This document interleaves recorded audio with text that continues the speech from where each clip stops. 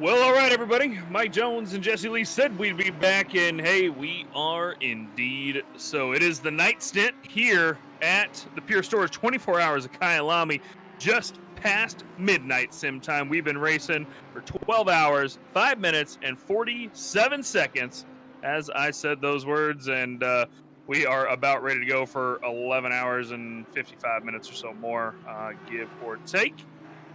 Jesse Lee, it has been an absolutely fabulous race. George G. Mac Smith and Ryan Gill bringing us home for the last couple hours. Had a couple interviews with the leading SideMax Motorworks team, Killian Ramita and George Boothby, who, of course, took over the lead when GTWR got their technical issue, had a disconnection, and have so far been holding on to it, though I do understand they have their own concerns about their fourth driver not being able to stay connected as well. So it's been a race of interesting issues, but that's what happens in real life motorsport all the time. Mechanical issues, you pop a tire, maybe your engine goes out, maybe your gearbox goes out, maybe you get hit slightly and you go out into a wall and there's nothing you can do about it. And whether it's your fault or not, issues happen here in racing, and that happens on the sim as well. Yes, indeed, and welcome back, and welcome to the night shift. Officially, I know it's been dark for about 3 to 4 hours now, but rather beside the point, this is officially the night shift, the long haul, and potentially the longest sort of stint in the box. I think George was in there for 8 hours, but he had people swapping in and out. We, as a group, Mike Jones, I'm Jesse Lee, and now Nick Setnick behind the camera. We're going to be here for 6 hours, folks. We're going to take you right up until, I assume, sunrise there about in the morning. It's just gone after midnight here in South Africa. And, well, if the race has gone well to this point, you've made it to halfway. And if your race has gone very poorly to this point, like it has for so many people, you've just got to halfway. It's a glass half full, glass half empty kind of thing. And I would imagine for Kunda Chowglu in the leading 96 SideMax team, you're kind of looking at the grains of sand, hoping that they tick away just a bit quicker. Though, I gotta say, the top 10 looking pretty much like they were before. I noticed, Mike Jones, that the 258, as I was walking around the paddock earlier, had an additional drive-through penalty.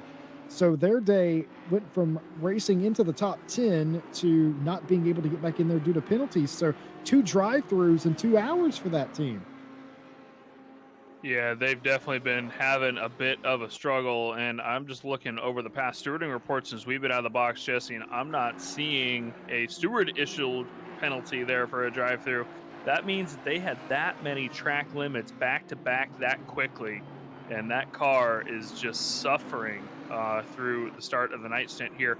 Of course, they did at some point work their way up to, what was it, P9 is where I believe they were at, Jesse Lee, and they have since just kind of trickled back down the order after those drive-throughs, all the way down to P12. And Greg will be disappointed when he gets up, I'm sure, as he was rooting for the Ferrari. But that is part of racing here. I mean, you know, especially at Kyalami, you can really push. This is one of those sections of the corners right here. As you're coming out of this left-hander, you can really push out into the dirt as you're seeing the dirt flying there. And there's a couple spots like that through the track where you can really push off the limits if you're not careful.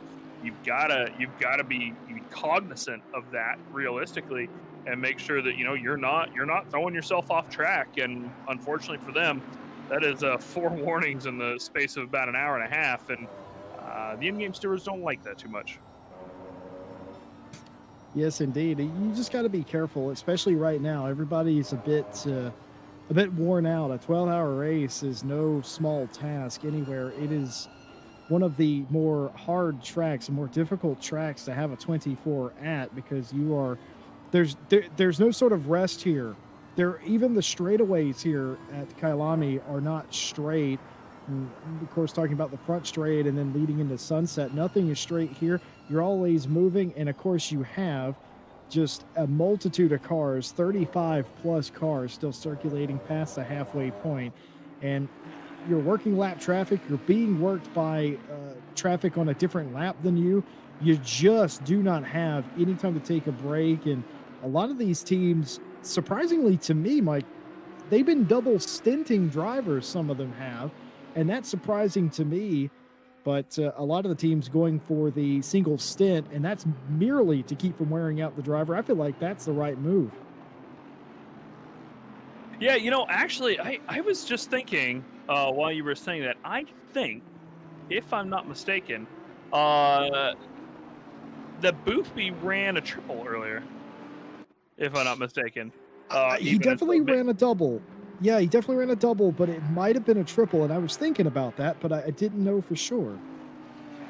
I don't know. I do not remember for sure. We'd have to look back on it, and unfortunately, that's one of the limitations of the sim that it makes it a bit difficult to kind of sometimes go back and catch that. But yeah, I mean, it's regardless. I mean, these teams that are driving with 3 drivers, which there's a bunch of them, because Sidemax was supposed to run with 4, but is now running with 3 because of some technical issues with Malinowski.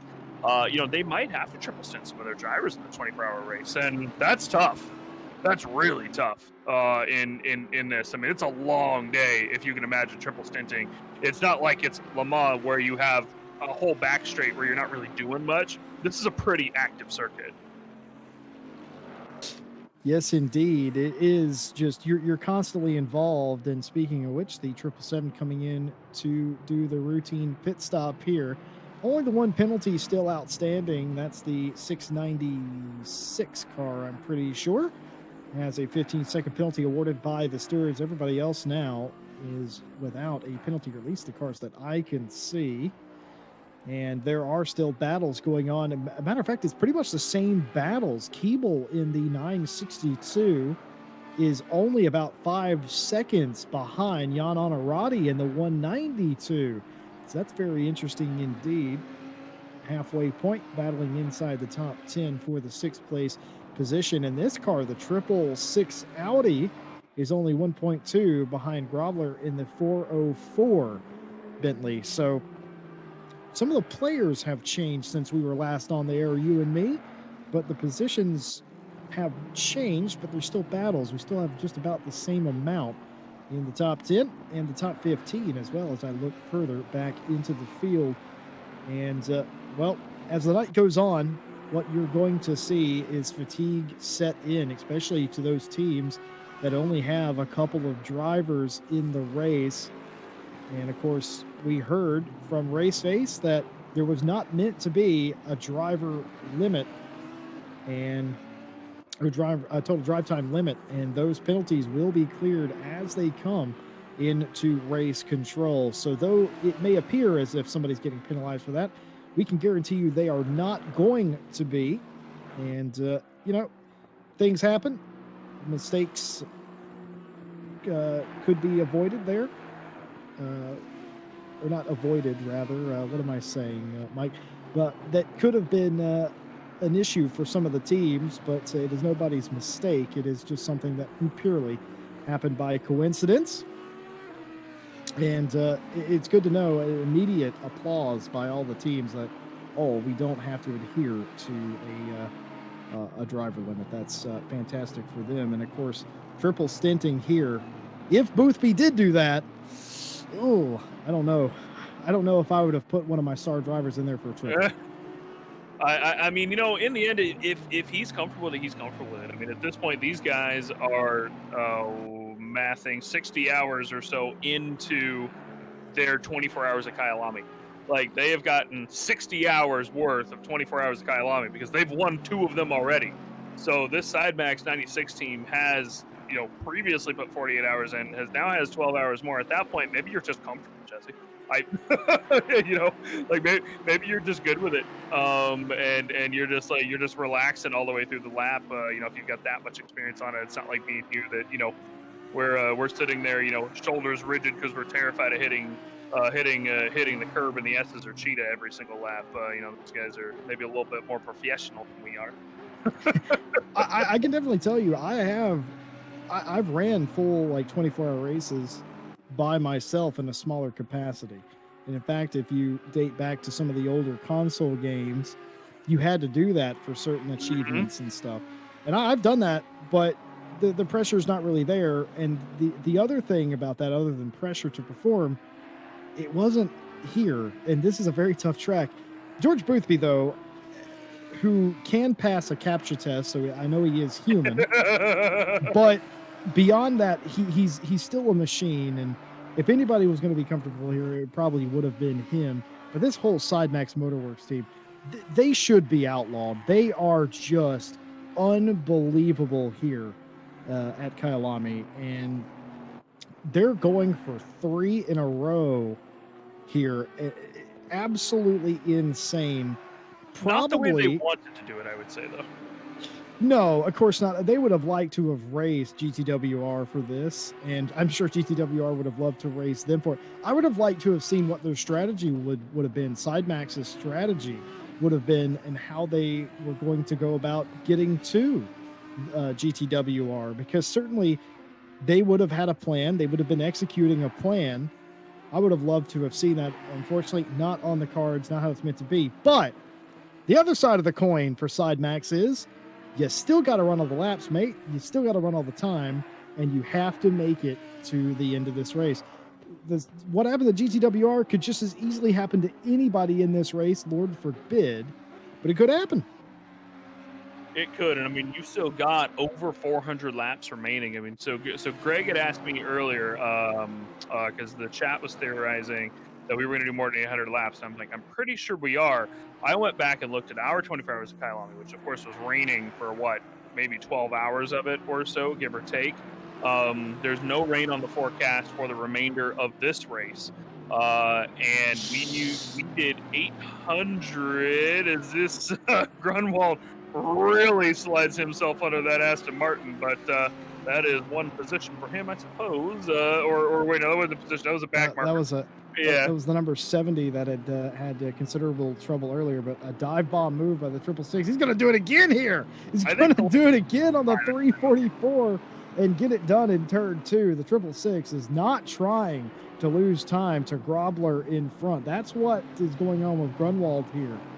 He wants to stay as close as he can, and he's willing to risk it all to throw it up the inside to do so. Yeah, he's not wanting to lose that time because he knows he's got that 5-second penalty, right? So he knows he's got to pick it up and get past him in order to get back out on track. I mean, looking at his last pit stop, it was lap 387. So they are at the end of their pit run at the moment. So is Grobler, though. So both of these guys are going to be coming into the pit lane very soon. And really quick to finish my point, Jesse, we ran 816 laps in our race, and that was a fair chunk of that in the rain. I would say that we're probably going to get closer to about 830 or so here during this one. So, you've got 400 more laps or so remaining in this race. And like you said, anything can happen. It doesn't matter if you're 10 laps up. If something happens, something happens. If you pop the wall and take critical damage, there's all of a sudden 3 laps down that you might lose, depending on just how long it takes for you to get back to the pit lane or return to the pits or whatever. And, that's part of racing, is anything can happen. Again, that's just what it consistently is. And by the way, there's Grobler into the pit. Unsurprising based off of that. So there he is. And that's going to be the Audi into the pit lane here within the next lap or two. But he's going to have an extra 5 seconds on his pit stop, assuming he decides to serve it. Jason Asmeyer also in the pits. He has actually been in there for a while, I just noticed, as Enslin was in. I wonder if the ZA is having problems. Nick is just telling me now that the driver swap is not working for them. So that could be that the home team, that 696 Porsche Furtaro, is having the issues that some teams have had. They might have to get a reconnection into the server to reset their car. And there's that problem right there, Jesse. Again, anything can happen to anybody. And there it is for the Taro team, 696 Porsche. And the ZA leaders in this race, all the way up in P6 at some point, was Enslin early on. They're going to fall back at least a couple laps. Well, the 696 wouldn't have wanted that. They already had the 5-second penalty awarded to them by the stewards earlier. And I had looked away from them when they came in. I just assumed their slow pit stop was due to them serving the penalty well. Unfortunately, it was a bit more serious than that, unable to get the driver swap in. And, well, now all of a sudden, they are going to fall a bit further back. Jason Gray out here in the middle of the pack, pretty much smack dab in the middle, has found something very rare, folks at home. Are you paying attention? He has found some space to race by himself. Of course, he's chasing the 999 BMW that you can actually see right there. In fact, middle car in the picture there. They're about 2 seconds apart now. Gray making great time for the Retro Esports Alpha team. Yeah, one of the Bentleys near the midfield. And again, me and Jesse, as well as me and Greg, were talking about this a little bit earlier about how, we've got different skill levels in this field, right? It's not all just pro alien drivers. So even though everybody is labeled as kind of the silver on the side, there are a lot of drivers here that are silver and AM drivers that are fighting their own battles all the way up and down the field. I mean, Gray's only 2.5 seconds back. I think, no, 1.5 seconds now. He picked up a lot of time there in Sector 3 against the 999 BMW. That's slightly ahead of him there. So, these guys, there might not be fighting for as big of the, not going to get a victory by any means, but they're fighting for their own positions, and they're wanting to make up as much as they can and see that number climb on higher. And, they can absolutely consider it a victory to finish anywhere around, P15 to P20. Which is about where that slower field starts happening, right? You start kind of fading out of the pro field and into that silver field there.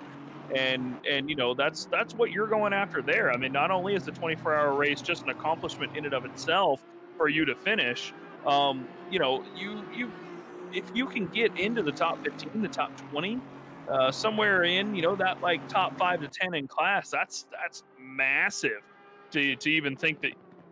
Well, I've raced for 24 hours and then some when you consider qualifying and practicing and the overtime and everything just to get down across the line. But then if you get a good finish too, that's even better at that point. And that's really what this mid pack is fighting for, to finish. But also, hey, I mean, if I make it up a few positions, fantastic.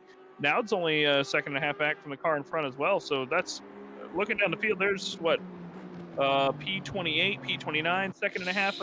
Ooh, really wide there. That's going to put him a little more than a second and a half down. maybe getting a little fatigued, Jesse, but fights going up and down the field all the way through the bottom. And it's going to continue happening for the next 12 hours. Yeah, I think Jocko there just perhaps a momentary loss of vision or concentration, so to speak. It's not really a place that you really lose it right there. So he didn't really lock up his brakes. It's just like he forgot to turn in. Could be the dark a little bit. Could be concentration loss, anything like that. And talked about Jason Gray earlier. And here he is. He has now a race that it was 2 seconds a lap and a half ago. It is about a second, maybe a little bit less than that now. Looking like we are going to get a battle between the 999 and the 738. We'll have to see. What do you reckon? Do you think he's going to push the envelope early, or do you think he's going to hope that the 999 makes a mistake? I reckon, because of how quick he caught him, he's just going to find his way right by him, I think. I think so too. Yeah, I think that he's catching the 999 pretty quickly, and he's going to be able to get on past. This is the perk and the downside of being a silver or AM driver is that you generally don't have to be quite as patient to get past somebody, because they tend to make mistakes more than you do. Now, that said, you also tend to make mistakes quite a bit as well. Unlike some of the pro field, who you guys out there in the pro field. Let's take yesterday, for example, Jesse Lee. James Parker following George Boothby for 25 minutes before Boothby made a ever so slight mistake. That's how long it took for him to make a mistake. And, some of the silver and AM drivers, realistically, especially in such a long endurance race like this, a mistake isn't out of the question every couple laps or something, It's a little small mistake. And that's realistically all you really need, especially here at Kyalami. A little small mistake can really cost you a lot. I mean, we just saw the car run wide coming out of Sunset. He lost about what 1.5 seconds or so. That's plenty. Done and dusted at that point. So I don't think 738 is gonna be behind too long here, and he's gonna take up off the field and start chasing down that 36.5 second gap to the next Bentley ahead for Henberry. I will be interested to see what Gray can do for Henneberry in front. Of course, that is the car in 18th place. Got to get by the BMW first, though, and more to your point, Mike Jones, I am the world's worst for making mistakes, absent-minded mistakes in the middle of a race. Of course, as the token American for most teams, I am the one running the night shifts, and I don't know how many times over the night stints in E-League races, particularly at Le Mans, where I'm very bad at it. I will absent-mindedly space out down the Mulsanne and then be surprised that there's a chicane or Mulsanne corner coming up very quickly indeed. And do that in the night. It's because you sort of zone out for a little bit. Oh, car goes really hard into the background and smashes into the far wall there. Didn't quite get a number. It's going to be the 714. Well picked up by Nick Setnick. What on earth happened there? That car just looked like it went straight on Mike Jones. Oh, yeah, I see it did. Weird. That was weird. He just went. He hit the grass coming on the left of Mineshaft. That's such a weird spot to hit the grass there, but critical damage for him. He's trying to limp back to the pit lane, and he's now coming in as we get back to the live pictures. This is unfortunately the GMAX Racing Team, White Rabbit Gaming Academy. That momentary lapse of concentration is that's what it is, Jesse Lee. That was so strange. It just never turned, Mike. It just went straight on. Like, even when they got to there was no sort of I am attempting to save it move that racing drivers do. It was just, nope, straight into the barrier. Very strange incident indeed. As we go back to Jason Gray, and there's the mistake you were talking about, Mike Jones. You literally called it the mistakes, and there it is by the 999. A mistake made and a freebie for the 738 Retro Esports Alpha team. And now we get to see if they have anything for the 969. That's 30-plus seconds in front of them. Mike Jones, are you psychic? No, I just drive the Silver and Am split.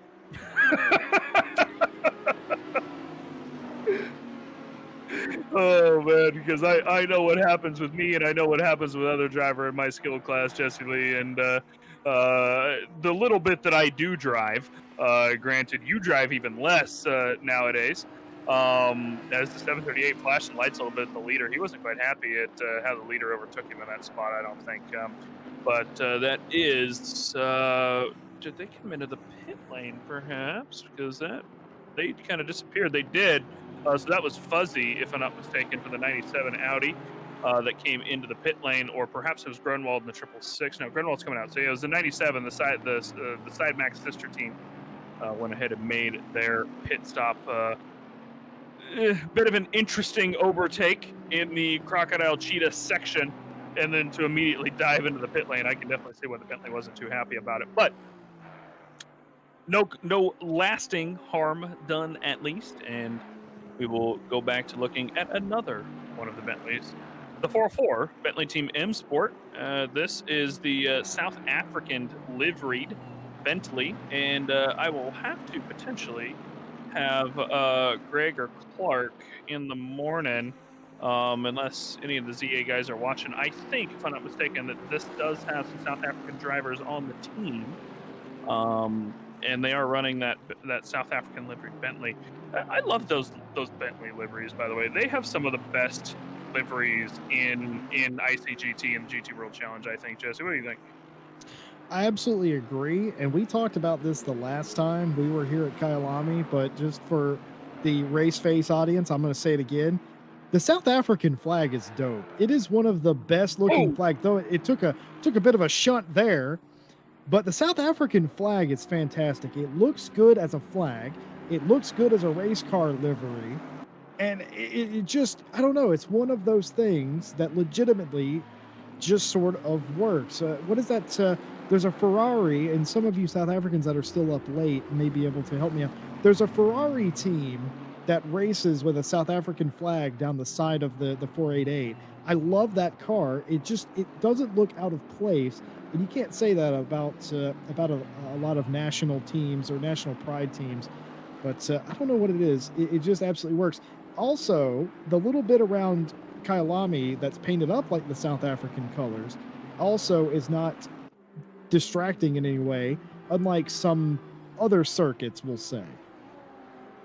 Perhaps one of the circuits that we will be at in the next weekend for our championship out in front. Oh, there's the 888 going off again. The 888 has just had a terrible day today. Not sure if that got a touch or not. Maybe if Nick can, we can go back and take a look at it. Let's you got that replay, Nick? Yeah, we do. Okay. So let's see what happens here. He's coming in through Sunset and catches a bit of the curve, catches the grass. Oh! I hit. thought for a second, Mike, that he just drove on the track. No, he didn't drive on the track. The track put him back on the track. And I was like, oh, that was an aggressive rejoin. Well, it wasn't a rejoin. I mean, it was a rejoin, but he had no control over that. We talked about that earlier in our first stint about how much of a problem that is. The back side of the curbs, folks, are so huge that when you go over the back of them, your car lifts in the air. You lose all ability to control forward momentum is what happens. And that's exactly what you saw there. You saw the car hit the back of the curb, jump up in the air, porpoise, and you're, well, essentially, he's a passenger at that point. Cameron Bastos, by the way, in the chat, coming in with the information on that Bentley team, by the way, that is indeed a full South African team, is that 404. And their actual team name, because they're running one of the in-game liveries, so it's not showing their actual team name. But the actual team is the Hybrid Academy. So they're having a fantastic drive, taking over for the unfortunate Taro team. Taro? I'm sure somebody will correct me here in a moment. And of Ensland and Absmeyer.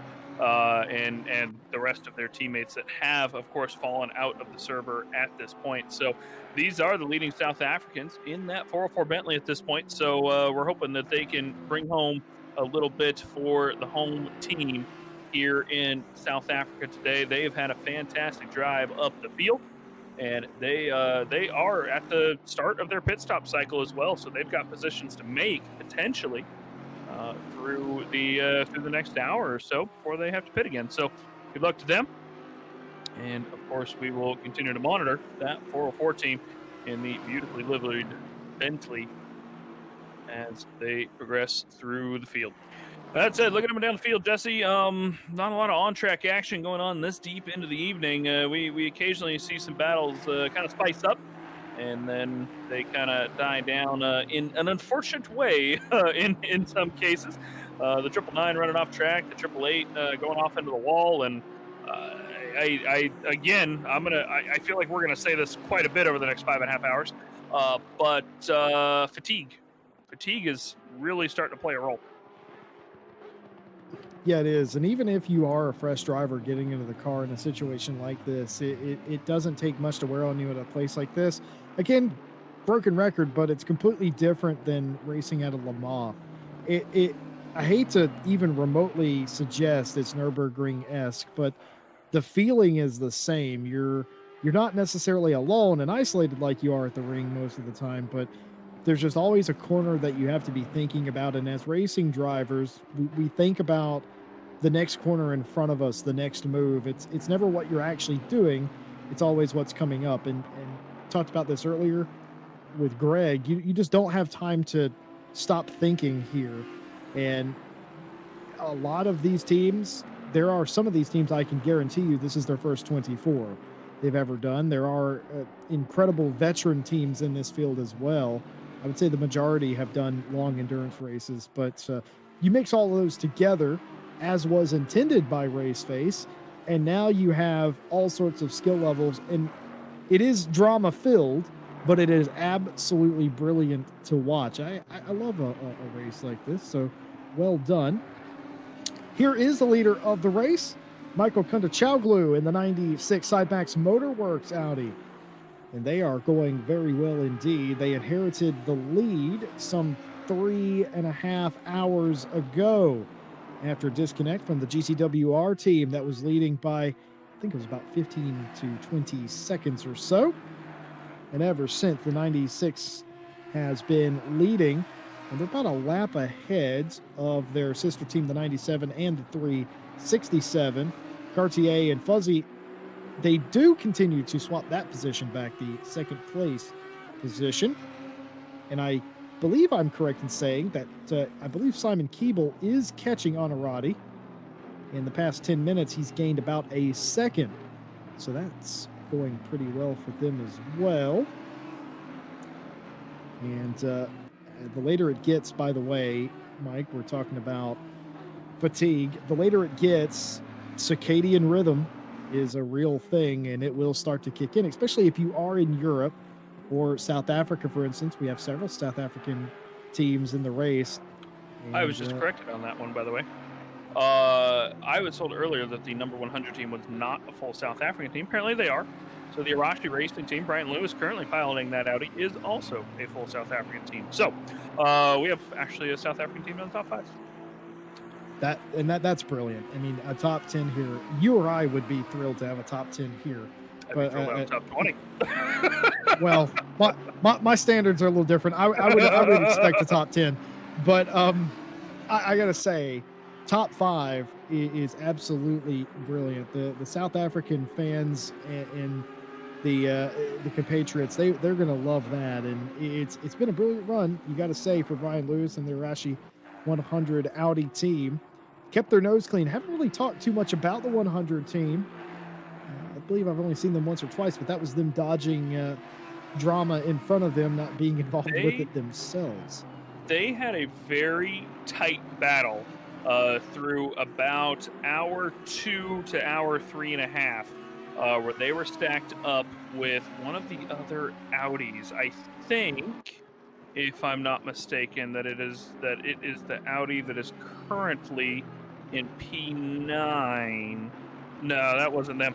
I have to go back and take a look at it, but they were fighting with another Audi as well as one of the Bentleys early on in the race, and that was a hell of a fight between the three of them, constantly back and forth and back and forth and back and forth. With small mistakes here, small mistakes there, taking advantage of the back markers to make up positions and everything. And I think they've probably not too sad about having it calmed down a little bit. Yeah, I wouldn't be either. At some point in a race, you want things to calm down. You expect things to calm down. The problem is we've made it past halfway. We've got 40 plus cars still on the track, and there is no space to calm down. You look at the track map, folks, on the right side of your screen. You can see the track in maybe 3 or 4 places. Everywhere else, it's covered up by dots. Those dots, of course, are racing cars. The red one is the one the camera's currently focused on. But it's just, there's almost no place to sort of run in space, and there's no real dots that have space behind them. Look at that. Every space that there is a car leading that train, but there is a train behind them as well. So finding space to race and being comfortable is a big part of racing, of course. And here is the 969 Hinneberry after I believe they made a pit stop. Did they not? I believe they have. That's right. And so has Gray now. So they have cycled back out in this position, the 969 in front of the 738, I'm pretty sure. Yeah, that is in course, unless no, I had that backwards. The 738 pitted, Hinneberry has not. Nope. 969 has pitted. They pit on lap 415. The 738 pitted on lap 397. There it is. Yep. All right. Well, you guys know the drill. It's the night shift with the American crew. I'm Jesse Lee. I'm here with Mike Jones and Nick Setnick, bringing you the pictures all night long, whether or not you are watching, listening, or sleeping in this case. Wherever you are in the world, we are glad to have you. And don't be afraid to like and subscribe to RaceFace in the meantime. And we will certainly be here for you. And why not? If you're in chat and still awake at this hour, go ahead and hashtag #AskTheBox.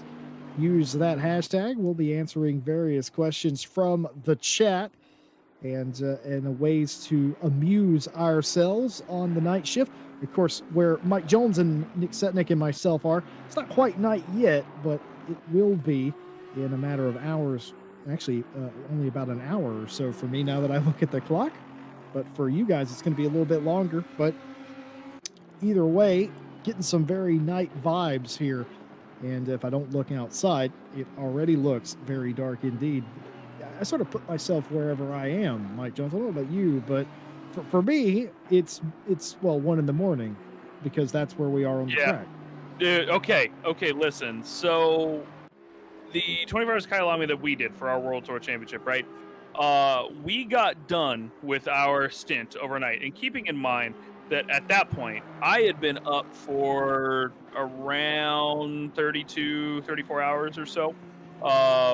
Actually, probably a little bit more than that. It was probably close to 40 hours because I was up about, I couldn't sleep really too much the night before because that's how I roll because we started at, 2 a.m. or whatever it was our time here on the west coast of the U.S. I had been up quite a while, and at the end of the night stint, it had dawned in game. I got off comms. I'm like, I'm gonna go grab a snack or water or whatever it was out of the kitchen. We're seeing one of the Ferraris off there. That's the Power Rangers team. Back near the back of the field, if I'm not mistaken, that will be car 274 that just went off. So they had a bit of an issue there in Cheetah, which, I wish I could say it was surprising, Jesse. How did you know what card that was? Because I've been in this box for about 7 hours today, Jesse. It must have been 100 years.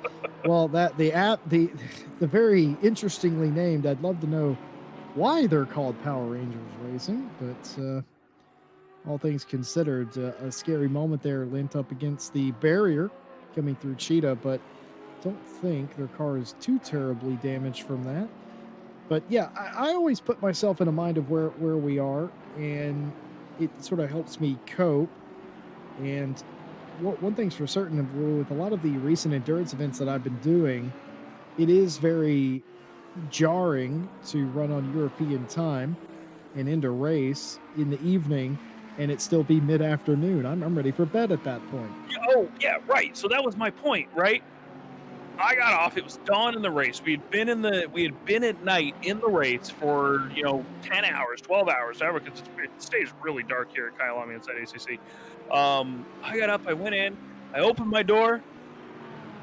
Wait a minute, why is it dark? and then realized it's like 11 p.m.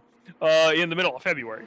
And I it took my brain almost 30 seconds to realize why it was dark, because it was actually nighttime when we were in the dark for so long and then got into the dawn. And we if you guys have watched an RCI broadcast before, I can't speak to as many of the RaceFace broadcasts normally do, but on the RCI broadcast we really do like to make this a spectacle of hey, we're out at the track. We're in the comms box at the end of the pit lane. You'll hear me and Jesse refer to that many times, I'm sure, over the next 5 hours. We're at the end of the pit lane in the comms box. The stewards are in the other room, right? We're out at the track, and we like that because, that's that immersion element that, this is a simulation, and realistically, that's what we like to add that in as well. But, we're really not. Obviously, Nick and I are out in California, and a bit of a wiggle there from the Lexus after the Audi. I think almost tapped him there. That was weird. But and Jesse's out on the East Coast, out in Virginia of the U.S. here, and that's quite a bit of a distance from 0:50 a.m. ZA time when it's 3:45 in the afternoon here. And about 95 degrees, which is close to about 40 C in Celsius math. Bright and sunny and hot. versus 12:50 a.m. Well, I've learned something already, Mike Jones, and that was that you don't know where I'm from. Moving on, the number 13 All-In Yeah, Racing you're right. I team did say that wrong, has a. didn't I? You do know where I live. You just momentarily forgot. I feel like it's a weird One of those things relationship over there. you and I have. I don't think you ever listen to me. Why won't you just listen, Mike? We had this discussion yesterday, Jesse Lee. Do you want to have it We again? did. We did. Listen, I'll be waiting in the car. Number 13 going well indeed. You know who else is going well? The 367 locked in a battle with the 97, which is the Side Max sister team. And going well, I should say, the All-In Racing 367. Chartier, Kevin Chartier, I should say, hailing that Bentley in a sea of Audis holding their own. And folks, if you're in the top 10 and you are not in an Audi or a Bentley, well, I don't know what I can do for you, because looks like those two manufacturers, barring an Aston or two perhaps, have shown themselves to be the dominant ones. And what about Simon Keeble in the 962? Can we declare that they just have something special today in that Aston? Yeah, I mean I wish. Would you be surprised if I said it didn't surprise me as they dive into the pit lane that the 962 is doing so well? And we recognize these guys, Keeble, Milton Steele Vasson, and their teammate, it will come to me, Jason Kellaway, are fantastic drivers, especially Steele Vasson. He's I think definitely the fastest out of the three. But Keeble and Kellaway are amazing drivers, and they're another one of the teams that are doing this with three drivers here at the Kyalami circuit. And that's a tough one to do 24 hours with, but in the end, that 962 is such a good and consistent team, no matter where they're driving, whether it's an endurance race, whether it's a sprint race, whether it's a mini endurance where you're doing 3 to 6 hours or something like that. They're just quick, and they grind their way up the field. And that's where it is. I mean, looking at it right there, they just got passed for a position. So that means that they've got a position up the road, maybe about 30 seconds.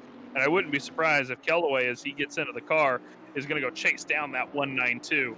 The 192 just pit a few laps ago. So we're going to catch the timing here in just a moment when it does update again. Because 10 seconds, I do not believe, is correct. Let's see. If it is, that means that they gained 3 seconds in the pits.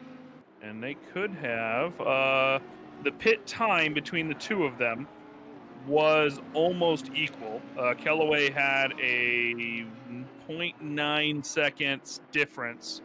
He was slightly slower in the pit versus Dancio's pit. Yeah, there it is. 17 seconds. That looks about right. Let's check in on that in about, say, 30 minutes and see how that looks. I would not be surprised to see that maybe down to, I'm going to make a call here. I'm going to say 12 seconds and 30 minutes. 12 seconds and 30 minutes, Mike Jones, and we have a stranded Audi now coming into the mineshaft section. 57. And I believe, excuse me, that is the 57 indeed. And of course, the 57 has had, we'll call it a rough race, but this one's not going to be their fault. A complete tag and a NASCAR style takedown into the corner, and the 57 goes flying. The Aston with the tag, and which Aston was that? Looking looked like for two it now. digits. It's going to be the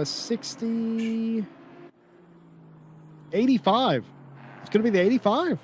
The 85 tags the 57. 85 just lost it, is what happened. 57 happened to be coming through and got tagged. That 57, after this race is over, is going to need to be retired after all the shunts and hits that they have taken and given in this race time. And it's unfortunate, and it's not funny, and I'm not making fun of the 57 at all, but you know that old saying, sometimes you got to laugh to keep from crying? I think the 57 and Richardson's going to be that after this race. They have just been in the wars ever since the drop of the green flag. So I'm looking back at what happened to the 85, by the way. They were coming out of Leo Cop, and a slow car ahead of them, the 42, really just didn't have a great line, and that compromised their exit, and he really tried to save it and just didn't. and that's what caught the 57. So he was already losing it as the 57 came across, trying to save it. And unfortunately for the 57, he kept going, even though the car was having trouble ahead, trying to get around him. But the 50, or not the 57, the 80, the Aston Martin, kind of cut back across the track as he was trying to catch it, and that's what threw him off. So, really, just nobody's fault there in the end. A bad exit from a car spun him around. The 57 gets thrown over, but you can't say enough about that 57 team, the Richardson team. Nigel and Gary, who I believe somebody said were brothers, and then Chris Brewer driving with them. They have, regardless of whether they've caused incidents, because they have absolutely caused incidents today that absolutely were their fault. They've had tons of incidents that weren't their fault as well, like that one, and they got a lot of heart. You got to tell them that, because they're still out here driving. I don't think they care what happens. They're going to come through and make it happen. As well, Jesse. Yeah, Jason Kellaway receiving a drive-through penalty for the MSV Racing team, getting a drive-through penalty, and I don't think Mike Jones' wish is going to come true, as they have to come down. The pit lane serves drive-through. That was not a steward penalty, of course. That was a track limits penalty given by ACC. So that will put a damper on their party for just a little while, you would have to imagine. But I don't think that's going to deter them much at all through the... They ran high crocodile, by the way. Oh, I see. Well, Killian Ryan Meenan strapped into the 96 SideMax Motorworks car. Ryan Gill and George Smith interviewed them just a little while ago. Killian Ryan Meenan, such an interesting individual to talk to. He talks about, his racing with his brother, which he does on occasion. And I've asked him before, Killian, how is he just so fast? And he always sort of jokes about it, but bad fast is Killian Ryan Meenan. And that whole SideMax team, I joke about it, but I'm serious. Somebody needs to give them some added weight or something. It's almost a super team. Ooh. Well, okay, a little bit of a hiccup there, it looked like, but don't adjust your television. We saw that too, but everything's okay. It's okay. 70 and 77, 70 and 777, I think, went off during that time as well, and so they had a bit of an issue. Yeah, I mean, unfortunately, we do know that there are a lot of bad connections into the server, and that was causing some issues early on. The unfortunate experience of internet and computers, and sometimes there's some issues, and obviously the stewards and race control are monitoring in case something truly bad does happen. But that said, we will continue watching for the moment. Killian Ryan Meenan out of that 96 SideMax car, as you said, Jesse Lee. Every single one of those drivers is quick, and very quick, and really quick. And that is about how much you can describe them for the most part. So that about sums it up and finishes it. I told Killian once, I said, you guys, speaking about SideMax and him in particular as well, I was like, you are so fast, it's just disgusting. And he laughed at me. I mean, that does sound like Killian. If you'll remember, during our 3 hours of Bathurst, or 3 hours of Donington, I think the entire SideMax team, as well as the FFS Racing team, found themselves in our box while they were out driving and making fun of each other live on air, because that's what you do, right?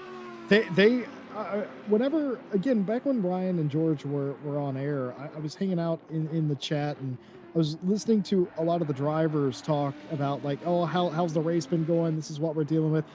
It's very, a lot of these top teams, they may be rivals on track, but they're friends off the track. They all have a common interest, a common hobby that they just happen to be really good at. And that doesn't keep them from being friends. And You know how sometimes in the corporate world, stuff like that, battle lines are drawn, and it would be, but it's not so much in esports and sim racing. So they were talking and going back and forth, and it was very much like that. But whenever we had some of the actual racing teams talking to one another, it was all very boisterous remarks, but it was not meant to be inflammatory in any way. And I find that very funny. They all chat to each other a certain way, and but they all know that it's all just in good Hmm. fun. And as much as you want to win a 24-hour race like this, there's still an element of I am here to have fun, and that's the right way to do things. I wouldn't be involved with a sport, let alone an esport, that I wasn't having fun at the level that I'm competing at. And I feel like no esport exemplifies that more than sim racing. Most, if not all, of the people that do it are doing it to have fun. I don't know if I can say the same for other sports, that is. No, definitely not. I don't think so either. I think that for the most part, the drivers that race in sim racing, they're more of them race for fun than anything than any other place. I think in esports in general, maybe even sports, right? As a whole. Granted, there are some serious races. Obviously, there's a prize pool for this race, right? Because of the sponsorships, they've been able to bring in the prize pool. The driver entry fees, of course, getting donated out to the Quadrapara South African charity.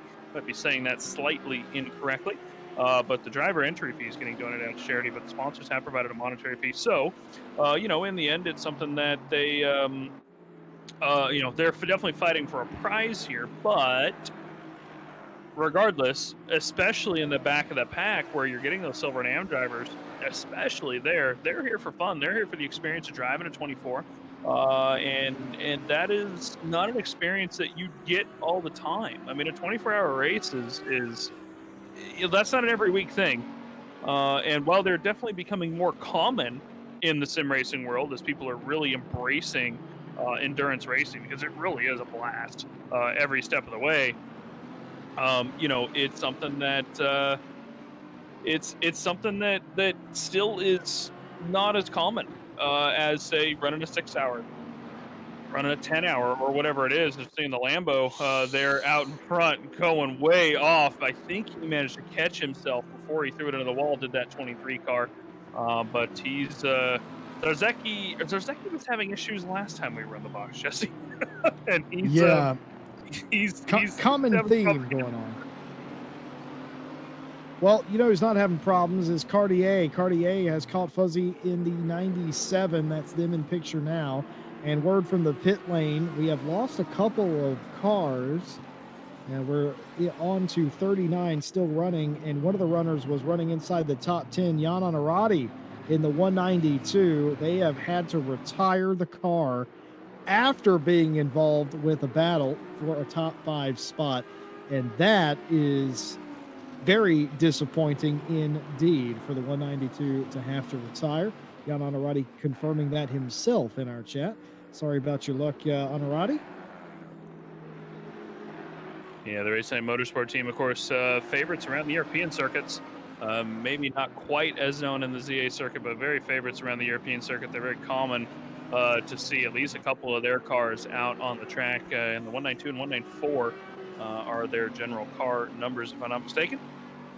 And great guys. Jan Honorati, of course, their team manager, who was taken over from Stefano Cinapi a while back, as Stefano had to step away to deal with a little bit more life. Unfortunate for him, as I know he really enjoyed managing the Racing Line team. But in the end, Jan has done a fantastic job with them, and they've had quite a bit of a good time recently as well in some of the races. Of course, they are leading still our World Tour Championship as an example. After the last race, if I'm not mistaken, Jesse, you might correct me on that. I've seen that 999, by the way, out in front of the elite pack car here go a little bit off circuit. That 999 again continuing to have a little bit of issues after they've had their driver swap as well. So, they're again, that fatigue is really coming into play here. But we are having a battle for P2 at the moment, as the 367 has finally caught up to the Sidemax 97 team. And that is that Audi directly in front. And we're going to see this battle continue for at least the next 20 laps or so before these guys have to pit again. They did pit on lap 432 and 439 respectively, P2 and P3. So they've got quite a bit of laps in them before they're going to have to come in again. And it's just a question of, can Fusey hold off Chartier, or will he lose it and, Chartier start? Well, I don't think he's going to catch Ryan Meenan on pace, but at least get out ahead and put a little bit of distance before the pit stops come up. Well, that is the question. Ran up to the back of the 97 and now in traffic has fallen off. Just want to go back to our previous conversation talking about Stefano Cinapi.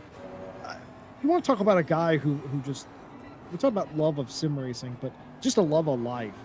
That particular man. Oh God, that guy. He makes me happy just when he's around. So Stefano, I know you're not watching tonight, but if you do end up having this on at some point in the future and in the background, we love you, we miss you, and we wish you the absolute best of luck. I miss your golden perspective on life. I absolutely, the light of the room, you could plug him into a lamp and he would glow. That's just how in love with life that man is. An absolute inspiration to me personally. So obviously Racing Line in great hands with Jan Honorati as well, but still, that just reminded me how much I miss having him around. But all things considered, though, not going to work out for the 192 today with that team, an absolute powerhouse of a team. But back to the task at hand, Chartier trying to close in and has done by 2/10. This lap actually make that 3/10. He was 1.1 down. So 3/10 up is the 367, but he won't be now, going incredibly wide into Cheetah and hitting the dirt. And that is going to lose him seconds, not tenths, and will once again release the pressure on Fuzzy in the 97 in front of him. Little mistakes like that, trying to dig a little bit too much. You got to be careful, Mike Jones. You don't want to make the ultimate mistake and put it into a barrier, and that could have been that mistake. Yeah, you really got to be careful. I mean, even these pro alien drivers, mistakes don't, what's the word I'm looking for here? Mistakes don't matter as much for these guys because they're more in control than us plebs are. So even when they do make a mistake, it's less likely that they're going to, throw themselves into a wall. But, I mean, in the end, especially here at Kyalami, we've seen it time and time again today, even that, sometimes it just don't matter. Sometimes the car will just shoot at a 90-degree angle if you catch a curb wrong or you catch the dirt or whatever. And, it may not matter for them if they make the mistake at the wrong time. If they catch the curb at Cheetah, run a little wide at Cheetah, coming out of Sunset, as we saw a few cars do. I was going to name a certain car, then realized, wait, there's a few of them, that catch that curb or catches the dirt out of Sunset and throws them sideways. And, it doesn't matter if you're a pro Alien Silver Am rookie, you're going to go into the wall at that point. And Kyalami is punishing towards that. And, they got to be careful. But Chartier has been able to pick up those few tenths again, as Fusey's going to kind of be stuck behind a lap car here for just a moment. That's going to lose him another tenth or two. He's going to have to go around the outside of Ingwe as the 888 gets on the hammer to slow himself down. But that didn't look like it was too much, but there's about 2/10. I would, if I had to guess. Let's see when he crosses the line. There it is, 2/10, tenth and a half that he caught up through there. So if the Bentley can get behind the Ferrari quickly, he can continue gaining. I think he might have to wait until after the sweep here before he's going to get by. He kind of caught him in an unfortunate position, but endurance racing, that's what you deal with most of the time, is traffic. And navigating traffic is a lot about skill, but a lot about luck. He's getting a little sideways coming out of there, and the Bentley's finally going to get past that 888 Ferrari into Sunset. And not too much time lost there for the Bentley. Still doing good. You can tell he's just got the pace. I think he's definitely got the pace over that 97 team. Well, you can tell that Fuzi doesn't necessarily have the grip that they would want, perhaps pushing extra hard to try and stay in front of the Bentley of Cartier. But I think it's only a matter of time. I think the fact that it's taken this long is credit to Fuzi and the 97 of just how consistent they are. But a little wiggle off some of the corners, and that kind of tells you where the handling is for the Side Max 97 in comparison to the 367, though 367, got to be careful in the Bentley not to throw it off of the track again. But nearly a lap or so later, most of that time has been regained, just showing you how quick the 367 is in comparison to the 97. I reckon they got about 15 more laps or so, Mike Jones, before pit stops. That should be about right. Yeah, I mean, looking at it again, the 97 pitted on lap 432. We've been seeing these guys make about 40 lap runs, give or take a couple laps, depending on the car. So that should put him at about lap. Oh wow, math is hard today, Jesse Lee. About lap 470. So about 15 laps before he'll come in. And then the Bentley out behind is about 5 laps behind him or so on the pit. 7 laps, in fact, on the last pit stop. It was lap 439 versus 432 for them. So they'll be at least picking up the position, having a bit of clear air at the end of the pit run. But also, this is that point where we have not seen a lot of yet. There's probably a couple people that have, but we're going to keep an eye on these pit stops here, Jesse Lee, as something we hinted at a few hours ago. Brake changes will come into play, and that can really make a difference here. You know, for example, if the 97 comes in and does their brake change now, and the 367 doesn't, that means that they pick up 45 seconds just in the pit lane, because a tire change is 30 seconds, a driver change is 30 seconds. So your standard pit stop is 30, plus any damage if you do have any. Brakes add on 45 seconds to that, up to 1:15, which means you can get plenty of clear air. And if that 367 is quicker at this point, depending on where they're at in the pit stops, when the pit stops are about to come out, it will behoove them not to change their brakes yet, get further into clear air and not have to fight with that 97 Side Max team, because they think that they can go ahead and do that and outpace them, as we're seeing another drive-through come through for track limits, this time in P5. Yeah, Centurino would not like that. Newly promoted to P5, the number 11, and only 22 seconds out behind Lewis. But I'm afraid it's going to be a drive-through, and that's going to put them the better part of a 3/4 of a lap behind the 100 Audi now, as Marco Centurino is going to eventually have to serve that. They're not going to do that now. Most drivers will sort of lunge down the pit lane to get it done as quickly as possible. Some teams won't do that. Rigoroli Racing, EGA, probably strategizing, I would assume. Sometimes it's best not to immediately dive down, make a plan, figure out what you would want to do, because this may alter your strategy a little bit as well. Question from the chat asking how far Lewis is behind Chartier in the Bentley. Well, as best as I can make out, they are the better part of 2.5 to 3 laps behind. Sometimes the one and a half, give or take.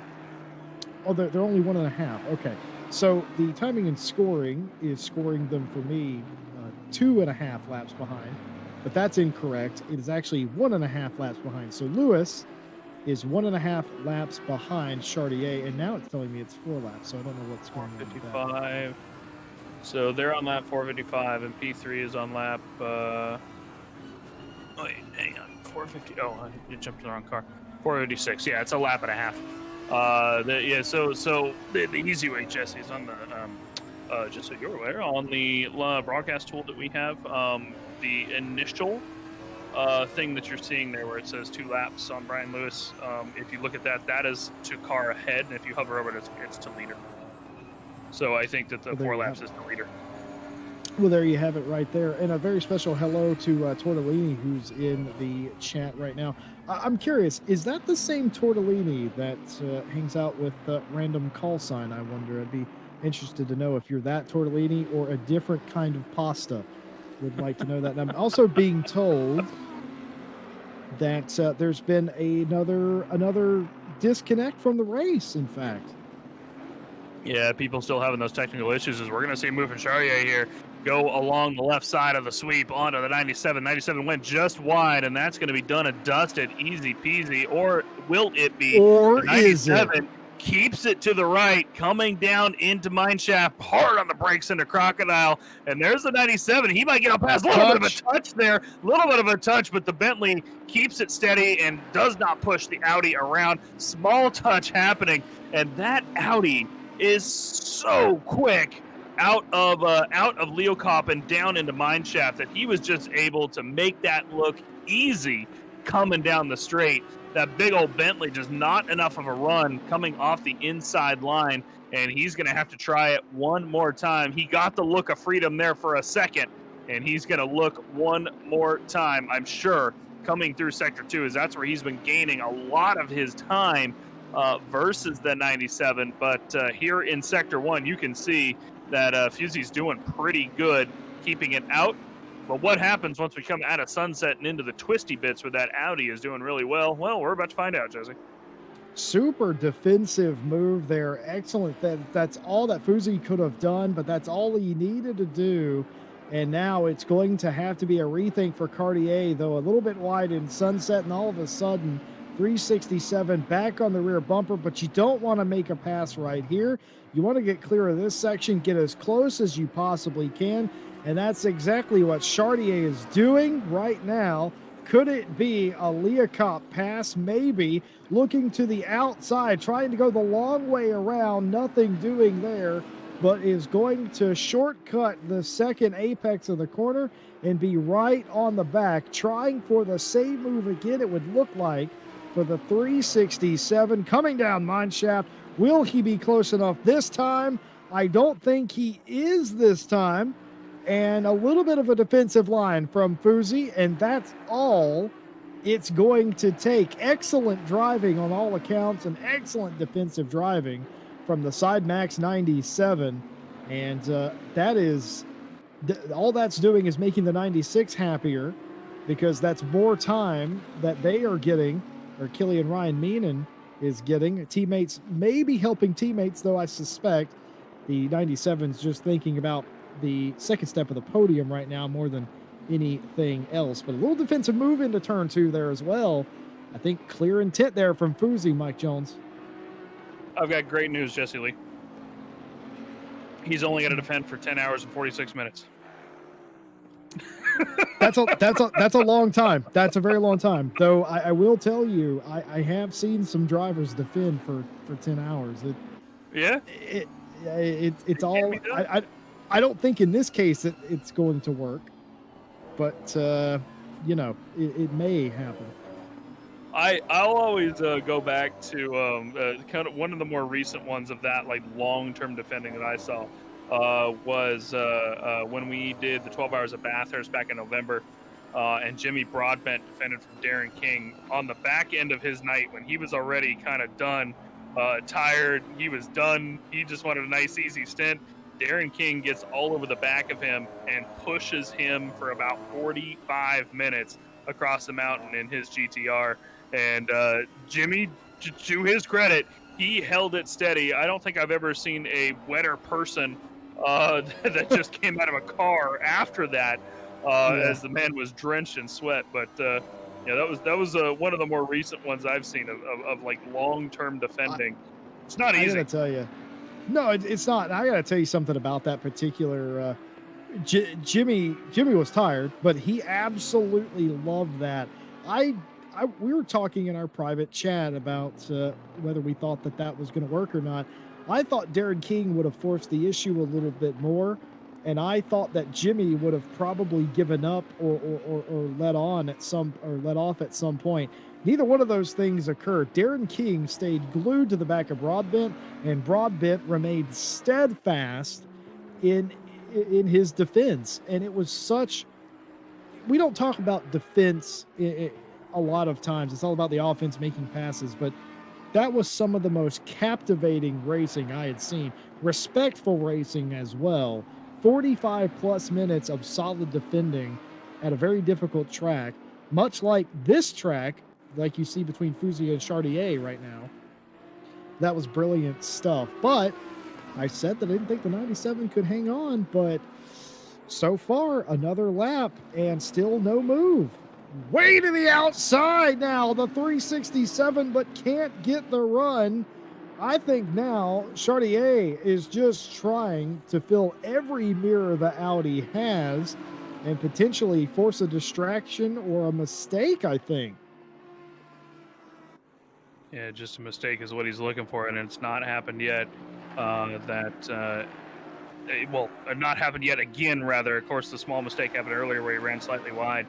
Tried to capitalize on that, but not again yet for that 97 Sidemax team. They are approaching their pit window as well. About another 8 laps or so is going to be when they come into the pit lane. So we're going to see how that kind of shakes out as the 367. And Jesse Lee, why don't we, while we're watching this battle unfold, why don't we jump on board with the Bentley for a lap or so and watch him attack that 97 car as they crest over the Kyalami circuit. I'm going to have Nick clear the hood off. Oh, never mind. No! We're not going to watch that at all. We're not going to watch that at all. Commentators curse the 367 into the wall, and Mike Jones did it to you.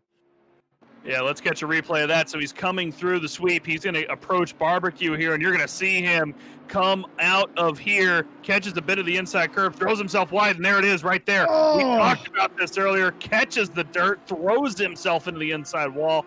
That's going to be, if I had to guess, about 20 seconds or so of damage repair and on-track loss of about 10 to 15 seconds, all said and done. Actually, not quite that much. He did good getting that car going. But I'm sure he's probably going to have to come in for an early pit now. No. Of course, he was ahead the pit by about 7 laps. Now he's not. Oh, that is heartbreaking for that 367. Oh, no. Big hit. Yeah, it absolutely is. And all jokes aside, that's devastating. We saw him do this 20 minutes ago into Cheetah, where he nearly lost it, trying to get everything he could to catch up to the 97. And we talked about it, that's dangerous whenever you're willing to go that far to try and make up time. And you got to be wary in this early hour of the morning. And, well, it wasn't Cheetah again, but it was even more devastating. The wall very close there, just going over the curb, hooking the curb hard into the wall.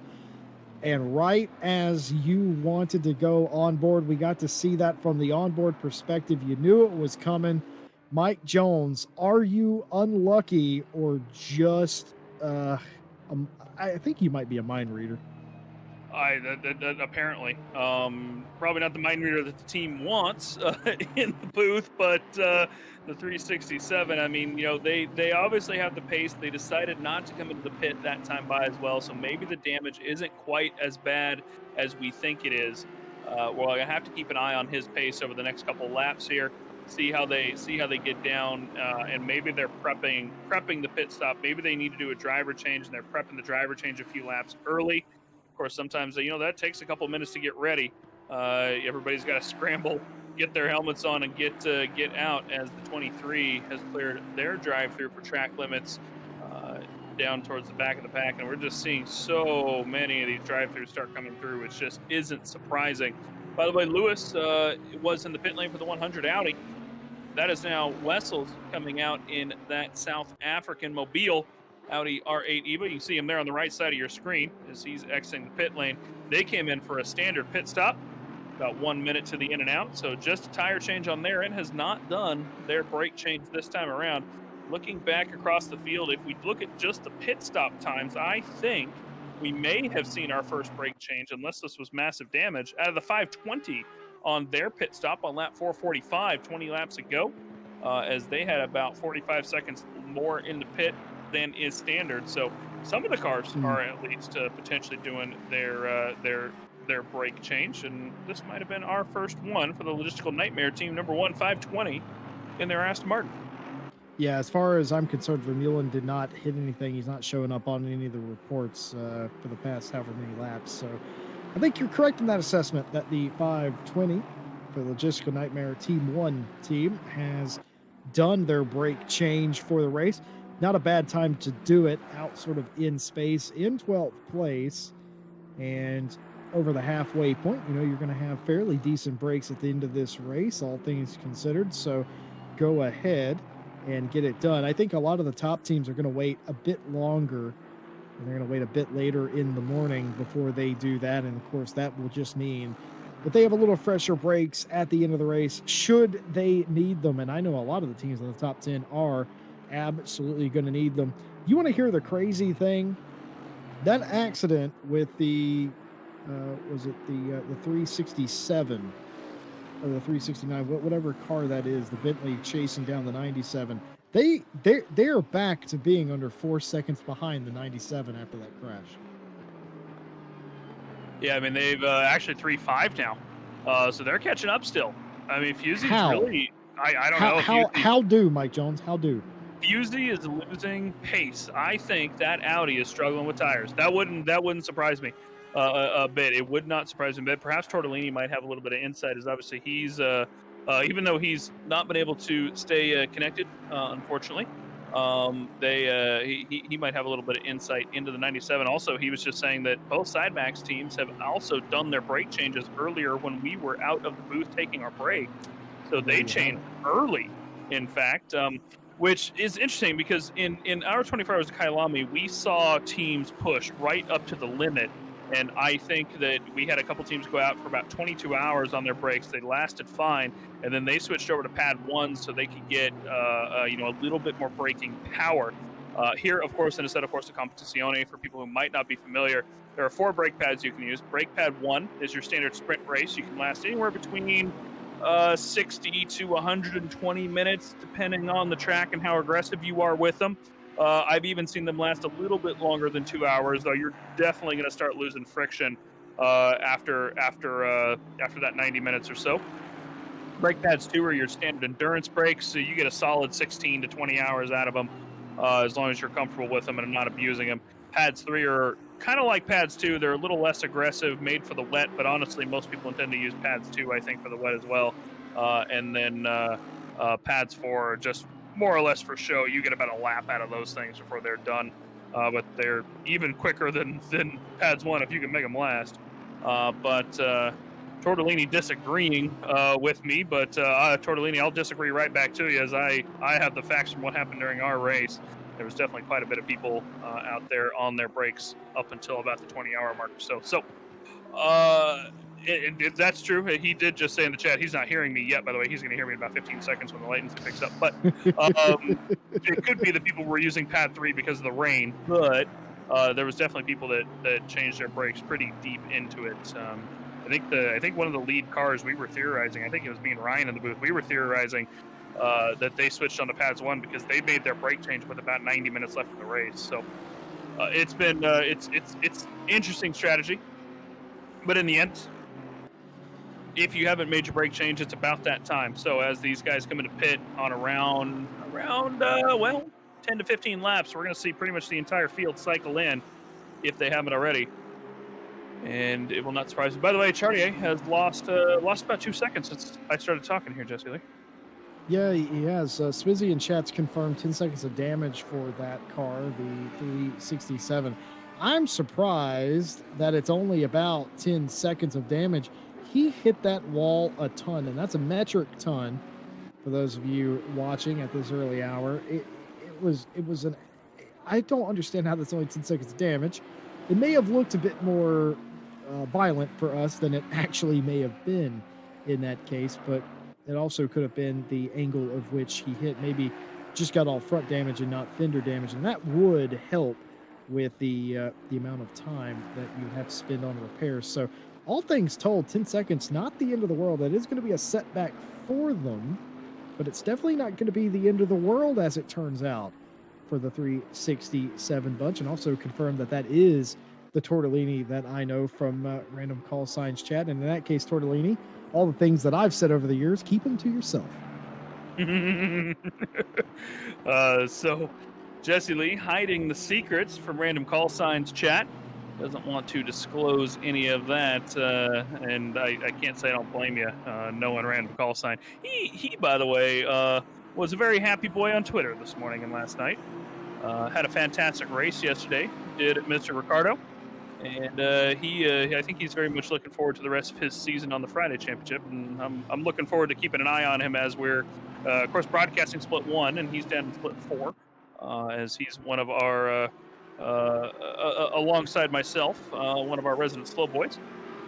And but he had a fantastic race. Came all the way up to P4. Did that, man. So Random's a good guy. He comes and commentates with us occasionally, and it's always a blast to have him in the booth. Seeing the Audi there slide on past. One of the back markers here, Eugene Van Logrenberg. Logrenberg? How are we saying that, Jesse? It's Logrenberg is how I would pronounce that. Back to Random for a second. I jokingly said yesterday I taught him everything he knows, but I don't think that's true. I do recall a time when I could beat him easily in any sim. So to see him progress is it's very heartwarming. Of course, he has fantastic. He's a YouTuber himself. He has some fantastic viewers. Tortellini being one of them, who has helped him a great deal as well, and with his racecraft and everything. So to see RC get quicker and to see him get more involved with competitive racing as well is heartwarming as well. And to see him enjoying racing, because, you know, I think we all have times where we get sort of burnt out and everything. We're all fighting the fatigue, and to have a series that he's passionate about, well, you don't have to do much to get a Portuguese man passionate, though. No, you really don't. I think passion just oozes out of Random Call Sign at all times, and he, you know, he might not be happy passion all the time necessarily, but it's passionate nonetheless, no matter what mood it is.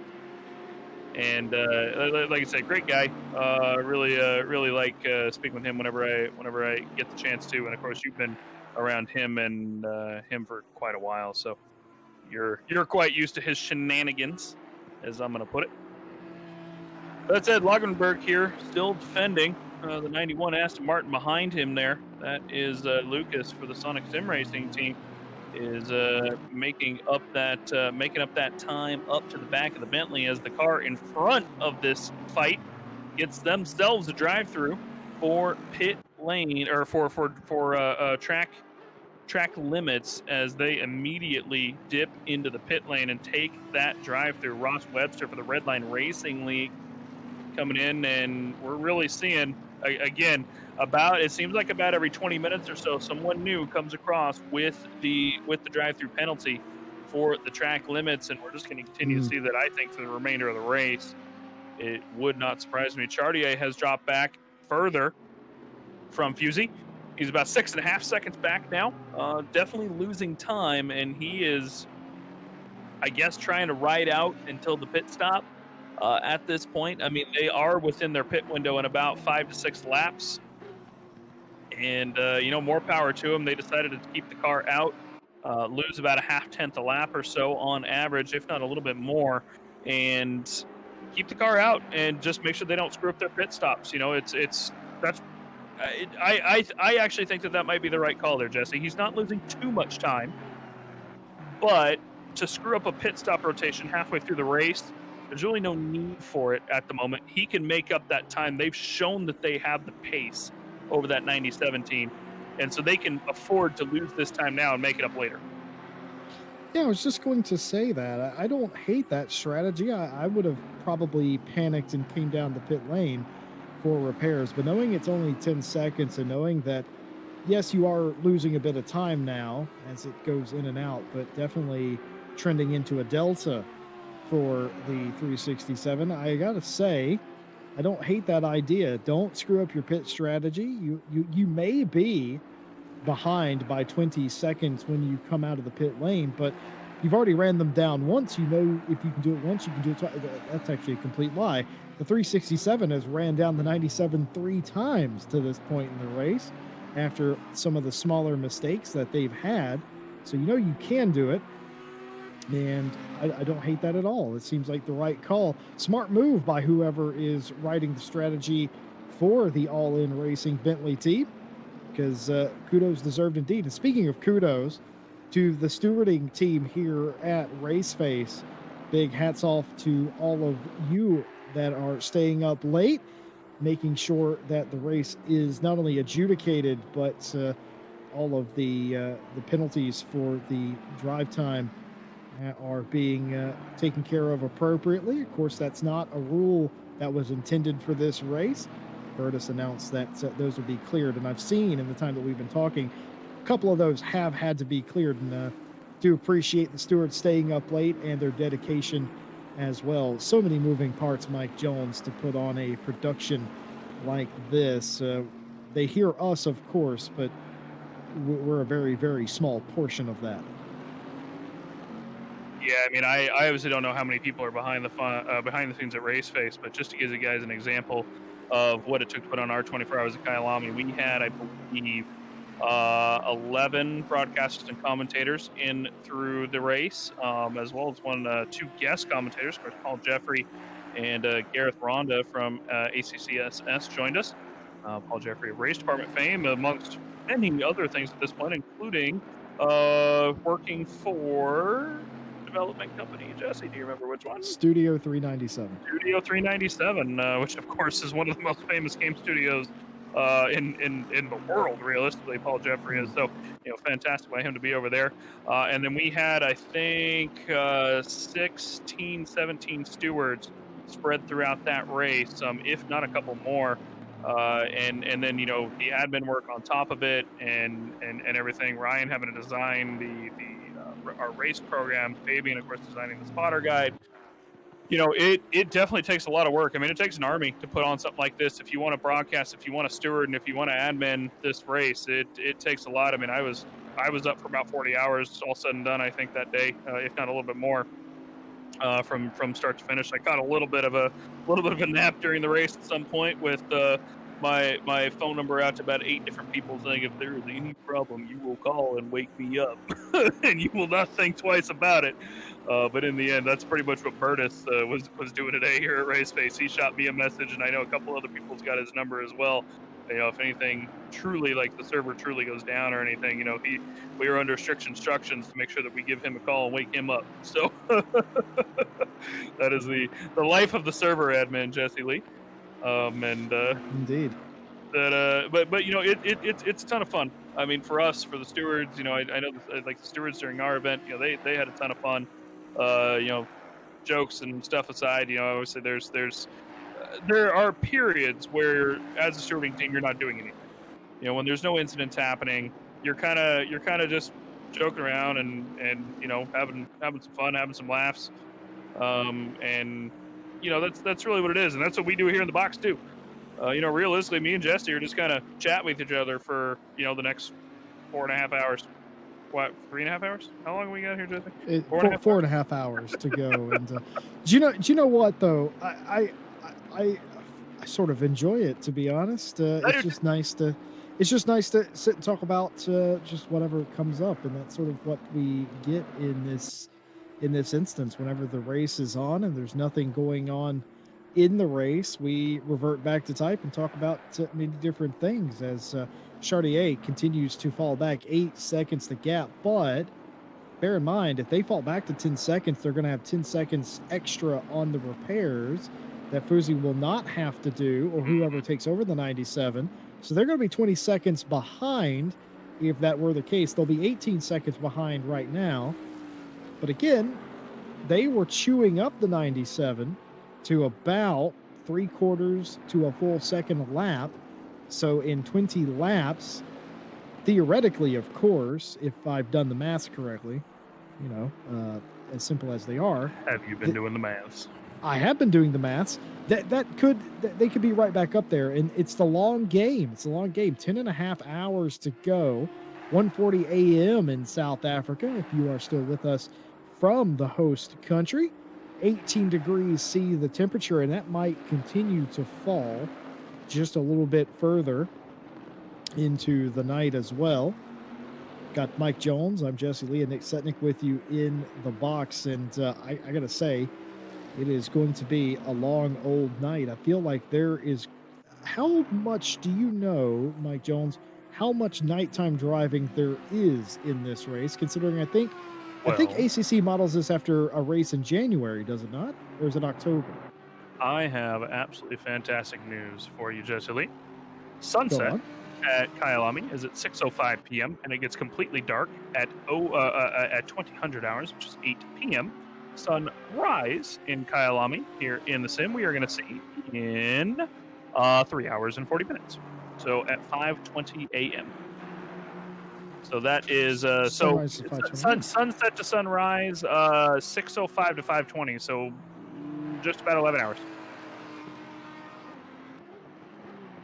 So fairly significant nighttime driving, not quite 50-50, but significant nonetheless. And it is still, even though it's going to be about 2 a.m. So we'll be still here when the sun comes up is the point. And we will get that miraculous sunrise. But I tell you what's going to mess with me. There's a car sitting in turn 2 there. It's a couple of cars. That basically tells you the tail. It was a 2-car tangle into turn 2. That's a tongue twister if you ever get bored. And Killian Ryan Meenan having to navigate it like a moving chicane gets through there. That was the 89, by the way. Yeah, I wonder what manner of drama happened there. If I had to guess, a couple of cars with a little bit of a spin there in the corner. I'm gonna take a look real quick, Jesse, while you're discussing. Let's find out. Yeah, it's there it is right there. So yeah, both the Aston Martins. So the 242 came in for a very late dive on the 89, and just looks like he tagged him. He went a little wide and tagged the 89 in turn 2, and just kind of spun them both around. Well, there you have it, a tag into 2 and a moving chicane for your leader. Navigated again, and the 96 has had their fair share of close calls in this race so far, and they'll be looking up at the time and be a bit worried that it is going to be another 10 plus hours of having to dodge all the drama on the track. They have been pretty drama free, has the 96, and the 242 getting a 20-second penalty. Now that's interesting.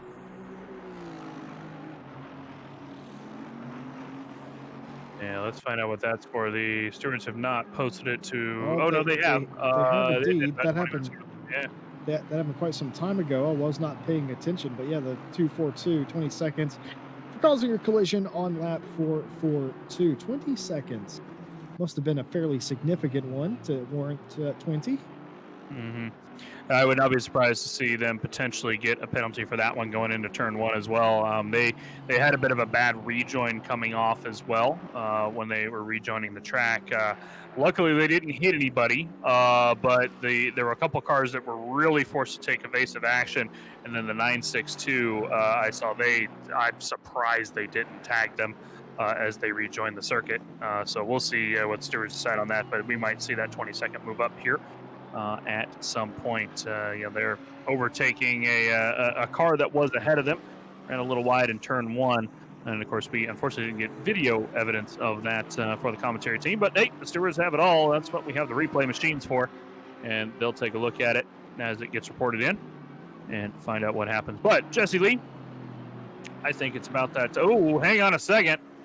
We have a drive-through coming out for speeding in the pit lane rather than track limits. The 42 team, who is all the way in dead last, and they've struggled today to keep it on the track. Have definitely had a ton of issues with setup or what, we don't know. Speeding in the pit lane, that's going to put them back about another 35 seconds or so, all said and done. So they're going to have to come through the pit lane one more time as they just came out.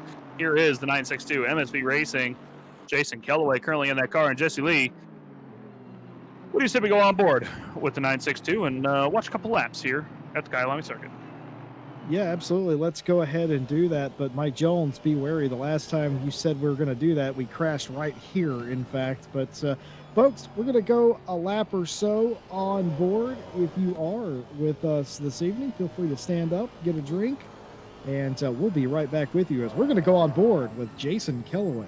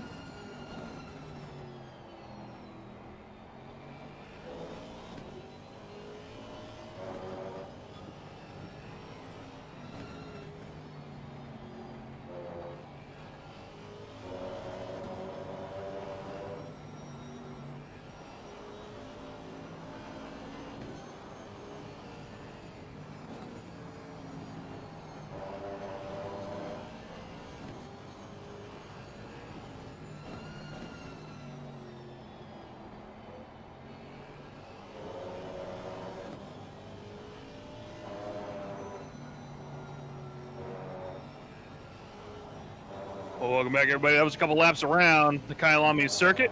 Audio up experience here at RaceFace.Pro in solidarity for the Pure Storage 24-hour Kyalami. Riding along with Jason Kellaway in the 962 Aston Martin. And we're going to take a look here just for those guys who might not be quite as experienced with the Kyalami circuit. We're going to take an onboard lap with Killian Ryan Meenan here. And my name Mike Jones, Jesse Lee joining me in the box. I'm going to take you through a lap along the Kyalami circuit. Let's go on board with the 96 Sidemax Motorworks. This is your race leader, has been leading for about 4 hours at this point. He's hard onto the straight, coming across start-finish line through turn 1, which is the kink, and then he's going to look for that 100-meter board on his right, brake as hard as he can, get the car turned in while he's braking in through Crowthorne, and then get hard on the power, try and keep it flat all the way through the sweep, get as far to the right as possible before he takes that left into Barbecue. Don't catch the grass there on the outskirts because that has thrown quite a few people, including some of our top 10, off into the wall. We just watched that a little while ago. Gets back on the power, comes through Sunset, which is an interesting corner. You just have to get a dab of the brakes on, and you get earlier on the throttle than you think before you come through it. And then back on the power for just a moment before you come into Clubhouse. Coming out of Clubhouse and then into the S's here, and this is another corner that is deceptively fast. With all the elevation change here, you can really run wide on that left side as you upshift into fourth. Look for the Marshall board on your left side, and then one of the only triple apex corners in GT3 racing. Leo Cop is a very difficult corner, but very satisfying to get right. And then one of the fastest places on the circuit, the second fastest one, in fact, as they go down the mine shaft and into the Crocodiles, down all the way on the brakes to gear number 1, and then Cheetah, the most difficult corner outside of perhaps some of the corners at Laguna in the GT World Challenge circuit. You have to hit it perfectly. You cannot be too far left. You cannot be too far right. You catch the curb, you will get thrown, and then into Ingwe for the final corner and back out onto the straight. And that is a lap. That was a 1:41.661, one of the fastest laps that we are seeing on circuit at this time. There are a couple cars running a couple tenths faster than that, but these mid-41s are some quick laps considering in qualifying, Mr. Jesse Lee, they were down in the 39, so these guys are only a couple seconds off qualifying pace with fuel, race fuel, and endurance setup that had the potential for there to be rain as well. You've got to make those slight adjustments for the race to make sure that you're maybe a little slower on the dry just in case it rains, even though we don't have any rain on the forecast so far for the remainder of the race. Well, I can tell you one thing. I can tell you 3 things that I learned from that onboard lap. Number 1, you apparently know all the corner names here at Kyalami. The second thing I learned is why isn't Triple Apex Racing a team name? As you see the leader trying to navigate lap traffic. And the third thing I learned from Killian Ryan Meenan that I've been driving turn 2 all wrong, and that may be where I am hemorrhaging some of my time in Sector 1. It's amazing as a driver some of the things you pick up just by watching some of the faster teams and sort of the way that they go about entering corners, and there's nothing fundamentally different other than the line. It is surprising just how much time using the wrong line can lose you around here, and his approach to 1 was completely different. I would say I approached turn 1 or turn 2, I should say. Oh, that's the Lexus boy. out in front. Let's find that car number for Mr. Setnik. That is the 344, Nick. Let's catch a replay on that if we can. Back in P32. And let's see if we can catch a bit of a replay. Here is the Lexus. He's going to come into Ingwe, catches a bit of the inside curve, throws himself just a little bit. I think he was just a little contact. bit sideways. Yeah, I don't think there was contact with the leader there. I think that he just got a little bit sideways, and the leader was coming past. Oh, this is dangerous. Oh, that's man. so dangerous. No further contact had, but that initial contact is going to be enough. Luckily for the other cars, they were cognizant of the yellow flags enough that they were able to avoid the contact. I think that was Milton Steele Vassen's team, the 962. Jason Kellaway currently in that car. Sorry, not Milton Steele Vassen. That was out behind them.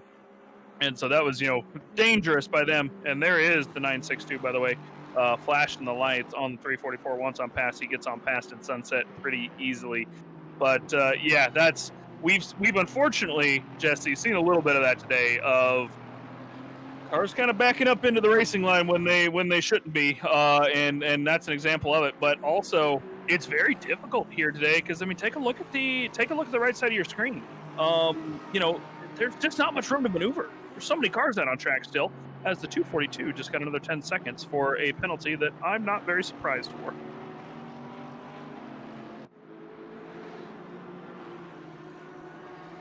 The stewards haven't posted that over to us yet, but I'm going. Oh no, there it is. Hang on. 242. Yeah, On lap 455. There it is. So yeah, so lap 455. That was the incident that we watched a little bit earlier. That we were thinking that the 242 was going to get a penalty for. While we were on break, by the way, 2 other penalties that came out. The 999 received themselves a 20-second penalty, as well as the 13 car a 20-second penalty for collisions that they've caused over the last little bit. And obviously the 999, I've noticed, Jesse, that Beamer has been falling down the order a little bit since we were on board with him for a while earlier. Yeah, they are ever so slightly, or it's noticeable, isn't it? That thought, oh, there's going to be more contact here, and the 242 is going to get through, but there was heavy contact, a car hidden to the inside, and contact with several other cars as they all get away now. But for the second time in as many laps, the final turn has become Calamity Corner, and there was no way to avoid them there as well, as more cars were collected. But yeah, it's interesting, isn't it, that certain teams, certain cars are sort of falling off. That could be any number of reasons. Obviously, different drivers have different skill sets and mastery. So I was looking back at the replay of that car. That was the 999 BMW that was spun, and the rest of the cars. So he was spun in Ingwe, self-induced, and the rest of the cars just kind of got collected. Not watching the yellow flags. The 999. Well, I don't know. He kind of parked himself. He waited a little bit there, but the other cars definitely have plenty of time to avoid. Unfortunate for them, just not enough on the brakes. But that's unfortunate what we've been seeing a little bit of. Stewards have been bringing the hammer down as needed, though. So it's good on them. They've been putting in a lot of work today. Well, apparently the number 11 had massive repairs to do. The number 11 Audi, currently piloted by Centurino, and his teammate in chat talking about the damages they had, massive though they may be, still running inside the top 10 in 6th place. And now, of course, there are additional drivers now that are going to have repairs to be made. Several hoods are, well, they're not fastened, are they? After some of those incidences, of course, Mike Jones documented some of the penalties due to the incidents, as we don't sleep and neither do the stewards here. As Kyalami Raiminen continuing to work the lap traffic and making short work of it. That's interesting. I think that's car behind him, yes indeed, is going to fall off the back of him there. Looked racy there for a second. I thought, are they going to try and unlap themselves here? Thought that might be a bit of a dangerous maneuver, but that is not the case after all. It doesn't look like it, but looks like the action has kind of died down on track a little bit, besides the pit stops coming through. As we kind of expected, anywhere between about lap 465 to 485 was going to be most guys' pits windows. Why don't we take we take a bit of the tour of the field really quick? So up in P1, Kyalami Raiminen, of course, for the 96 Side Max Motorworks team leading the race at this time, and their sister team, the 97 Tinko Vandervelde, currently piloting around that sister Audi car. They are a team of 5, in fact, in that 97 car, doing really well, keeping out ahead so far of the 367. The difference here, Jesse, that I think is obviously the 367, as we were talking about earlier, the Chartier had plenty of pace versus Fusey in the 97, but the Bentley has had damage and kind of lost time both in the pits as well as as well as just on the track. They had a pit stop that was about 14 seconds slower versus the 97 car, so they lost quite a bit of time there. But they're going to hope that they can pick up through the remainder of the race. P4, Stefan Wessels, our top Z18 for the race at the moment, doing very well in P4. And then, of course, in P5, we've got the 962 of Jason Kellaway, Milt Steele Bassett, and Simon Kegel. And they're Aston Martin, who we were just taking an onboard lap very recently with. And looking back further, we got Centurino, number 11 car in P6. Dasagi, which is the 404. That's another South African team in the Bentley. They're driving with Rowe, Adam, and Grobler in that car. So great to see a couple of the South African teams up in the top 10. Then we go back to P8, which is a 666 Audi of BBR Racing. That is Kuski currently in that car. Back in P9, the 158 Carlo Barbera. And back in P10 is Alexander Runhart and the All-In Racing team, which we've had our eye on quite a bit, as they were involved in quite a bit of the action through the past couple hours. Jesse? Yeah, they sure have been, and that's the top 10. Behind them, you got the 512 just outside the top 10, and they are competing sort of on their own. And so is Lagarde in the 13, just behind them. Kruger in 13th. Again, a lot of these cars on different laps back here. Webster on their own lap as well. And then Van Lorenberg in the 969. We talked about Van Lorenberg earlier. Some of the incidents and unfortunate events they have has knocked them all the way down to the 15th place. Isherwood in 16th in the 738. Kreutzer in the 91 back in 17th.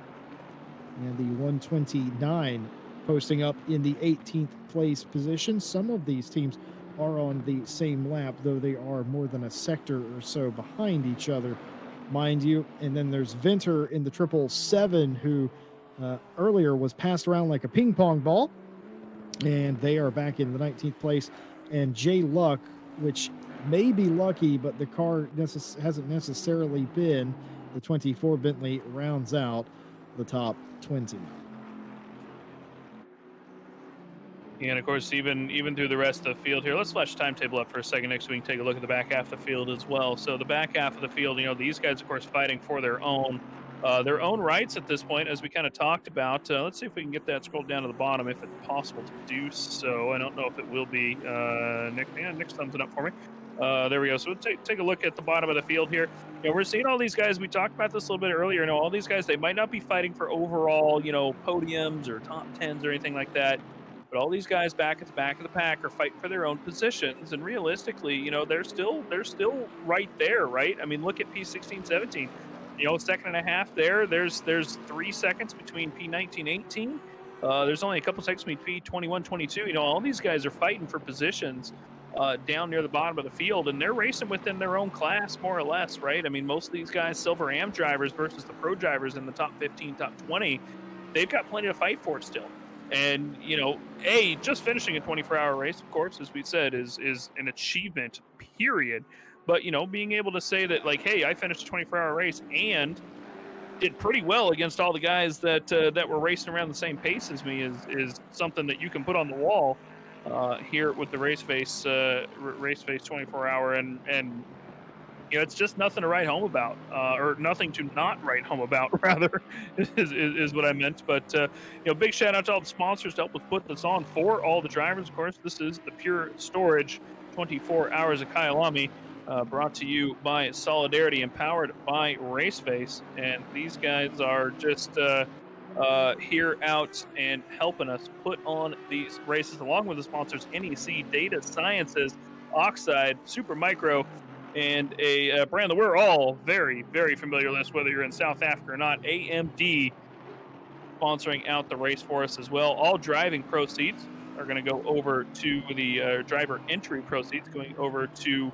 Quadrupera, I believe is the charity name. I'll have to check on that in just a second. Out in South Africa to help out quadriplegics in the South African country and community surrounding that. And it's just fantastic to see, all the sponsors in here. They're wanting to donate that out to the charity, and then Lexus around there again. Not surprising, unfortunately, to see him out on the side again, Jesse Lee. But again, big shout out to all the sponsors. Quadrupera Association of South Africa, by the way, is the proper name of the charity. So there we have it. Big shout out to all the stewards, of course, who are here. Big shout out to the commentary team. We've got Nick Setnick behind the cameras at the moment. Stewie was joining us earlier. Ryan Gill, George Smith, myself, Mike Jones, Jesse Lee joining me in the box here. And, of course, Greg Maloney and Clark King, a couple of the local South Africans out here joining us as well. They'll be back to take over for us in a few hours in the morning. And then Maloney and I believe George G-Mac Smith are going to bring home the race at the end, while us Americans come off our 6-hour stint and try to get a little bit of a nap before we jump over and try to teleport ourselves out to Australia, Jesse, for the morning. Yes, indeed. Well, folks, we have got to the point, 10 hours left in the Pure Storage 24 of Kyalami here on RaceFace and Solidarity. 24 hours is the name of the game. And they've done more than half of that distance now. 10 hours, perhaps the longest, hardest part of the race, though, still to come. Just after 2 a.m. in South Africa now. It means we're only about 3 or 4 hours away from the sun coming up. And if you are still with us early in the morning, have a cup of coffee, because this is going to be very interesting why we are watching the 367 there. I was just thinking that gap is coming down. They did spend about 4 more seconds in the pit lane than I thought they were going to, but nevertheless, they ended up about 29, 30 seconds adrift. Well, now they have made up several of those seconds, and they are trending back in the right direction to challenge the 97, though I've been doing the maths. And I don't think it's going to be on this stint, though. I think it's going to be the next stint. Unless there's, I agree. I don't think it's going to be the stint. They've got a lot of time to make up. I would be surprised if they can make up 30 seconds across 2 stints, though. But they've definitely had the pace. Last lap, though, looking at it, they have lost on the very last lap 3/10. I'm curious to see what this one is. They're going to cross the line here briefly. So Vanderbilt came across the line running a 41.5. UTL is going to come across the line here in just a moment. You're going to see him come across, and he's going to run a 41.5. So he lost 2 hundredths of a second on the last lap. So he's definitely not picking up every lap. It's just a question of, can he be more consistent than Vanderbilt, or will Vanderbilt make a mistake? We saw UTL make the mistake earlier. Maybe it's Vanderbilt's time. Well, I've seen both these drivers in competition before, Vandervelde and UTL, but I think maybe Vandervelde will have a little something for UTL. But that being said, it has now gone down again. The gap, the 367, is gaining. I think maybe the Audi is not set up perhaps for the colder conditions. Certainly, I feel like as the temperature started to dip, that's when the Bentley came to life. There is the 57 sideways again coming out of barbecue. Can we cut over to that, Nick, because he's stuck in the middle of the track. He's back on. I don't think he caused any contacts with anybody. We're going to catch a nice long replay here. Sorry to interrupt you, Jesse, but I noticed the Porsche I happened to be watching on the replay was dodging cars. So 57 here, he's going to run wide, very similar to what we've seen multiple times. Doesn't bounce off the wall, so good on him. Parks it up sideways on the back of the track, spins it around in front of a couple cars. Good dodge by them, and that's that Porsche I was watching, by the way, that was out in front there. He barely got past, but Richardson again struggling with this and struggling with the with getting the rejoins proper and correct, and potentially causing some more issues. But no contacts that time.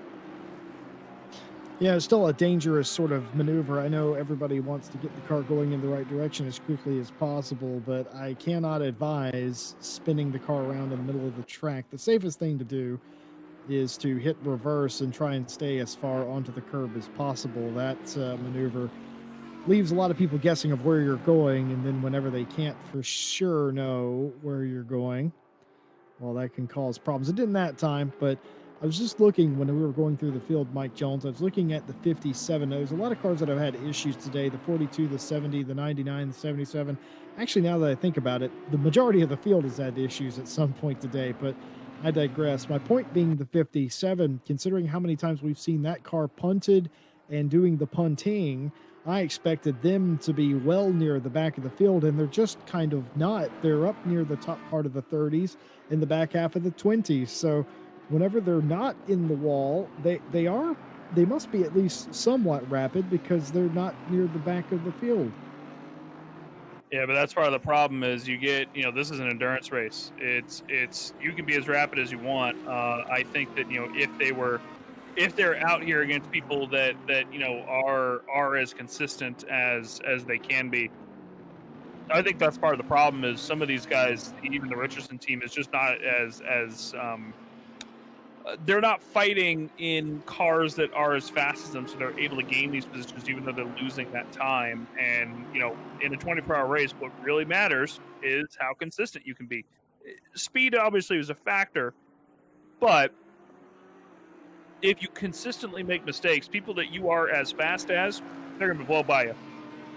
Handily, they'll be gone every step of the way. I'm actually curious to kind of take a look, Jesse, over the next couple laps, if the 57 can keep it on the black stuff and point it in the right direction. I'm kind of curious to see what laps they're running. I think they're running low 43s, which should put them up into around P16, 17, if I'm not mistaken, based on pace alone. So realistically, that's how much time they're losing. That's where they should be. And of course, they're back all the way in P29 after when's all said and done. They've lost about 10 positions based on pace versus consistency at this point, and it's not doing them too well. We might see a bit of a battle shape up here in just a moment on track. In fact, two of them here near the top 10. This is Mohamed, currently being chased down by Vermillion behind in the 520 Aston Martin, and just ahead of these guys up the track is Kuski and Barberi, who are going to start catching each other as well. And Jesse Lee, we might have a reprieve from talking about the back markers and the rejoins by a bit of a battle going on here very shortly, and we might be able to get loud for a minute. Yeah, I tell you what I was doing. I was looking at the 88 while Nick Setnick was focusing on them, and I was looking at Mohamed and trying to figure out what Malik did to get a 5-second penalty. The stewards have an answer for us, though, as they always do.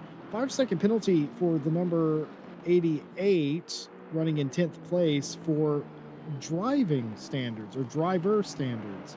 Now, that's a very interesting penalty. We don't see that very often, but it says to me that the stewards have found that he was driving, outside of the norm of what you would expect. So that's very interesting indeed. I wonder what a driver in the top 10 could have possibly done to get a penalty like that. It's whatever it was, we didn't see it, but it certainly occurred, and the stewards did see it and decided to give him a 5-second penalty. So that's very interesting.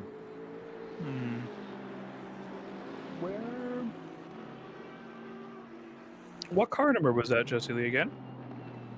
The 88 is the one I was referring to. That's Malik Mohamed. Take a look. Yeah, there he is. I'm going to go take a look real quick. Yeah, it obviously was something. The stewards are not going to obviously give a penalty for nothing. So certainly something the 88 did warranted a driving standards penalty, which is a very serious thing. I would have no idea what happened. Perhaps a forceful overtake at some point, perhaps, or going off track, unsafe rejoin. But I suspect if it was an unsafe rejoin, they would put that in the penalty description and not driving standards. So very interesting indeed. Mike Jones is going to put on his Inspector Gadget hat and try and figure that out. Meanwhile, of course, there is the 20-second penalty for the 13, the 242. Also has a similar penalty for on-track collisions. And there was a car very recently near the back of the pack that got a drive-through for track limits. As you might expect, we've been seeing more and more of those as the night wears on. Keep in mind, you get 3 track cut warnings and then a penalty, and then it all resets as Vermillion comes into pit lane, pits out of 11th place, just behind Malik Mohammed, and that will be a routine stop for the 520. As we look ahead to Barberry in the 158 Bentley now, circulating inside the top 10 in 9th place, trying to run down the 666 of Kutsi in that Audi, doing a fine job of that. Less than 2 seconds the gap. This gap was, I think, 2.5 to 3 seconds a lap or so ago, as Barberry is catching Kuzi in front of him for the 8th place position. Looking like a Bentley on Audi battle about to brew. We'll have to see what the sector time is here as they come across the line. It was 2.2, then 1.9. What is it about to be now? And it is 2.3. So going in and out is the gap, depending on the sector, as you might expect from 2 different manufacturers. I've been looking, Jesse Lee, through the replay a little bit, and I haven't been able to find anything specific as to what might have happened with the 88.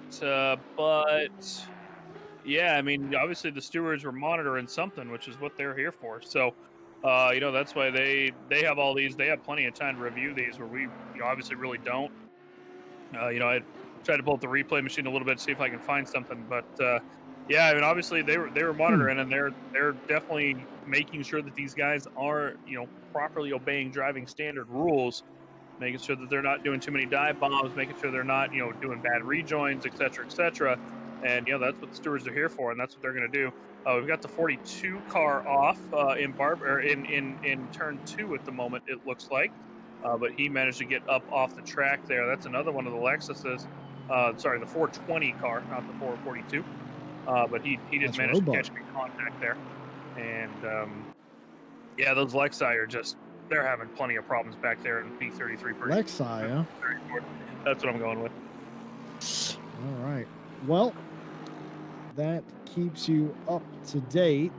Again, the story of the race, the GTWR team that led much of the first portion of this race, the first third, having a disconnect on a pit stop, unable to put their new driver in, having to retire from the race. And that's when SideMax 96 comes in and takes over the race lead. George Boothby was in the car at the time, and they have led ever since. It's coming up on 5 hours that they've been in the lead. Their sister car, the 97, has done their best fending for the 2nd place position. They currently find themselves in a bit of a battle with the 327 Bentley at that time, and there are several other battles going on through the field.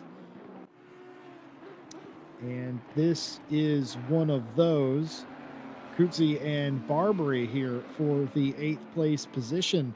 Seems like through sector 3, Barberry loses a bit of time, but through the rest of the track, the 666, the Ada Pro Esports team catches a little bit. Overall, though, the gap is trending down, which is bad news for the 666. Good news for the 158. About another 2 laps or so. I reckon we might have a fight for 8th on our hands.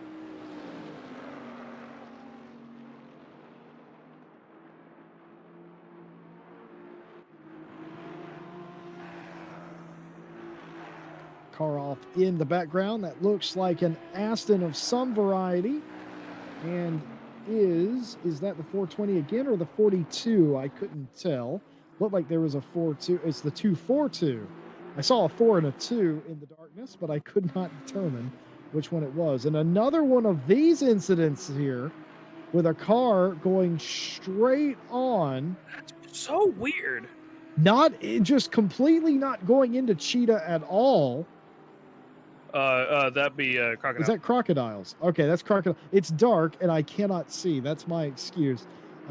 Crocodile and Cheetah look very similar to my brain, but yes, indeed, That's the second car we've seen tonight just completely go straight in the crocodile, and they will take the 242 to the pit lane for much needed care.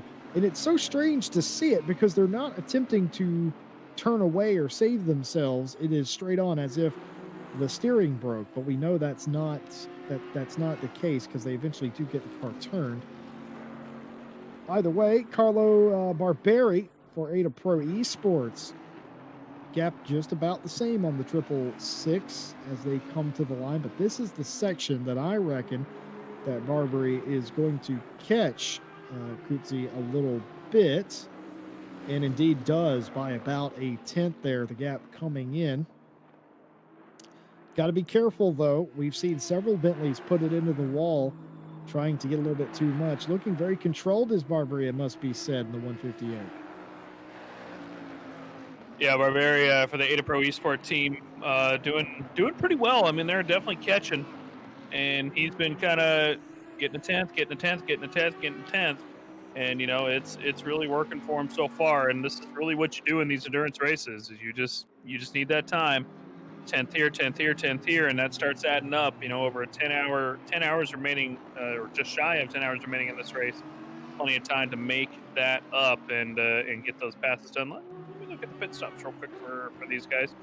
They only pit 2 laps apart, so they're on the same pit strategy as well. When did they last pit, Mike? 470 and 468. So they are approaching pit window in about 10 laps. Well, there you have it right there. 10 more laps. That will be all that Barberi needs to catch Kutzi in front, I would assume. But, well, you know what they say in racing, Mike Jones, catching somebody's one thing, passing them, well, that's quite another. Yeah, and that's the thing is, I think at this point, I mean, with how slow he's been catching him, right? He's catching him, but he's been slow at it. I think he's going to catch him about the time the pit stops come up. So I think we're going to see a scramble in the pit lane between the two of these guys. They won't pit on the same lap, I don't think. But we're going to see who gets the better pit stop. We also do, well, actually, hang on, I can find out for sure if he has done. So the 88 did make their brake stop. Both of them made their brake stop, actually. They, on their pit on lap 390 and 399, respectively, they made their brake stop. So both of them are done with their extra 45 seconds. So there won't be any of that shenanigans in the pit lane to make up for it. They will have to make sure that they nail it. Or perhaps if you're running that wide 666, you might find yourself in the pit lane sooner than later, driving through it and not stopping, as we've seen quite a bit of that. But so far, no drive-through for that 666, but that may have given him another track warning. Running real deep out of Ingwe. Kind of one of the corners you can run very deep out of here, though, to be fair, Jesse Lee. You got plenty of room. By the way, I'm going to go wrangle myself a Milton Steel Vasson real quick to get him in here and have a chat. How about that? That sounds like an absolute plan. And in the meantime, we are going to continue to watch this gap go down between the 666 and the 158, catching all the time, and perhaps catching at an expedited rate now with the lap traffic. Will it get in between the two of them? Yes, it will, just a little bit, but around the outside is Barberi attempting to get alongside as they go into Leocop, and they will indeed. And that has certainly closed the gap down at an expedited rate as they go through Leocop and down through Mineshaft.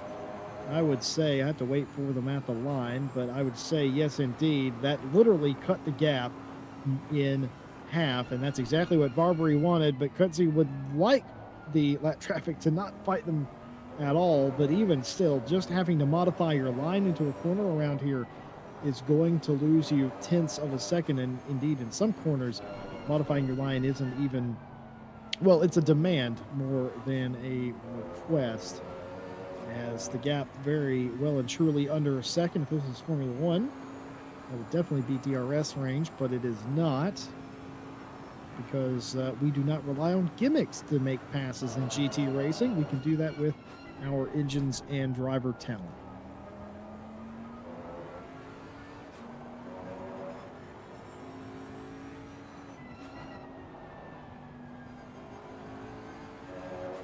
Well, we have been joined by Milton Still Vasson now, one of the team members in the 367, I believe. 6-2. 962, that's right. He drives for his own team. Why did I say that? He drives for his own team. Anyway, Milton, I do apologize for that. It's almost like we've done this interview before, and the 962. You are in an Aston. How's that going for you? Pretty well at the moment, to be honest. We had a bit of a rocky start, but yeah, we're just trucking on. Putting in the laps at the moment. We've just been slowly climbing up. Well, I got to say, credit where it's due. You're the only Aston in the top 10, and up until recently, with some penalties and some mechanical issues, you were the only Aston in the top 15. Well, now that's not the case. There's several Astons in the top 15, but you are, of course, the highest one up in the field. What's your outlook for the race? I mean, you're racing against Audis and Bentleys. Do you think you can crack the top 5? I'm not really sure at the moment, to be honest. I'm just kind of taking it at each lap at the moment, considering the first few hours we had. We're pretty surprised where we are now. So yeah, we're just taking it as it goes. If we could get a top 5, that would be pretty mega, to be honest, against the Audis and Bentleys. Because yeah, the teams and the cars got a lot of pace in the top 5. So if we can get even anywhere near them, we'd be pretty happy. I gotta ask. This team, of course, much like all the other teams at this point, I think it'd be hard pressed to find a team that hasn't had a penalty of any variety. Did that change your strategy at all? Not really, to be honest. No. The only thing that actually changed our strategy was a bit of a hardware issue, but that was only by a couple of laps. So yeah, so far we've been pretty spot on with our strategy. Yeah, it's not really affected us too much, so we've been pretty lucky with that. How have you found racing around back markers, clearly at the sharp end of the field? We've seen a lot of maneuvers by some of the back half of the field that haven't necessarily come off. How have you found it? It's been interesting, to be honest. It's been a bit of a learning experience. I think it's kind of calmed down a little bit, probably after a few hours, with a few of the penalties being handed out, but it's kind of taught us to keep an eye out in this race. We've just been basically almost eyes on stalks, just to make sure that if anything happens, we're ready for it, and we've kind of, there's been a few accidents in front of us that we've managed to avoid by doing that, which has helped. And yeah, we've just got pretty good now at giving a wide berth when we're coming behind some of the back markers, and just making sure that we're giving enough room. Talk about your teammates a little bit. Jason Kellaway in the car right now. I mean, how is it peace of mind to have quality teammates like you have over at MSV? Yeah, definitely, to be honest. It's nice to be able to just hand the car over and know that they're going to put in a nice stint, and know that they're not going to do anything stupid and get into any accidents. So yeah, it's pretty nice. I can just chill and wait until I get in the car, pretty much. Grobler in chat, who I think they've had to retire their car. You were fighting them earlier, and Grobler says, I don't want to misquote it. Grobler says, tell MSV that he gave us a hard time in that car of his. You were racing them earlier. It was actually a really good scrap between the two of you. All right. Oh, nice. I can't even remember what car that was, to be honest. I'm incorrect. So Grobler's not out. They're in the 100 car. My mistake. I have written all the cars that were out of the race. My mistake. They're in 4th place right now. Yeah, they've done pretty well for themselves, actually. We were fighting them a little bit earlier on, and they've moved forwards pretty well in the last few hours. Brake change done? Yes, yeah. To be honest, we went a little bit earlier than we wanted to, because I think the rear brakes started to go. But hopefully we should be all good on brakes. All good on brake. That's what we think. When did you actually do that change? I don't think we saw that. I don't think I was in the box. I think it was about 11 hours 40 in. So we went probably just before the halfway point. But we found with the World Tour we had to go a little bit early because I think the warmer temperatures seemed to degrade the brakes a little bit more for the first half of the race. So yeah, we're just going to take it careful for the last 12 hours, and hopefully the cooler temperatures will help them last a little bit longer. Well, we talked about the difficult track. I mean, do you prefer, and we talked about this a little bit earlier, Milton, do you prefer, by the way, we're talking to Milton Still-Vasson, the team, I guess you're the team principal and driver for MSV Yes, as well. I am. And I gotta say, would you prefer running a 24-hour race, like let's say at the Nürburgring GP or a place like Kyalami? For me personally, definitely Kyalami. I've never really got on with the Nürburgring, so I kind of almost avoid it if I can.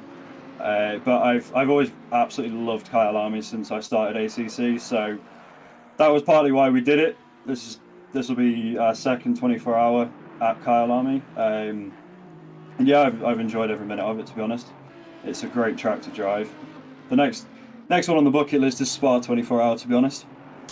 There it is. Well, here's Carlo Barberi, who has now caught up to the back of Kutzi now, as that battle has started to heat up for the 8th place position. This, of course, happening just a few positions behind Kellaway. Of course, the 962 Aston running well. And has Kellaway had any feedback from the driver's compartment, or is he very quiet? I think he had a bit of an issue with the tyres on the last stint. We're not sure what happened, but they were extremely low on pressures. So I think something's happened in the pit stop, or we might not have done the set the tyres up properly. But yeah, he got on with it. But no, this stint he's pretty happy at the moment. So yeah, I've just left him to it, and I'll be in the car after him. Oh, intense battle here between the 666 and the 158, and the car in front of you, Wessels, has just went into the pit lane. I can only assume, based on his last pit, that is a scheduled pit stop. And we are staying with Barberi, who is trying to do an outside move here in Leocop's. Not going to happen. Getting right up to the back of the 666, and now the run down the hill in mine shaft. Got traffic racing each other in front, all kicking off. We talked about how you had dealt with the lap traffic, but how have you sort of dealt with cars that you're racing? Like, who are your biggest rivals right now? I think probably, I'm not entirely sure at the moment. We've been looking out for the 666 because they're kind of within range. Then there's the number 11. I think they dropped back quite recently. They kind of appeared on our radar, and then the number 100. They're kind of out of sync with us on pit stops, but I think we are still potentially within range of them if they have any issues or anything like that. So yeah, I think on track battles at the moment we're pretty on our own, but with pit stops and everything, there's a few around that we could be battling with. Milton, we're actually just sort of curious. We've talked about all race, the potential of fatigue at a racetrack like this, one that you never get a moment to relax. There's not really even a real straightaway here, and there at one point was 45 plus cars. There's only 39 or 38 now, but even still, that is a massive amount of cars for a track like this. Is fatigue a real thing, and if so, how does MSV deal with that?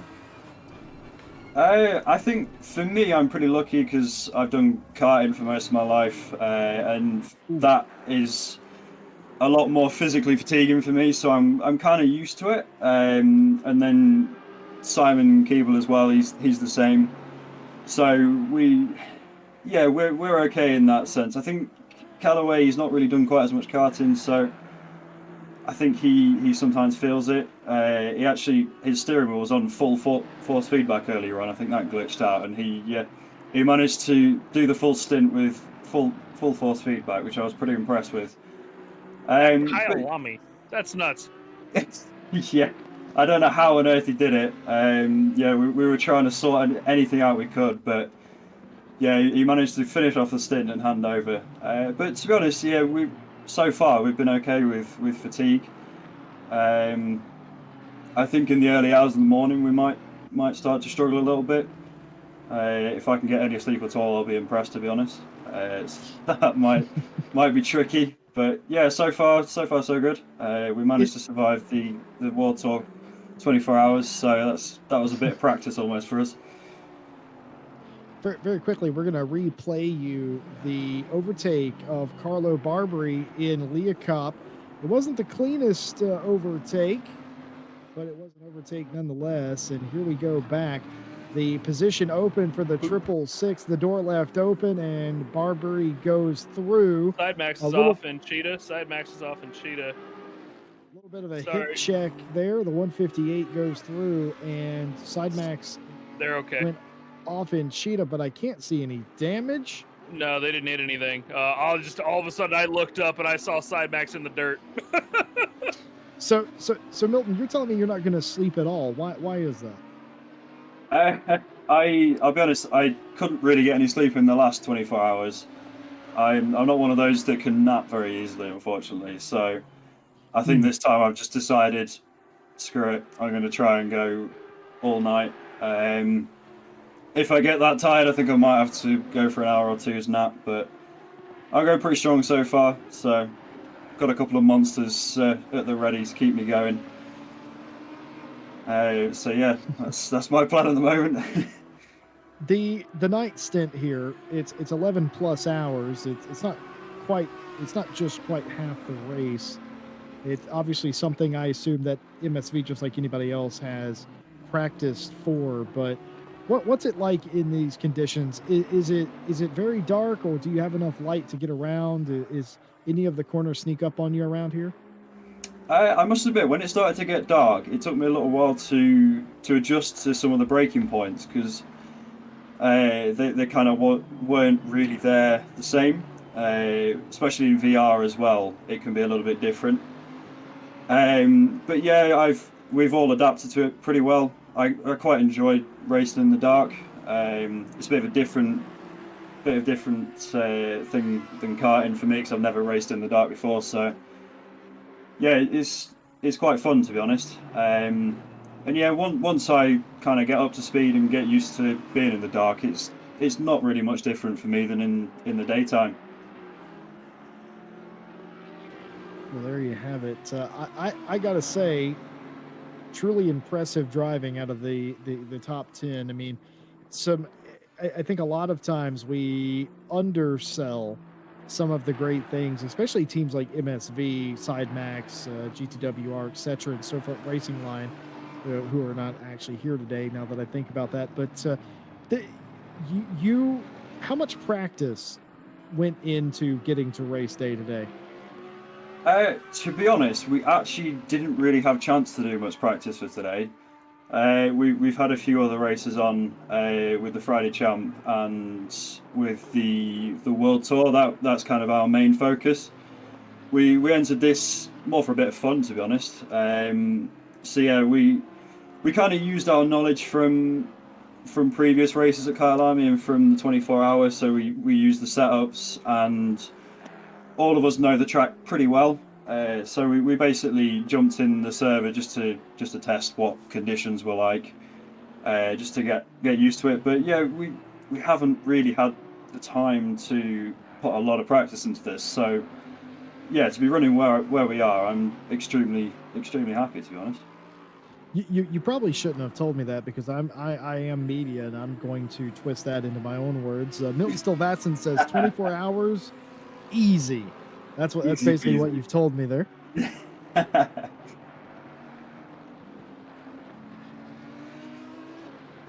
Well, Milton, appreciate you jumping in. Obviously, I just have one more question for you. We've already kind of glossed over the subject a little bit, but I'm going to ask you the direct question. Where are you going to be at the end of the race? Oh, that is a hard question. Well, I've just looked up, and we are 5th at the moment. So if we can keep top 5, then that'll be Yeah, definitely a win for us, I think. Well, I think you guys have all the chance in the world to get a top 5, if not maybe even climb up another position. So you got time. You got to let your lap down, obviously behind P4, but who's also a lap down behind P3 and a lap down behind P2 and 2 laps behind down P1. So it's going to be a long climb up. But Yeah, in the end, I tough mean, one. you guys keep up the pace. Don't make any too many mistakes. And I'm sure that you guys will get back up there. You're getting back in the car, as I understand, here in about, 20 minutes or so? Yeah, I think 20, 25 minutes, and then I'll be back in the car for a double stint. All right. Well, 9.5 hours left, and we're going to have Milton Silvassa back in the car about the 9-hour mark to start the 9 hours of Kyalami. Oh, wait, no, this is not a 9 hours of Kyalami. This is 24 hours of Kyalami. I see what you've done there. I like that. Fresh, refreshed, and ready to go, right? Yeah? Oh, wait, you haven't slept either. Mike Jones here, hitting all the bad notes. I don't know, Milton. I'll just say you're an absolute joy to watch out on the track. You and your MSV team, and I know a lot of people look up to the MSV team and you guys, and it's impressive to watch you guys come out here and perform the way that you have, the way that you do most of the time. And I gotta say, I'm starting to believe you in particular and some of your teammates are not necessarily human. He's going to make you solve a CAPTCHA test just like you did Boothby. Yeah. So far, Jardier and Boothby, Jardier and Boothby both pass. So either they're a supercomputer or they're human. Yeah, I think I might have to start practicing for that capture test then. Oh, there it is. He's going to actually practice for that one. He won't practice for the 24 hours Kyalami, but he'll practice for the CAPTCHA. we had those chess playing robots that were so very popular whenever a robot could finally beat a grandmaster. I think now we're getting to the point where we have sim racing robots that can now solve captchas. I think is what's happening here. That'd be quite an interesting one. Racing robots. Oh no, we don't give them any ideas. I love talking to the drivers. I'm not going to sit here and talk to a computer. Milton, always a pleasure. Thanks for coming in and talking to us. Appreciate it. Yeah, thank you for having me on. Hey, good luck, man. We'll be watching you for your 2 hours out in the car. Cheers. Thank you. Well, that was Milton Stilvassen, the team principal and driver for the 962. Some of the things he said, very interesting. He said, yeah, whenever the sun initially went down, it was semi-difficult to find your way around, having to refine the braking points. But says that considering his sort of stamina that he has, the actual track, the actual racing is not that actually difficult at all. So the concentration level and the fitness level is there. And a lot of people probably scoff at that and think, what fitness level could you possibly need to play a video game? Well, first of all, smarty pants, it's sim racing. And number two, have you ever used a direct drive wheel? I do. I know how hard those things can pull. It definitely takes. Especially Kyalami. It's insane. Yeah. Yeah, talking about his teammate getting stuck on 100% force feedback, no matter what wheel that is, you assume it's several Newton meters of torque through the corners here, even on a less than enthusiast level wheel, which I assume this was an enthusiast level wheel. So you're talking anywhere between 5 to 15 Newton meters, you would assume, and just to do that for an hour and go, I'll fix it later. Oh, that's well beyond me. I mean, I've just seen Broadbent go out and do 20-minute races in them things, and he's about sweaty and sore as he can be. So, I couldn't even imagine, doing an hour at a circuit that's as difficult as this, where you're taking as many curbs as you are, where you're going up down the track, trying to wrestle that thing around for an hour. My arms would be done. Mike Jones, if you had to pick no force feedback versus all of the force feedback, which devil would you pick? So here's the thing. I think it's hard for me to say because I have never used a wheel stronger than my G29. So I don't think that I am educated enough on the subject to really make that call. I feel like I would probably go with full because at least you can feel the car. No force feedback, you've got no feeling and you're running incredibly slow, right? But I think it also depends on the race distance. Yeah, I would say an hour's race, and in an hour's race, I would definitely pick all of the feedback, all of the strength. But if it was for a 4-hour race and you had to do it solo, I would pick no force feedback, though I would hate the experience. But all things considered, more often than not, it's going to be all the force feedback. We've had several drivers lose feedback, and they lose literal seconds on the racetrack. I don't think the same happens when you have all the torque. So I guess I would have to go with all the torque. Yeah, I concur. By the way, we get another yellow flag here. Looks like the 344 is off at Cheetah. Let's see if we can track that car down. That is one of the Lexi again. He's not coming into the pit lane after he rejoined, so perhaps not too much damage. I think he just spun himself and just had to kind of sit there and wait for a little while. There is a little damage there out on the front of that car, it looks like, Jesse, but these Lexi are they're having a bad time. It is not their race out here, either the 344 or the 420. Yeah, he had a hard time getting that car fired. Yeah, he's doing the smart thing, though. He definitely waited till there was a long stretch. He knew that he was going to eventually, because the steering lock on a GT3 car is not very good, he knew that he was going to have to come back across the track, but he waited for a very long time. He could see from his position the lights. That's one advantage you have here in the dark is from his perspective anyway, he could see back around the corner and down the hill of what was coming. So he was picking his moment, got the car going back around, and there's a car right in front that is sideways. Is that the 70? I think it might be. I'm unsure if that was a 70. Yeah, I didn't see a yellow flag. He got, they got all the sideways. It was a 70 indeed.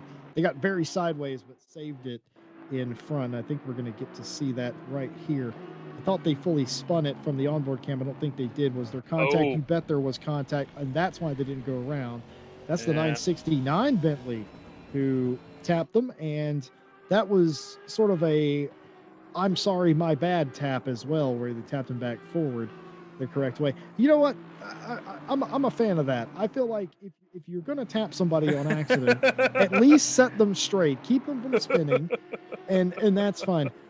I feel like, it's almost respectful at that point. Like, oh, I'm about to turn you, and now I've decided I'm not going to do that anymore.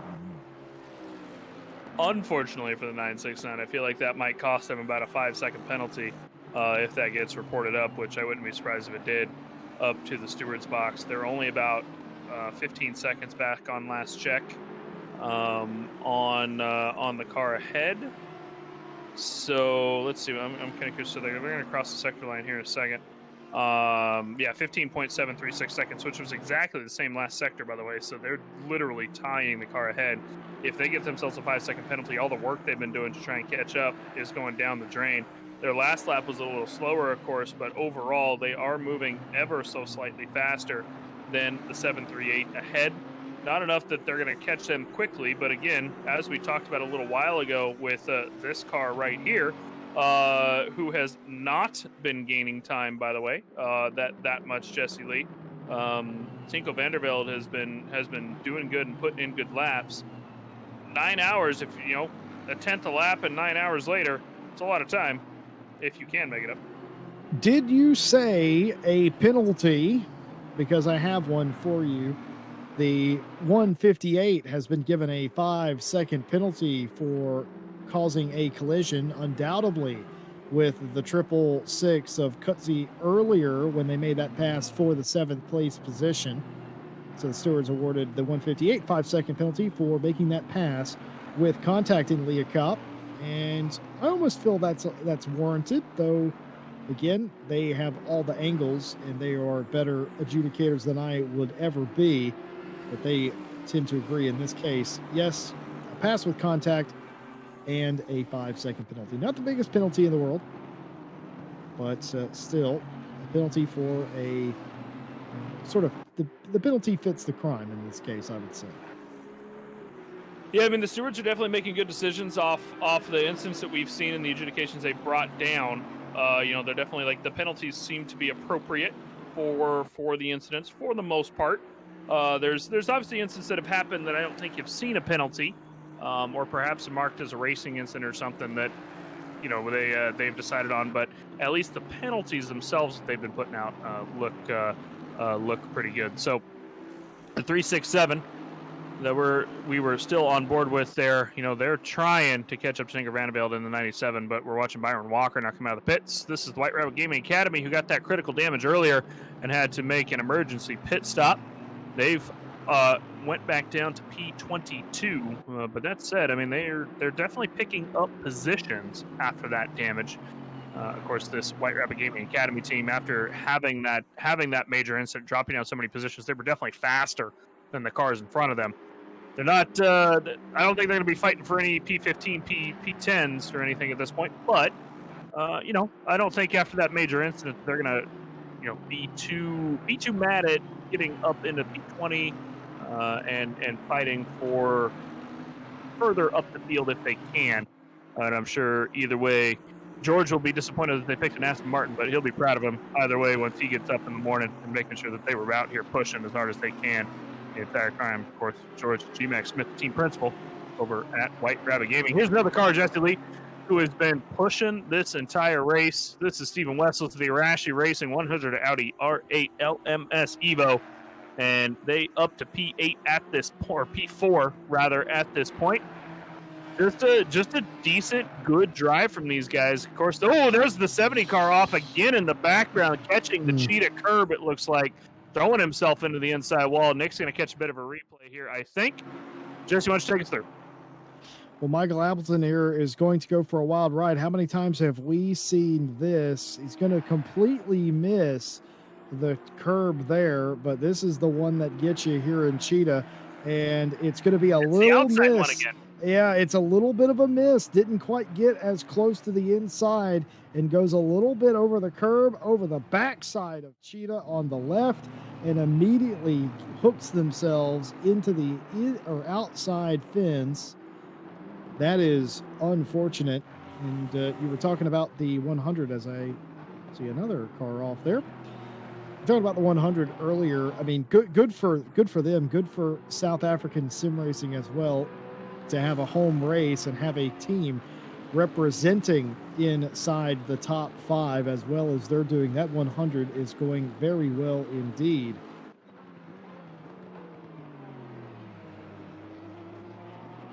Perhaps a little bit of a battle here between Patterson and the 89, and looks like position gained for PWSR in the 101 Porsche, getting up to the 24th place position. Not the most painful pass that they've ever had to make in the 101. The 89 made that a bit more commodious than some would have done.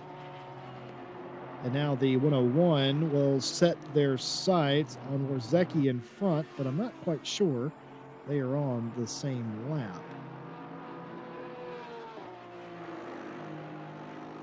As it turns out, they are not on the same lap as far as I'm aware.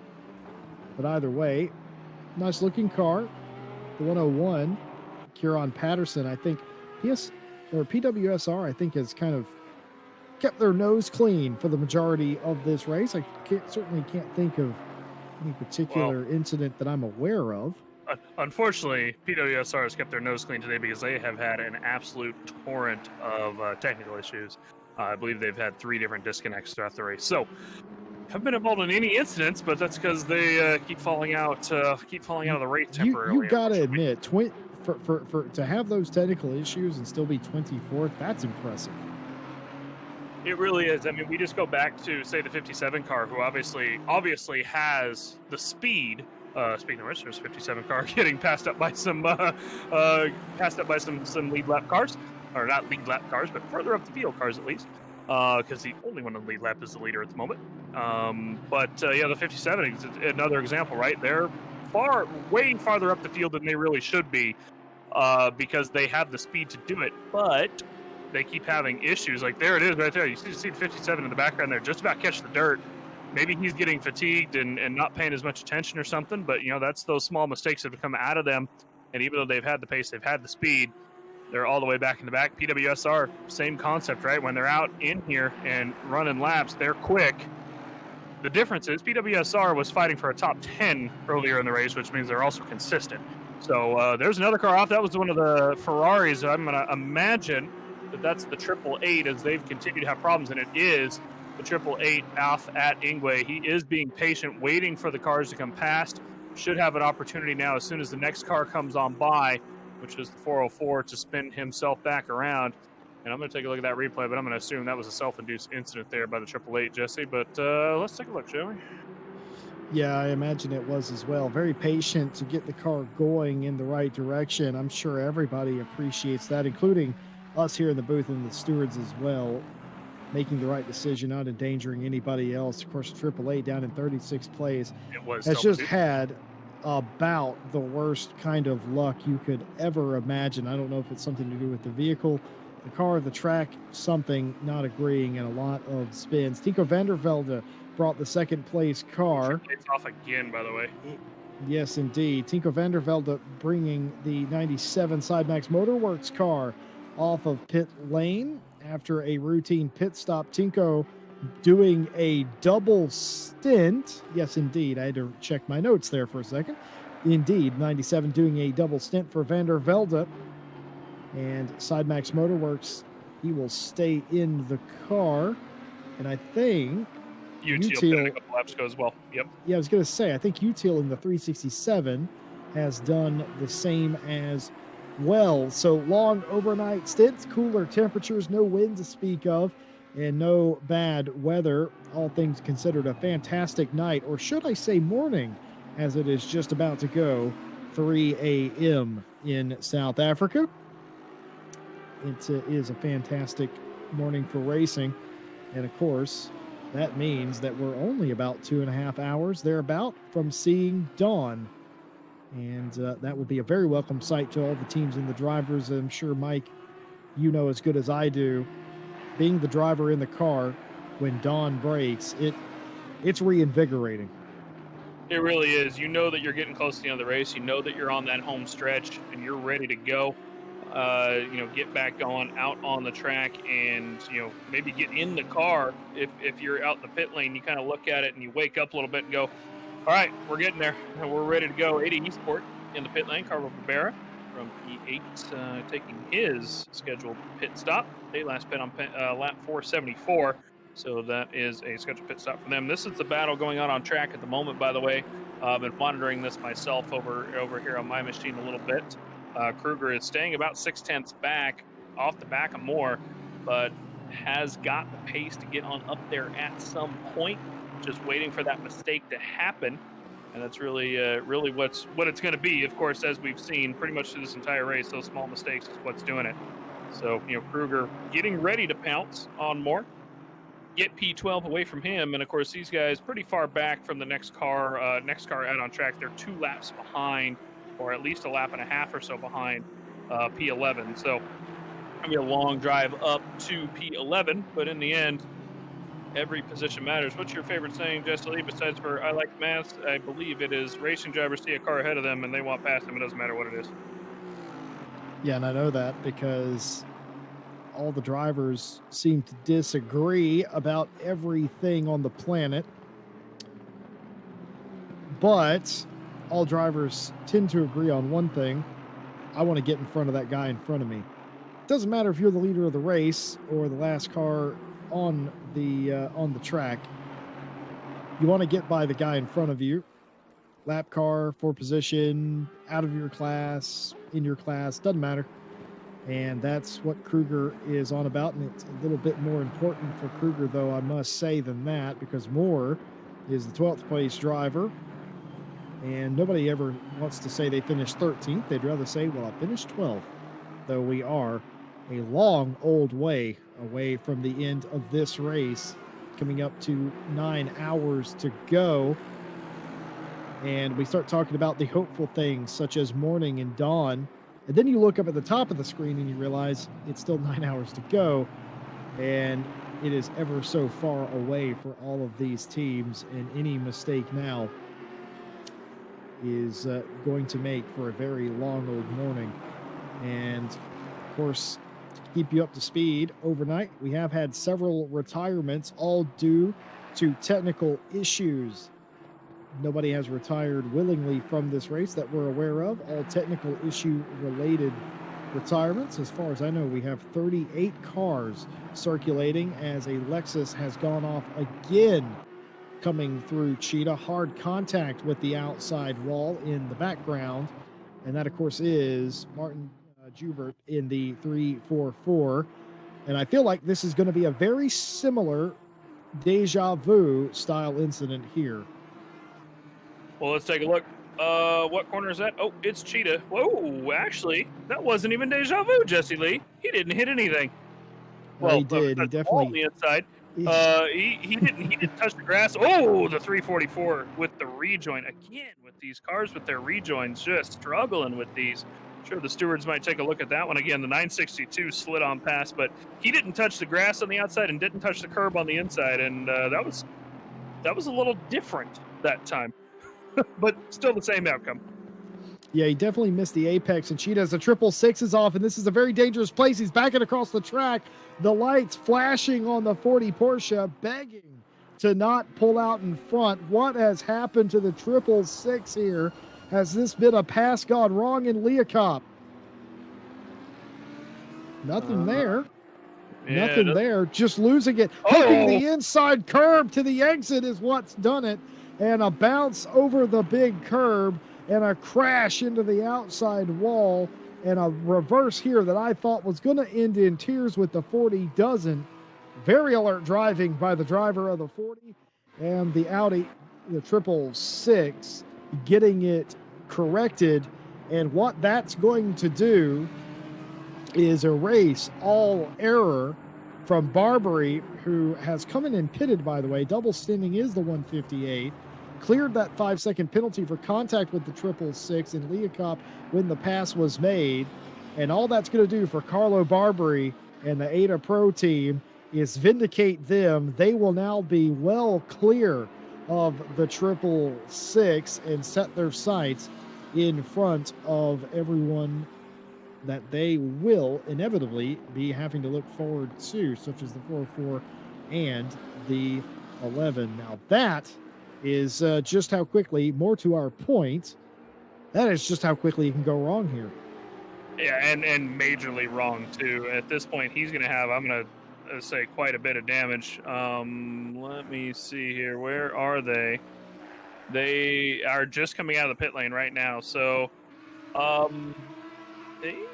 that was Jesse. That was not a very long pit stop. So they must not have taken tires. Actually, that makes sense because they pit on lap 508. So they just pit. They were on brand new tires and full tank of fuel. So they had a roughly 30-second pit stop worth of damage. But that is about a minute 30, give or take, that they just lost on track, given the incident time loss, creeping into the pit lane, taking the pit stop, etc. 90 seconds is going to be quite a lot. They are sticking ahead of Mohamed for now, but now they're under fire because he's only 6 seconds back on the road. 5-second penalty, granted, does that 88 have, as the 13 receives themselves a drive-through for track limits. We were just watching that fight heat up a couple minutes ago. Kruger now going to get the easy win on that fight as well. So some of these fights are just coming through and ending themselves off self-induced incidents, whether that is an incident as this 666 had or the drive-through penalty that the 13 for the all-in racing Aston Martin just got for the drive-through or for track limits. And, well, Jesse, what are you going to do? Well, if you are the 87, you're going to celebrate because that basically removes an obstacle in your way that you had been following for quite some time. So Kruger's going to celebrate, and Moore is, well, he's going to say some things that we cannot say on the internet is what's going to happen there. 9 hours left in the race, just after 3 a.m. here in South Africa. Mike Jones, Jesse Lee, and Nick Setnick in the booth, bringing you the sounds and the pictures of the Pure Storage 24 of Kyalami here for RaceFace and Solidarity, and we are glad that you are with us in this very early morning. We hope you're well wherever you may be in the world. And of course, a big thank you to NEC, DataSciences, Oxide, AMD, SuperMicro for everything that they supply and do for us here. And it has been there's no way to put it, Mike Jones, a drama-filled 24-hour race thus far, and I don't feel like it's going to be any different for the final 9. Ooh, that was close. More Case coming and in, point. coming into Cheetah right there. Yeah, he almost threw himself and lost even more time, but making it in for his drive-through. I don't think he sped in, even despite the little incident there. So we're going to see if he gets drive-through at the end of the pit lane as well for speeding. And we're going to find out, but he's going to, of course, lose all that time. Here comes Jason Kellaway across the line. He should be pitting pretty soon here. He last pit on lap 480. We're on lap 523. That means that he's going to have to come in the pit lane here in just a couple moments. And, of course, Milton Steele Vasson will be taking over that car. 666 did not speed coming in, by the way. So he's back out on the track in P9. He is, let's see. Where is he now? Based on the timing. Oh, sorry, not the 666, the 13. He's probably going to be about, say, 30 seconds behind Kruger once that sorts out. 17 seconds right there. So he's not under fire from Fox behind, but he's got a lot of time to make up to that 87 at this point. And Kellaway, of course, should be into the pit lane this time or next time around.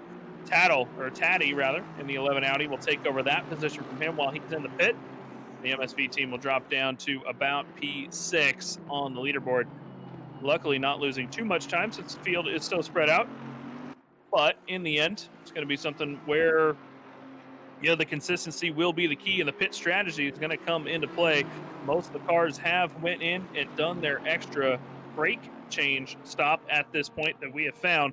So everybody should have that shaken out for the most part. We'll see a couple more teams, I'm sure, needing to come in and do that at some point.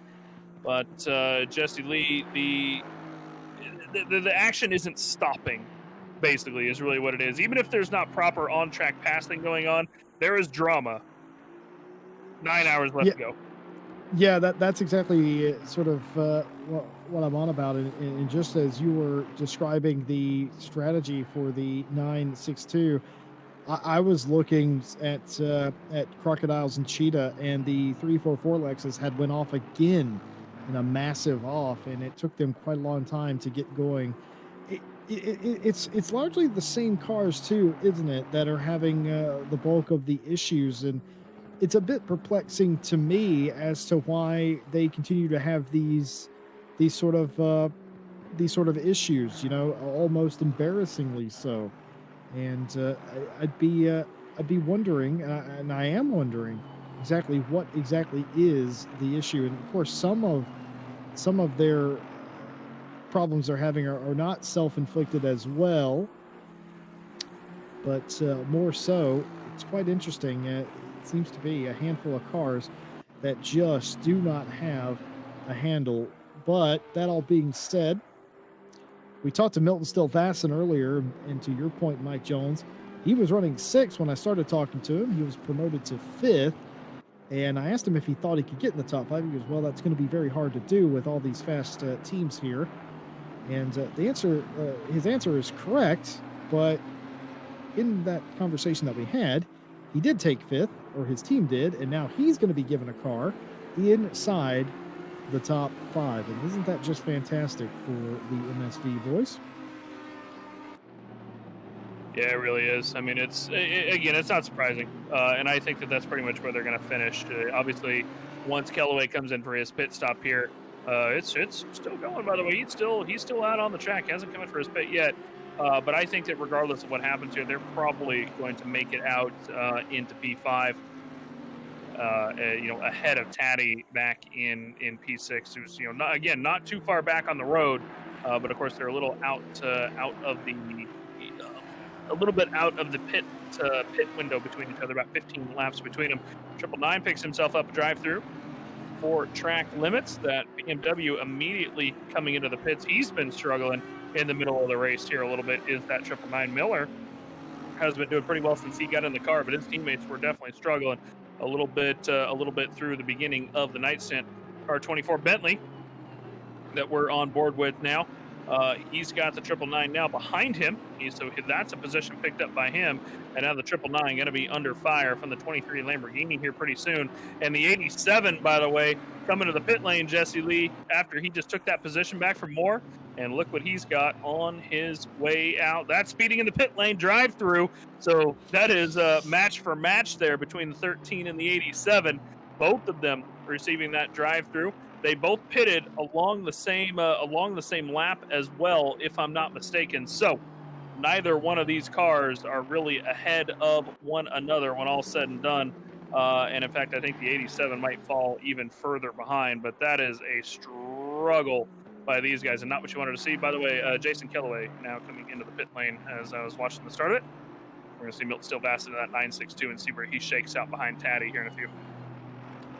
Well, in reference to the 13 and the 87, it was looking like 40-15 for Kruger over Moore, but to borrow another tennis reference, it's deuce now, because you had everything going your way in the 87 for Kruger. All you had to do was not commit a silly self-inflicted penalty, and indeed that's what's happened. So now you have given all that power back up to Moore. Moore will be absolutely thrilled with that. Moore will be looking at that drive-through, almost laughing to himself. Game back on for the 12th place, as it turns out. And if you are not familiar with this car, the 96 Sidemax Motorworks Audi, Killian Ryan Meenan behind the wheel. Well, there's good reason for that. That's because they are tucked away at the front of this field, a lap all to themselves. And they have been keeping largely at this point now, by the way. 2.5 laps in front of their sister Sidemax team in the 97. And they have been keeping out of trouble. Long gone are the memories of them nearly being involved in 4 or 5 different incidents in the same hour. And now we are at a point where they have sort of found their rhythm. And I just saw the 87's penalty get cleared. Yeah, that was he actually came in and served it, so it wasn't cleared by race control or anything. Okay. So that means that it was he just served the drive-through penalty basically. I did not catch the bit where the little P came up on the screen. I was too busy looking at Killian Ryan Meenan performing his trade, which is an absolute treat. Like I said earlier, you can learn a lot from a good driver just by watching how they drive. Turns out I've been running into turn 2 here all wrong for the past decade or so. So interestingly enough, Killian taught me something mid-race that I otherwise wouldn't have known. Speaking of the leader, the 96 Sidemax car into the pit lane for the scheduled stop at the end of lap 527. Yeah, it's going to be leader in the pit. No, nothing untoward here. He's going to come in, get his tires, get his fuel, get back out on the track. He'll still be approximately 2 laps ahead of Tinker Vandervelde in the 97. When all's said and done, we're currently watching Vandervelde come across Sunset there and into the S's. You can see just how far behind he is. This is 2 laps when all's said and done, and he's still approaching Neocop. So it's actually a little more than 2.5 laps when I looked at it a moment ago, Jesse, apparently, as this is going to be about or over 2 laps still as Killian's pulling out of his pit box now. That means that we're going to come out of the pit lane about the time that he comes down through mine shaft, and that's 2 1/3, give or take, by my estimate there. And that 96 Sidemax team has just put in the work. Obviously, probably disappointed that the GTWR team not here to fight with. You never necessarily want the win handed to you by any means, but I also don't think that the 96 is going to look at it any differently than a pure victory, regardless of what happens. Mechanical issues happen. Cars fail, wheels fail, and in the sim world, internets fail, power fails, whatever happens to happen. Of course, the GTWR team did have a power failure early on. Simonini for the GTWR team had the power failure. Jordan Shearat who was the reconnecting driver, was not available to be able to get back into the race server, and as such, the GTWR team decided to retire. Max Motorworks been out front the rest of the time. Tinko Vanderbilt took over from UTL about what has it been, Jesse? About 2.5 hours, if I'm not mistaken. I believe it was about the 11.5 mark. Well, the 97 took over P2 again. I, yes, indeed. I believe that is correct. And so we've had a 1-2 side max this entire time for the last couple hours since Jesse and I have been in the booth. And of course, Wessel's back in P4, our first ZA team on the docket. Yeah, and they're going well indeed. They have rarely put a foot wrong. They have found themselves in some dramas, though. They have recovered very nicely from such and not let that deterred them. They've got all the way up to 4th place. They have climbed very well indeed. And for the Rashi Racing 100 Audi, with Stephen Wessels behind the wheel, who's been behind the wheel for some time now, they have had an absolute field day in the nighttime, and well-deserved indeed. And they need to only focus on the last 8 hours, 48 minutes, and they are going to be handsomely rewarded with a brilliant finishing position, but that finish is oh so far away. That pretty much covers the top 5. UTL in the 367 now in 3rd place, hanging on to that position. Not a current threat to Vander Velde in the 97. And of course, our 5th place driver, Taddy, in the number 11 Audi, doing their level best. They have retaken the 5th place position from Milton Still Vasson, who has climbed into the 962 MSV Audi, or not Audi, excuse me, Aston. And they will be trekking down the Audi of Taddy in the number 11. So the 5th place position continues to change hands.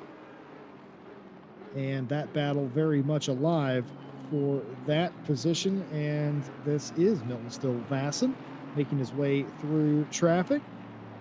We interviewed him earlier. He talked about, it's not the biggest deal to me, racing long races like this, racing in the dark. Not really the biggest struggle either. A veteran sim racer and karting driver racer himself, he certainly has the experience and the dexterity to go the extra mile, so to speak. He's putting it on display here. An absolutely fantastic run from MSV, who entered this race for fun, which is, I guess, what most people do, but for fun, but also doing very well considering self-professed didn't practice that much. And here is Romain Util in the 367, all in racing, currently running 3rd on the road. We've documented some of their struggles getting over some of the curbs and collecting 10 plus seconds of damage. They were right on the back of the 97 and in front of them at one point as well. Well, a 14-second pit stop that put them to more than 28 seconds behind after the recovery from the incident has sort of put them in limbo in the 3rd place position. But luckily for them, the 100 behind them is not currently a threat to them. Not currently, though, you know, with the way things are going here in this race, anything can happen. We're still dry on the radar. 18C out on track, 3:20 a.m. as UTL's coming across barbecue on lap 530 for the leaders. And I'm going to do a little bit of a rain dance here, Jesse. My version of the rain dance is going to be a bit of a couple onboard laps with the boat, the 367 all-in racing.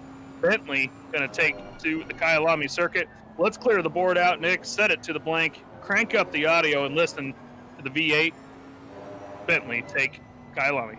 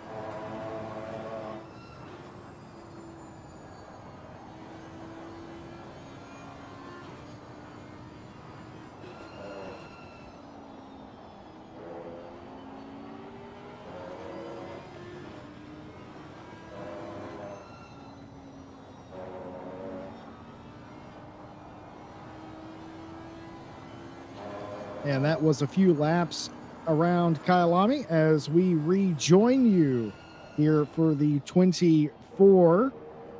Just riding around with Wessels in the ZA team in the number 100.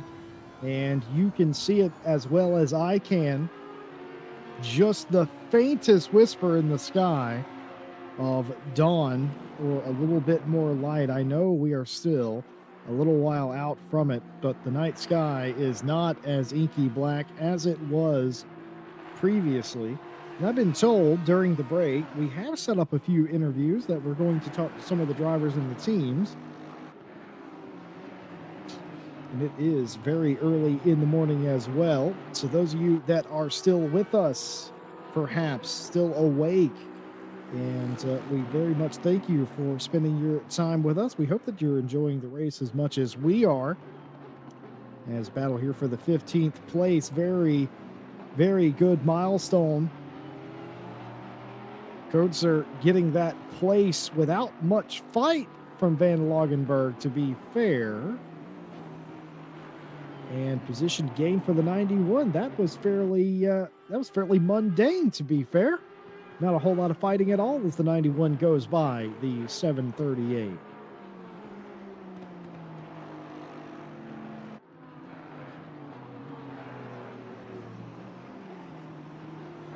Getting our guest mic'd up and everything. Gonna have a little interview with how the race has gone with one of the competitors. Sonic Sim Racing there up inside the top 15. And here is Kevin Taddy. Ferragioli Racing EGA. Holding on to that 5th spot over Milton Still Vasson. And now we are joined by a very special guest, Michael Kundachoglu. How's it going? Well, I've asked you this about 3 or 4 times. Am I pronouncing your name right now? No. Of course I'm not. It's Is it Cho? Kondaxioglu. No, you're screwing with me, Michael, and I'm not going to take that. But you can go ahead. I'm sorry. I'm sorry. How do you actually pronounce it? Kondaxioglu. Are you serious? Yes. Oh, Kondaxioglu. Ryan is lying to us, Jesse Lee. Yeah, I know he is. Kondaxioglu. Anyway, right. let me hold on. This is not live TV, Michael. We can rewind. What's that, Nick? It is live TV. Oh boy. Anyway, moving right along. Like I said, joining us now, Michael Kundachoglu. Yeah, good enough. We'll go with thank that. you, Michael. I appreciate you not ripping into me like some people do. As you can tell, we know Michael, and apparently not good enough to know his name, but we do know Michael. And so tell us who you are and what car you're in. Well, I am Michael Kondaxioglu. Now he's just beaming on us. In the SideMax Motorworks number 96. Been with the team for about a year now, and this is obviously our 3rd Kyalami 24-hour race that we are leading. But this one's been a lot harder than the other 2, to be honest. Well, because we're down to 2 drivers now. Is that why? Where is Boothby? What happened to him? Not sure if I should honestly say it on the air. Well, actually, Sure. I've been streaming, so everyone knows. His wife had a medical emergency, so that's all I know. But he's not going to be joining us. Okay. So And- I did know that Tortellini was having issues. I did not realize that is why Boothby logged off early. So yeah, hopefully she's doing okay. We'll have to check in with him earlier or later on, hopefully. But so it's just you and Killian left then, basically. That's correct. It's been us for a oh long. my goodness. That makes more sense as to why he just told me he's jumping in for a triple here in about 40 minutes. Yeah, that's right. Yeah, it's going to be a long one to close out. I haven't slept yet. Got up at like 5:45 for the start, and gonna stay up till 6 to finish it out. So. Well, Killian, I don't think has slept either. I know he tried to log off for a few minutes, right? And then I assume he probably got summoned back. Yeah, that's correct. Yeah. I think so. Our plan right now is he's going to finish this stint that he just started. I'm going to do a triple. He's going to catch some shut eye, and then we're just going to alternate taking a power down for the rest of the race. Yeah. Oh, you got to do what you got to do, man. At that point, I mean, obviously with Tortellini having the issues he's having, Malinowski not being able to connect, and then obviously Boothby with some personal issues popping up. Well, not much you can do, man. And I mean, you guys are out in the lead, so you can't give up at this point.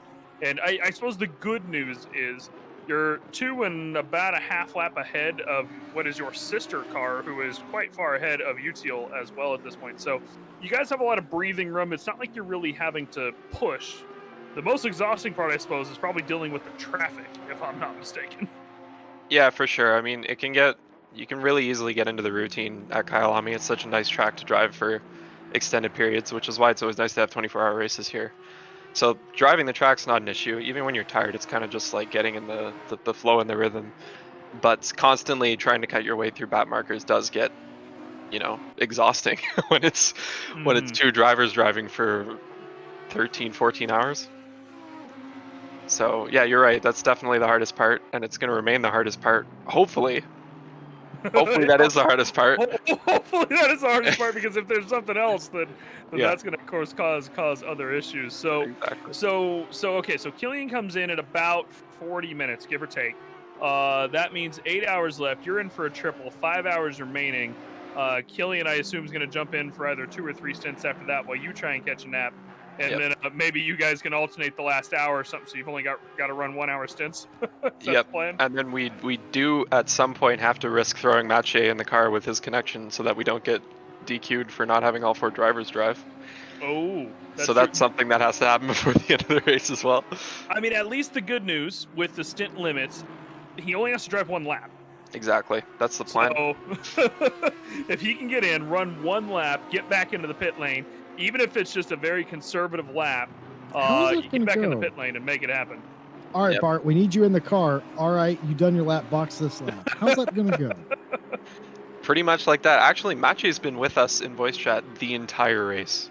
He's Has he? been totally in it with strategy calls and everything. So, it's nice to have the third person there to stay with you when it's 2 drivers for this long. But yeah, he already knows the plan. So hopefully everything works out, and then we just stick to the plan and drive it home from here.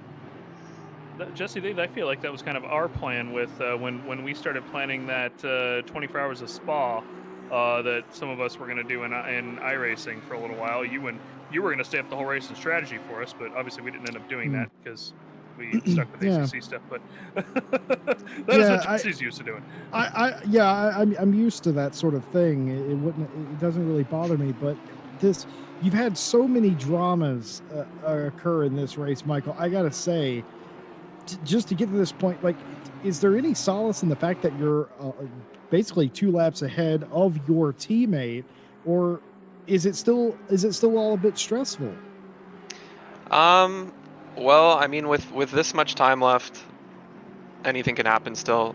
2 laps, even on pace, you can catch up 2 laps in 8 hours, right? So we still got to be on our game here. We still got to put in the good laps. So there's still a little bit of stress, but the buffer is really nice to have. And we do think we can just, keep the pace we're keeping right now, not push too hard, make sure we just stay out of trouble, and we should be able to drive it home. But so there's still pressure, but I wouldn't say it's stressful. But you still got to keep pushing. But Well, that sounds about right. That's kind of what I expected that answer to be. He- out of so- Side so- Max. Well, here's what Michael just said. We're not pushing that hard. We're just sort of running our pace and staying out of trouble. Meanwhile, He says 41, that- 5, 4, 5, I was 1. just going to say, he says that, and then they run 41s lap after lap after lap in traffic. I can tell you right now that Killian is literally trying to survive and keep his eyes open in this stunt. We've got Is the he car set up falling asleep perfectly. out there? Oh yeah, this is our 3rd rodeo at this track for 24 hours, so we've got the setup dialed in at this point. So it really is like our fastest lap there is a 40.9, I think. Yeah, 40, 920, yep. That, we could go faster than that if we really wanted to eat, but we don't need to. So there's no point in really pushing that hard. So here's my question, because you just mentioned the setup. Now, obviously, you guys have 1, 2 here. You mentioned the setup. Killian mentioned to me, and I think that he covered this with Ryan and George earlier, but I'm asking again because I wasn't paying attention. I was trying to take a nap myself for about 20 minutes, What happened on stint 1? I understand there were some tire problems. Yeah, we're still trying to figure that out ourselves, honestly. Killian just had graining issues, basically. And I'm not sure how that happened. Maybe we were just pushing a little too hard for the first 5 or 6 laps or whatever, but something we possibly came up with, and we don't know if this is just total like theory, but in the practice session, we sat on those tires for about 30-40 minutes in the pits. And I don't know if the heat cycles are actually simulated or not in ACC, but we were wondering if that could actually have an effect on going back out on that same set that we just, didn't drive on, but had on the car in the practice session. But I don't know. That sounds like something I'm gonna knock down Gergo's door with tomorrow. Yeah, totally. Yeah, I'd be interested in that too. But we honestly, we were just at a loss. We don't know what happened. So. Well, it's gonna be a long rest of the 8.5 hours here, I think, for them, Jesse, at the minimum. Oh yeah. Yeah, I just got one other question. It's something that's been bugging me. Can you confirm that your teammates are humans? Oh, no, 2.0 robot talk, solving captchas with Jesse Lee. What? No. What's that, Michael? Did you say you cannot? I cannot. No. Then you're telling me there's a chance. Well, that's very interesting. I joke, of course, but real meaning is I have never seen, and I don't think anyone else has either, a team dominate so much at a specific track. It's just, and it's not like it's all gone your way. Let's not sit here and say, oh, it always goes SideMax way, because it never does go to plan, does it? You always have something happen that makes you change your strategy or the way that you have to run a race. You were not the leaders today. You ended up being in that position, but then one after another, cars start crashing in front of you. I counted 4 at one point in 1 hour that you had to either hit the brake or take a massive avoiding action to miss. And then on top of that, the issues with teammates not being able to race or continue to race. And now it's down to basically the two of you, barring one lap by Bart Macha. I mean, how do you always... Not Bart Macha. Not Bart Macha, excuse me. Malinowski, excuse me. I am also tired, have you noticed? But my question to you is, how do you always do it? I don't know. I mean, it's a good question. We've honestly been super fortunate in all 3 of these Kyalami races to... I mean, it's almost impossible to have a 24-hour race go to plan. I don't know if anyone on the grid can ever say that they've had a 24-hour race that went to plan. And to be honest, not a lot of people on the grid in any of these races have actually experienced a 24-hour race before, right? So I'm sure this being our 4th or 5th even, maybe even 5th, having that extra experience under our belt is huge when it comes to dealing with situations like that under pressure, coming up with strategy on the spot when things go wrong. So I think that helps us a lot, but I think we're all just fast at Kyalami. So, I mean, it's a combination of factors, and obviously, I mean, we would still be probably in 2nd place if GTWR didn't have their disconnect. So it's not like we're dominating this race, because we're actually not. It actually could have been a really good battle for first that unfortunately got cut short, but that's the way it goes, and that's what happens in these really long endurance races. So we're just fortunate. So that's what I wanted to ask you, by the way. GTWR, obviously, Simonini had the power cut. Jordan Sherrod not able to get back in because he was out at the time. I mean, does it, or will it, let's assume that nothing major happens over the next 8.5 hours for a second, right? Is it gonna feel hollow? No. I think no, it won't. Hey, a win is a win, and especially in a 24-hour race like this. I mean, you could ask the same thing in real life when a team has like an engine blow up or something. That's kind of what it's comparable to. It's just a random occurrence that could still happen to us easily in the next 8 hours. So no, it's not going to feel hollow. A win's a win.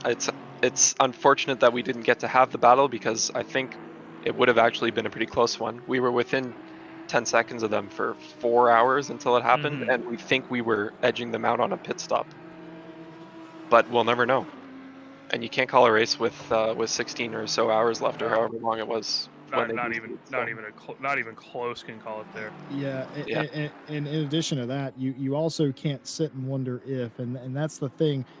You either win or you don't, and that's how it was explained to me years and years ago, and that hasn't changed. And I appreciate that honest answer, and that's the answer I think we were all sort of hoping you were going to have. I mean, a win is a win is a win, and it doesn't matter how you get there. The first one to cross the line gets it, and that means that you were the first survivor. And that's what a 24-hour race is, as much as it is about they argue it's a 24-hour sprint race, and it is in a lot of cases. But to finish first, you must first finish, and that is the first hurdle. And then past that, it's finishing as well as you can. I gotta say, I don't think anybody else is gonna touch you. What are your biggest concerns in the final 8 hours and some change? Definitely fatigue at this point. There's not much else to really, we can't be sitting here and be concerned that there's going to be a disconnect or anything like that. That's just something that you can't think about. So the only factors now are fatigue and lap traffic. So those are the two things we just got to focus on. Make sure we, do the best we can to stay safe out there and keep the laps where they are now, and we'll be good. So the last question I have for you, then, Michael, the 97 car, Yep. your guys' sister team, Tinko Vanderbilt, currently piloting that car around. They're in P2, reasonably ahead of UTL after the issues that they've had and have fallen back pretty far at this point. If I'm not mistaken, they're almost a lap down, or maybe they are a lap down. Let's check quick. They are, actually a lap down according to the time screen. So, I mean, Tinko and them, they're running with 5 drivers in total. So they haven't had quite as much of the fatigue as you guys have. Correct me if I'm wrong. How are they doing? Yeah, that's probably true, but there's still the guys that got to wake up right now. Like Lucas is just about to get in the car, and he just woke up at, what time is it in Europe? Like 3:30 Something like a.m. that, yeah. 6:30 plus 8 hours. That would make it 30. So there's definitely still some fatigue there, but boy, would I kill to have 5 drivers in this car right now. Definitely. Well, Tinko's been flying, man. He's done a great job Absolutely. through the night. So, I mean, good on him. I heard you. I was obviously in your stream a little bit earlier, puttering around a little bit, and I heard that Tinko was out there alone, just by himself in the voice chat, and you guys had to drag him in to make sure that he was staying awake. So, Yeah, we look out for those guys. Love them, and they're doing awesome today. Tinko's been probably, easily on pace with us. Even he would be one of our fastest drivers. He was in our car, so he's absolutely flying. The other guys are doing great too. They had a drive-through, I think, and actually a crash too. So to overcome that adversity and still be P2 by a good margin, they're doing absolutely phenomenal. So kudos for them. All right, Well- Michael, I got one final Oh. thing for you. Yeah. You're Canadian. Yep. And your name is Greek, correct? Greek, / Turkish. It's like both, kind of. Do you know what it means?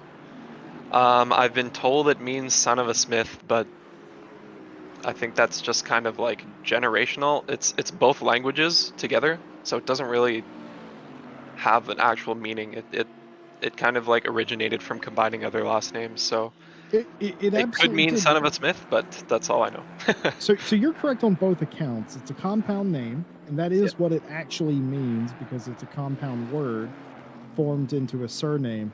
Kondaksioglu it's all of those things. And I tried to I tell you what I did do just now because I was trying to humor myself. I looked up phone books in Canada.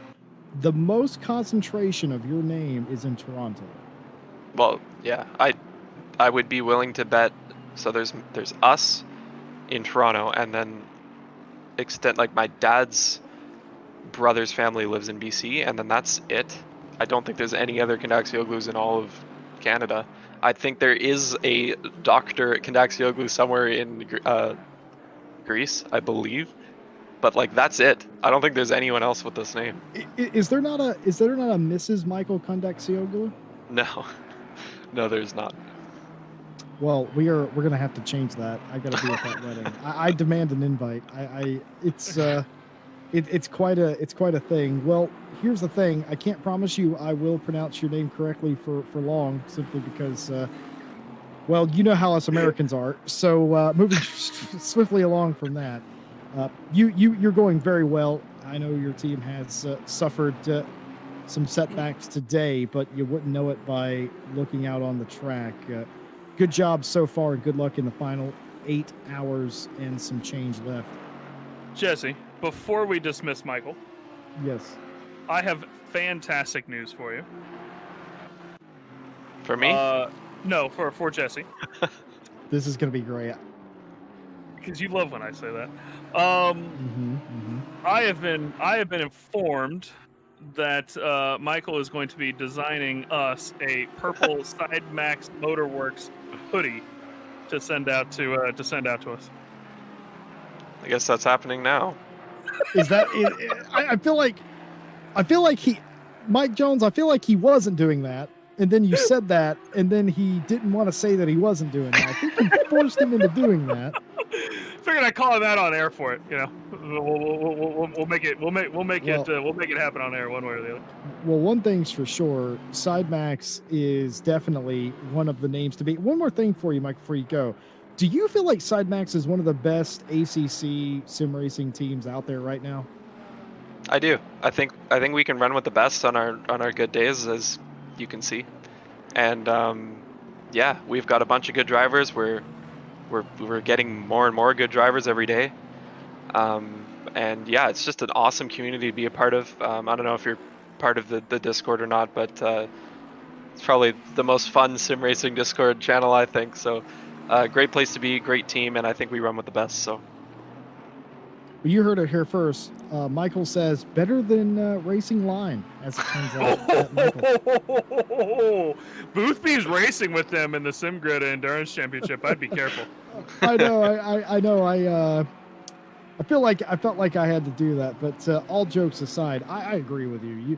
You have shown time and time again you can hang in there with the best of them, GCWR Racing Line and all the rest. And you know, credit to you. You absolutely whenever SideMax shows up, I feel like everybody else's chances of winning go way down. So congratulations on your success up to this point, and well, hopefully we get to talk to you. Well, I won't get to talk to you, but hopefully somebody here gets to talk to you in 8 hours in a little while, and congratulate you on your win. So good luck. yeah, I hope so too. Thanks, Jesse and Mike. Yeah. Good luck, Talk to man. you I'll guys be later. sure to I'll be sure to be in the chat memeing on you. Don't worry.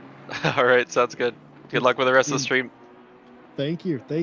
Michael, by the way, or not Michael, Mike Jones, by the way, was apparently when he was away a few moments ago, was apparently memeing on the SideMax team's Discord or something like that, attempting to find Condesiego to get him in for an interview. So I'd hate to think that Mike Jones would pressure somebody into an interview, but I feel like that's just how journalism works. That sounds about right. Oh, anyway, Michael, good luck, man. We'll make sure you tell Killian that if he falls asleep, Ryan Gill will be very disappointed. Ryan Gill specifically will be very disappointed in him. Okay. All right, will do. Thanks, guys. See you, bud. Cheers. Now that we're done with Michael, by the way, I'm going to have him hand his microphone over to another driver that's out on the field here. Currently, car 23, number 23, Jesse Lee, our lone remaining Lamborghini driver out of the two that started. RCI community moderator Ted Edwards joins us in the booth. And Ted, why are you in a Lambo? Because that's what the team wanted, so I said yeah. Well, that answers that. Then. Nah, it's not too bad, to be honest. That was gonna be my next question. So it's okay. It's okay. So for the RCI 24, we ran the Audi, and it just feels the same. Because obviously it sounds the same, feels the same, so it's not too bad. But no, it's very smooth. Apart from we aren't running a dry setup, we're running a mixture, which is a little bit annoying, but it's working for us at the minute. Well, I mean, you guys are in P23, and obviously you had some issues through the middle of the race. Jordan's currently out in the out in the car after you guys took a bit of a break to go do another race even. Yes. About, what is it? It's about 7 o'clock here. That means about 4 hours ago, you guys were out in a very moist Nürburgring, out in different cars on a different track and everything, and then getting back out to Kyalami. I mean, did it take Jordan a minute to adjust once he got back in the car? It seems like he's just adjusted straight away, which is pretty nice, and he's doing some good lap times straight away. So it's really good. Just gotta wait until I get in the car now. And then we'll see the lap times fall. Is that what you're telling me? Yeah. No, I think I'll be okay. It's just getting back into going from the 2015 AMG straight back into a Lambo is going to be a difficult one, but I'll manage. Yeah, I think you need to jump yourself into single player for a minute and do it. Yeah, I might do that quickly. That could not be two different cars. Yeah. An old the non-Evo Merc versus the Lambo. By the way, just to step off this for a quick second, Jesse, sorry, Nick, can you go to the onboard cam for a second? Jesse Lee, look at that skyline. Yeah, I know. When we came back, Mike, and you weren't here for a moment, I mentioned that somewhere around 3:25 a.m. the sky was starting to get just a bit light, and I thought that was a bit early, but this pretty much confirms it. The track is no longer dark, is it? At 3:52 a.m. You could actually you wouldn't want to, but you probably could get around here without the lights illuminating the way. It's actually gotten a bit lighter than we expected, so we're going to have several hours here in the daylight. It's only going to improve from here, and no change for the weather. The one thing that will likely change is the track temp. It's going to start to go up, and I'm quite curious what that is going to do for some of these teams that were really good in the night portion. Also, hello, Ted. First of all, at number 2, ooh, that Lambo's been in the walls, ain't it? Just a few times. Yeah, Nick Setnick disagrees. He has a list. I think it's about 7 fingers he's holding up over there. What do you think, Yeah, we've been in there a few times. Which is about 5 more than Nick Setnick gives me when I ask him. Yeah, well, in the end, I mean, the thing is there's been plenty of that, though, near the back of the field, right? We've obviously been monitoring, say, the 420, the 344, the 57, the 888. All 4 of those cars are noticeable from our perspective as commentators as cars that have been in the wall quite a bit. And the 57, we've commented quite a few times on them, Jesse, about how even though they've been in the wall so many times, they're still in, what is it, P30 right now, a lap down from P29. It's been rough for that 57 car, and they, to be honest here, being real, they haven't had the best driving standards with their rejoins or anything, but all of their incidents haven't necessarily been their fault. But there's another car right here in the 23 that has had a bunch of issues and is still up in P23. I mean, do you think you could potentially climb up even a little farther? We're hoping to.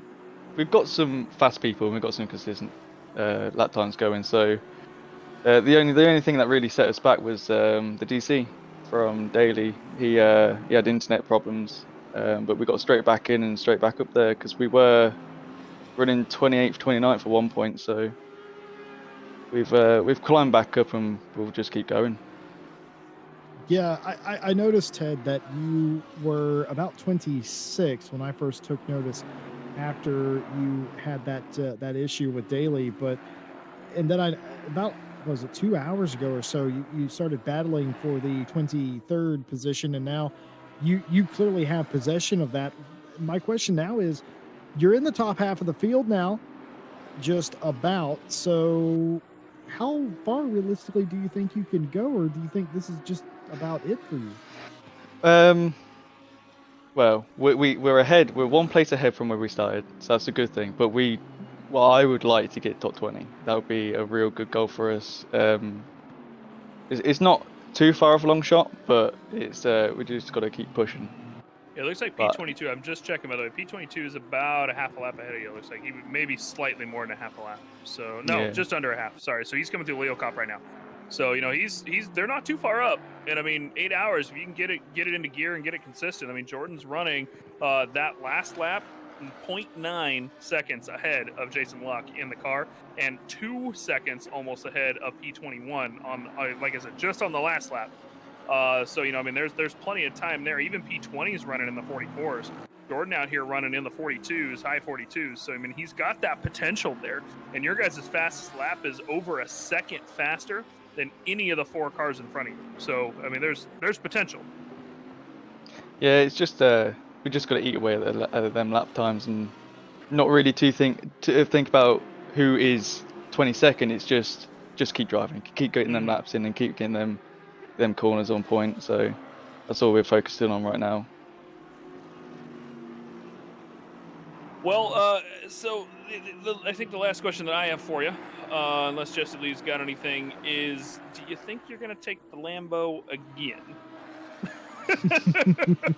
Well, when I first started ACC, I hated the Lambo, but after today, I actually quite like it. We've got a decent setup, and I think that's all that really counts. It sticks well, and we all feel comfortable with it. So to be honest, I probably would take the Lambo again. Race Ventura Season 5 Lamborghini Evo is what I'm hearing. Well, just have to wait and see, won't you? Yeah, we don't know what I'm taking either next season. We'll find out. It seems to be random in the Night Owl Championship as to what car we take, and maybe I'll talk Jordan into taking. Maybe we'll talk Jordan into taking a BMW or something just for the memes. Though maybe I'll get in love with the Lexus, of course, through the CHSR Championship. Are you racing in CHSR, Ted? I am not. You are not. No. Yeah, so you're not racing there. It's Tom and Cam that I'm thinking of. I was thinking you were racing with Cam, but that's Tom. Yeah. Maybe I'll fall for the Lexus through the CHSR You just Championship. confused Tom and Ted. It's got a T on it. I'm tired, Jesse Lee.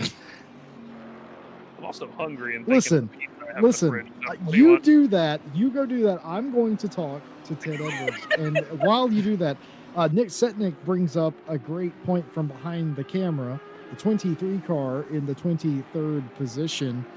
That's pretty magical. You've somehow managed to do that as well. But Ted, I gotta ask, since Mike Jones is gone now, who's your favorite as you nearly get collected with a backwards Bentley coming through Crocodile, and it almost ends in tears, but does an excellent driving by Jordan Daly, getting through the accident zone and missing the accident there. We're going to watch a replay. Ted, I think you can watch this with us as well. And you're going to see a Bentley that's going to end up backwards right in front of your driver, Daly. And Daly is going to hit that Uno reverse card here in just a moment. And indeed already had. And Daly says, nope, not today, Satan, and continues about his way without damage. Ted, I'm going to ask you a serious question. Who's your favorite around RCI, Mike Jones or me? Oh, it'll have to be you, Jesse. That's right. And you only said that because Mike Jones is not here, but I'll take it anyway. I better get running. Yeah. Well, are you off? Oh no, I'll stay. Listen. You can scratch him behind the ears. It's fine. We are talking with Ted Edwards, co-driver of Jordan Daly in the Ambitious But Rubbish team. Can you explain a little bit about the name Ambitious But Rubbish? Is that Top Gear inspired, or is that more performance inspired? I'm not too sure, because it's not my team. You didn't come up with a name. No. So the guys who I'm driving with, obviously, I brought Daly into the team, but the guys that I'm driving with, I found them in the 12-hour Bathurst RCI. They needed an extra driver because one of theirs had to back out, and they wanted me to drive because my team had to back out. So I drove with them, and we did a really good race in the Lexus. So they wanted me again for this 24, and so I said, I know a guy who does a night owl with me, and he would like to do one. So yeah, this is where we ended up. But I think the name suits us quite well. We are ambitious. Rubbish. No, see, I disagree with that last part. Ambitious, perhaps. Rubbish, not. Rubbish would not have recovered from a disconnect as eloquently as you guys have. And I had to say, it was a treat to watch you get to this position. And through all the accidents, we were literally talking a few hours ago about teams that have had issues and had issues early that were on the rebound. And of course, the ambitious but rubbish Lamborghini was one of those that had quite a significant issue. The 85 also comes to mind. They've had issues overnight as well. What's the strategy for the 23? Sun's coming up and 8 hours to go. What's the strategy to the end? So we've got Jordan in now, and he's going to do another lap. Then I'll be in. So that's going to be quite fun. But it's we've got a few more stops to go. We've got a few more changes.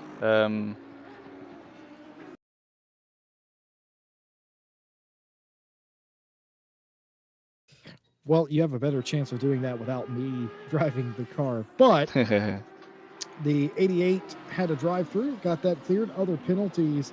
Currently, the 221, a drive-through for track limits. The 129, the same story. 10-second penalty awarded by the stewards to the 420 for, I assume, causing an incident. I'll have to check on that for the 420, but that would not surprise me.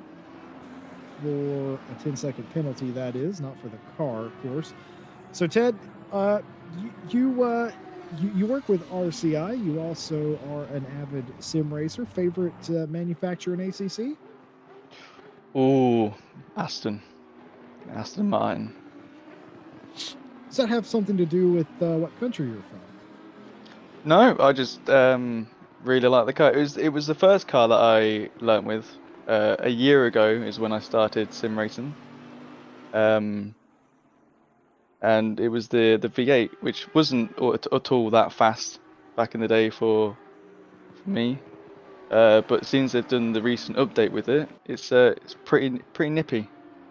And I got a third place in, I think it was third or fourth in the Snetterton race we did when that first came out. So I really do enjoy that car. It is a little easy, but it's I just like it. It's just one of those cars. All right. Well, I gotta say, I am also a fan of the Aston, but one of our team members, who is known by the name of Fabian Schmedberger, said, "Yeah, no, don't drive the Aston." He said that's great for beginners, but you're never going to get anything out of that. That was ever so long ago, but he made me stop driving the Aston. You might want to try it again, see what you think. I might have to. That was a very long time ago. Ted, who? I actually don't have the team sheet. Who's with you in the 23 other than Jordan? So we've got Jordan, we've got Wojciech, and we've got Camille. And them two are both brothers. Right. Yeah, see, we had heard that earlier. I was confirming that. We had heard that earlier, and I don't know, Mike Jones sounded skeptical, apparently. About what? Ah. Them being brothers. Oh, those two. Yeah, I didn't. I wasn't for sure on that, but yeah, apparently they are. So that is what it is. Maybe it's not quite as surprising, given that double Zarzekis. If I'm not mistaken, it was Wojciech that was driving before Jordan here. He was obviously struggling a little bit, but his brother was doing real well early on in the race. So hopefully, Wojciech, is he getting back in the car at some point? Is he shake himself off and get back in and get in some laps? Hopefully. Hopefully, because he is the one who did our fastest lap, and he was doing a good 41s. So he was the one him and his brother were the ones that pulled us back. So his brother will get in the car again, Camille, and then hopefully Wojciech will get back in. But we're giving him a rest because of he's hurt his finger. So and he gets a bit what? of. He's hurt his finger. I know, but his wrist hurts after a while, so we don't want to stress him out too much, just in case we need him to. That is something that I understand. having broken my wrist about a year and a half ago, sometimes I get about an hour deep into a race and I go, okay, am I going to make it a second? Age setting in for Mike Jones. Nick Setnick, by the way, who is good friends with Mike Jones, he jokes about that incessantly, your broken wrist, Mike. Yeah, because it was ridiculous and it never really healed. So what are you gonna do when you break your scaphoid? not technically your wrist, I suppose you'd know a little bit more about that. Is that technically your wrist, Jesse? Not really. Yeah, it's wrist adjacent. Anyway, Ted, we are here with Ted. We are here with Ted Edwards. Here's the problem: too much RCI in the booth, I think, is what the problem is. 'Cause it was bad enough when it was Mike Jones and Nate saying, now we have Ted Edwards, and now it all gets a bit sideways because we just start chatting about normal stuff. We chat about in general, but it is going well for you guys now. How would you rate this race on a difficulty scale, Ted? Ooh, what, out of 10? Would you like a rating out of 10? Yeah, sure. I'll give it a 7. A 12. You want it a 12? Don't, okay, don't, then. Don't listen to him. You're talking to me. Don't listen. Yeah, it's about a 7. It's not too difficult. Everyone's racing really cleanly. People are adhering to blue flags in the right places. There's a few people out there, don't want to move a bit, but we get past them. So I will say, you're right. They are doing quite well at adhering to the waved blue flags, which is a bit refreshing. There are some races where teams just seem to ignore blue flags and race cars that are on a different lap than them, but it has been pretty nice for the most part. Yeah, and I think that's what we need in this sort of thing is just people going by the rules, and it just, because if you don't, you're just going to ruin someone's race, and you could cause a big crash. So it is really nice to see people just following the rules and just having a nice race. Well, Mike Jones, do you have anything else for one of the drivers of the 23? No, I think that's about it. Make sure you head on back. Wish Jordan luck for the rest of his stint. He's still catching the cars ahead, running slowed down just a little bit over the last couple laps. I think he caught some traffic on that last lap, lost quite a few seconds, unfortunately. But like he's definitely quicker, and obviously, like you said, one of the brothers I think is going to put down some pace as well once he comes back up. Yep. Yeah, I'll be in after Jordan, so you'll see me hopefully not in meeting Barry. So don't tell, by the way, Ted. Do not tell Jordan that he's one of my favorite drivers. I'd rather him not know that. Oh, okay. He's only he's seen him in 2 night owl races, and all of a sudden he's his favorite already. No, I've seen Jordan Daly a bunch of times. I've covered races with Daly in them before, Mike Jones. Well, Ted, good luck, bud. We'll catch you here towards maybe towards the end of the race. Jesse and I got about 2 hours left on our stint, and you've got about another 45 minutes or so for your start and yours. So we'll see you before you take off. Yeah, thank you for having me. Pleasure. Good luck to Ted Edwards, part of the 23 Lamborghini, the ambitious but rubbish team, as they continue their track. They're currently tracking 21st. Sequence of pit stops, I should say, underway, but they are up to the 21st position right now. They are running solidly inside the top 23. They're as low as 29th after Jordan Daly had issues earlier with his connection. We're able to reconnect and race all the way back up to the position that they currently find themselves in. An excellent recovery from a team that calls themselves rubbish but do not race like rubbish.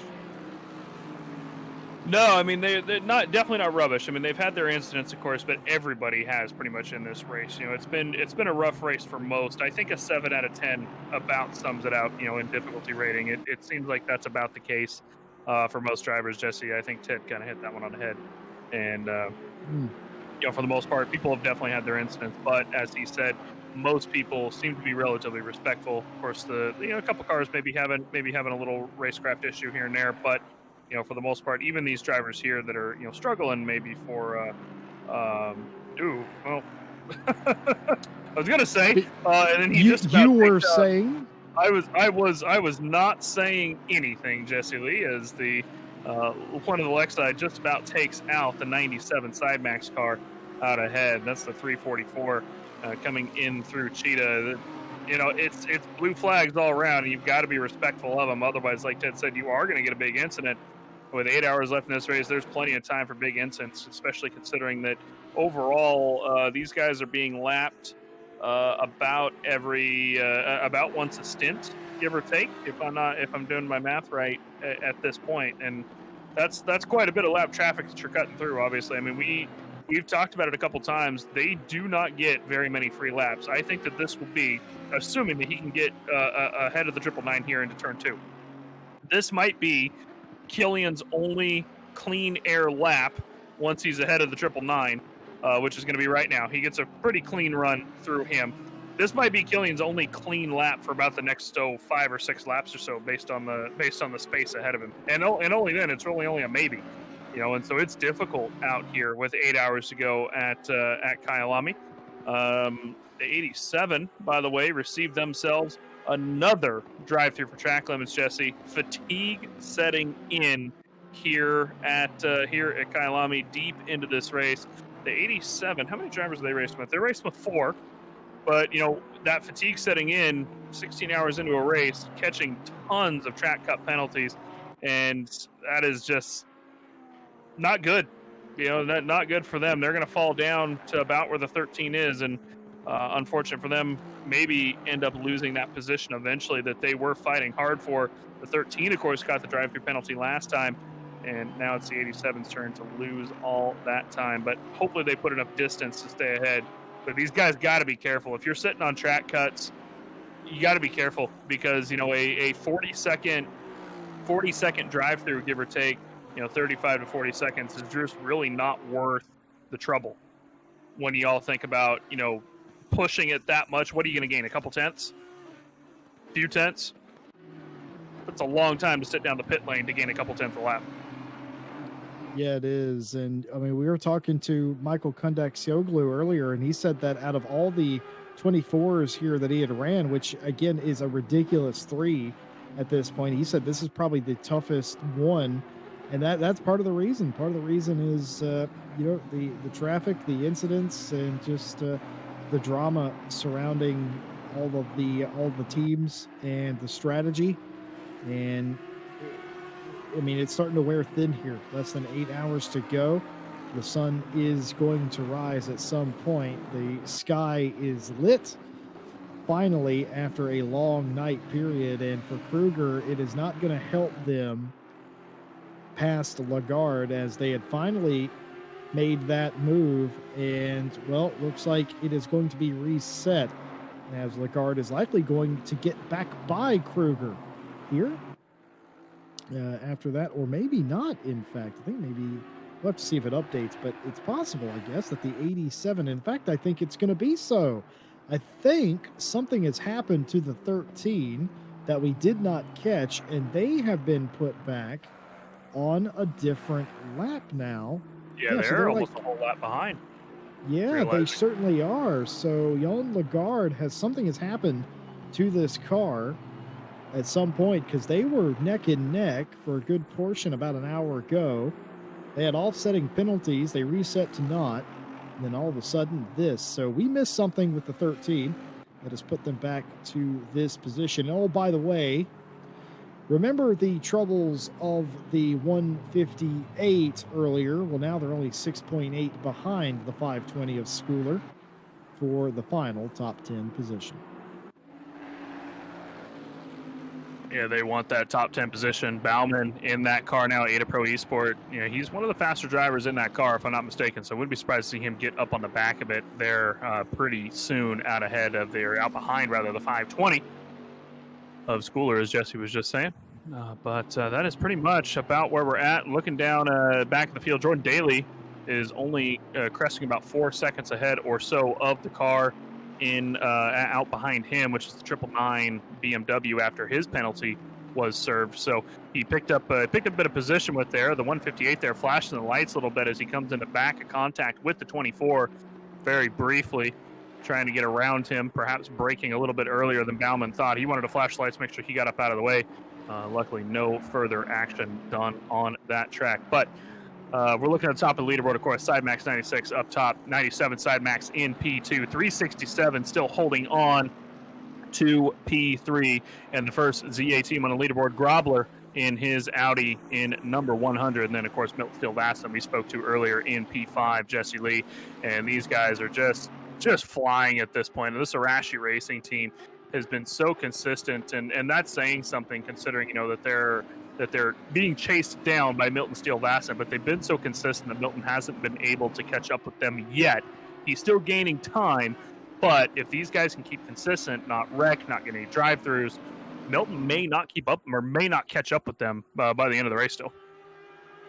What I find most interesting about Grobler was that earlier he was just in our chat here on RaceFace talking to some of the other teams, the SideMax boys and the MSV team as well. Found that very interesting, and that's just the camaraderie that you have. They're competitors, yes, but off the track they are friendly and friends. Of course, whenever you share a similar passion such as motorsport and sim racing, you tend to gravitate towards each other anyway. And all these bigger teams and bigger groups all have networks in and of themselves. So Grobler, seeing him in high spirit with his Arashi Racing team, having fun in the middle of the night, that is why you do this. And now GC Grobler is racing into the morning sun, or will be in just a short while. And 4:17 a.m. in sim time. We understand that it's actually a few minutes earlier in the real world in South Africa, but such is the time sync between when the race started versus when it was actually activated. The opening lap, of course, was delayed by about 5 minutes due to the grid, and I suspect it is about 5 minutes behind is the real world in comparison to in sim time. So that all sort of makes sense to my head as Killian Ryan Meenan continues to circulate as the leader, as we give you a rundown of what has happened in the race. Well, it started with GTWR taking a nice lead over 10 seconds over SideMax Motorworks 96, and then trouble struck when GTWR had a disconnect to the server and could not reconnect. That handed over the lead to Killian Ryan Meenan, or actually I think it was George Boothby, in fact, who was in the SideMax 96 at the time, and that promoted the SideMax 97 into the second place position. Ever since, the 96 has led and has some 2.5 to 3 laps over the field to just show you how dominant SideMax has been. They are going for their third 24 of Kyalami win in a row. Absolutely unheard of stuff. The 97, though, and the 367 have been locked in a battle. That has been cooled off overnight. They nearly came together, did the 97 and the 367. The All-In Racing Bentley attempting to overtake the 97 would lose it on the curb, have some damage on the nose, and have to pit for repairs. An extra 10 seconds or so of damage on the Bentley, and ever since they have been separated by a significant margin. Behind them, the first ZA team on the grid, the number 100 Audi.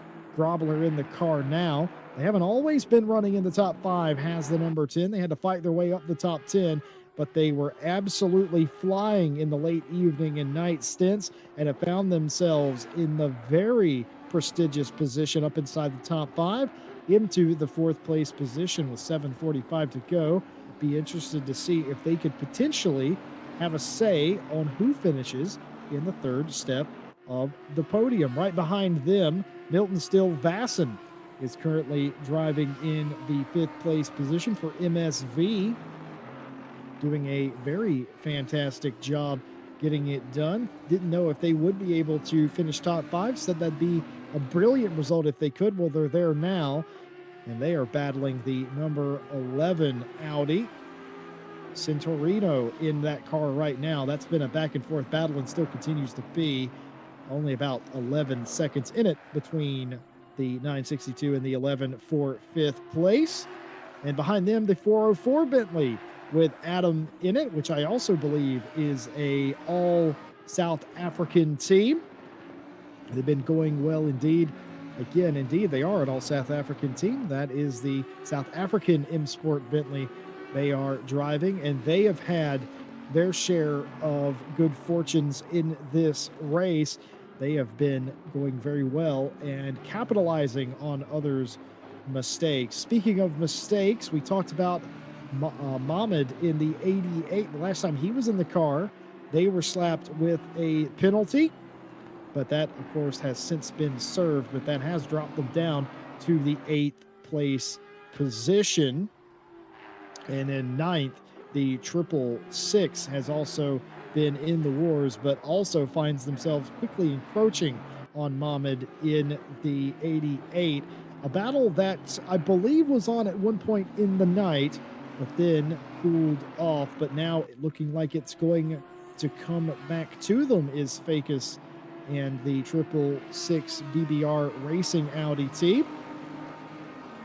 And in the final spot in the top 10, the 520 of Schooler is hanging on to that spot, the beneficiary of a couple of cars behind them getting some penalties and taking them out of a running order for the top 10, though it is not all peaches and roses for Schooler. He's only 5.3 seconds in front of Bauman in the 158. The 158, who was knocked out of the top 10 earlier, finds himself just 5 seconds behind for a top 10 place. Behind all of them, the 13, who has just received a second drive-through penalty. We saw the 87 have a drive-through earlier. The 13 was re-promoted of Lagarde back to the 12th place position. This fight has been going on for hours between the 13 and the 87. Well, now the 13 has another drive-through penalty. Absolutely astounding back and forth, though it has played out in the pit lane, it must be said. Not on the racetrack, but it is looking like it's going to be a job of who has the who doesn't get a penalty. In that case, might be the person or the team that takes home the 12th place spot. That really big too, Jesse, right? I mean, they've been fighting back and forth with drive-throughs more than they've been fighting back and forth on the track. Exactly, that's absolutely been the case. And of course, behind them, you have the 738, the 91, the 221. The 969 that has had their fair share of excursions. The 129, the 777 as well, and the 714 is the top 20. Well, Daly is holding on to 21st place, but only just, as the 999 thinking about going the outside of Sunset. It might as well be called Sunrise now. Is that pursuit going to be a fruitful one? Yes, it is.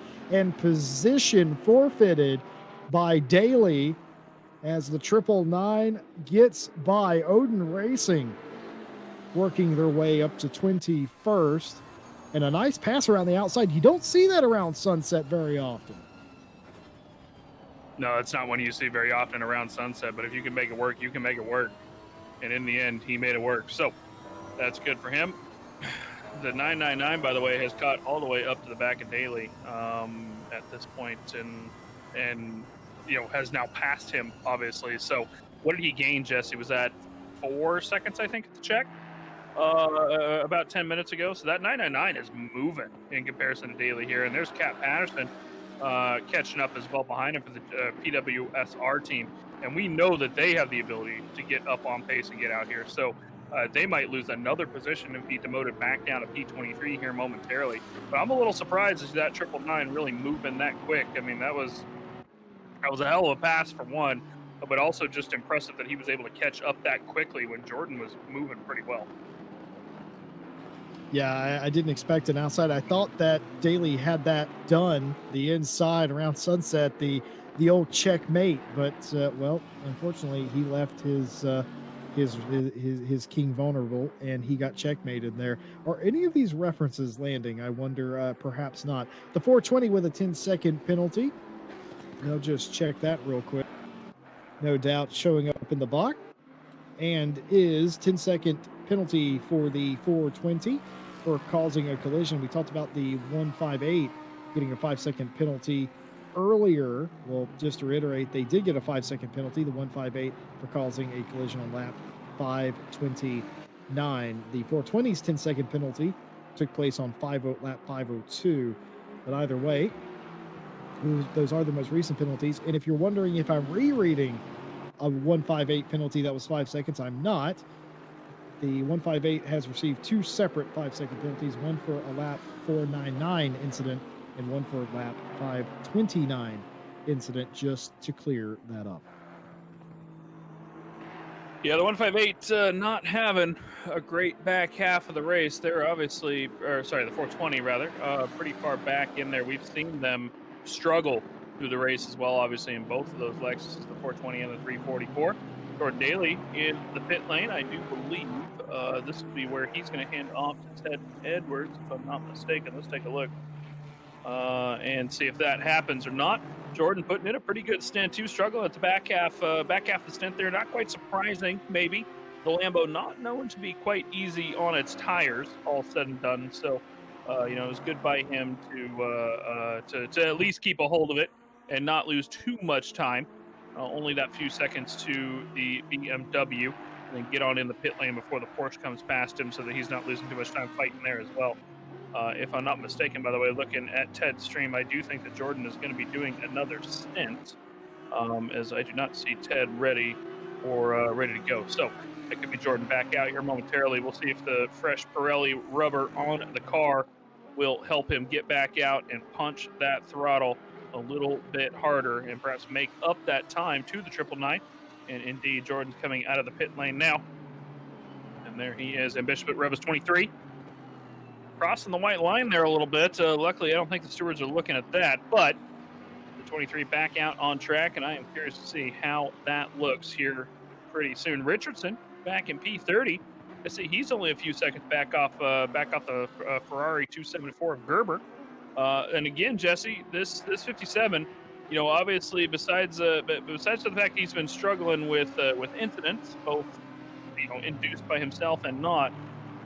He's again still just got reasonable pace comparatively to where he's at in the field. And if the Richardson brothers can kind of keep it on the track, they can do well. We now have Nigel in the car, so we do have the other Richardson brother, which was Gary Richardson, out of the car at this point. We'll see if Nigel can maybe help out the team for that 57 Audi and keep that thing out on track perhaps a little bit better. And that is one of the lead Audis behind him. If I'm not mistaken, about ready to slide on past, and there he goes. I can't tell if that's a 96 or 97 because they look so similar, but that is indeed the 96. As I take a look over at what is now Michael name for Jesse to pronounce here in just a moment, as I do not remember. Kundaksioglu. Michael Kundaksioglu. I got to get that in my head. Ryan yeah, Gill, I did.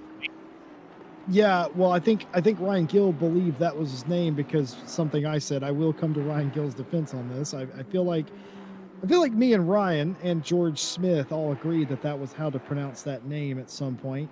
That is, of course, despite the fact that I knew that that's not how that name is pronounced, and we just sort of stuck with it. But again, I've asked Michael 3 times now how to pronounce his name, and I seem to forget it every single time. He doesn't. Maybe he'll come back with a different pronunciation next time, just to mess with us, right? Well, here's the thing. He doesn't take offense to it.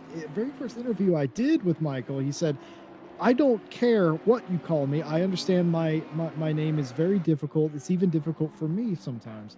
Yeah. And that's very nice of him. But at the same token, I would still like to attempt to pronounce your name correctly, just out of sheer professionalism. But can tell you though, class act that Michael. And I went into the SideMax Discord, which was an instant mistake. Oh, did you, Jesse Lee? I did indeed.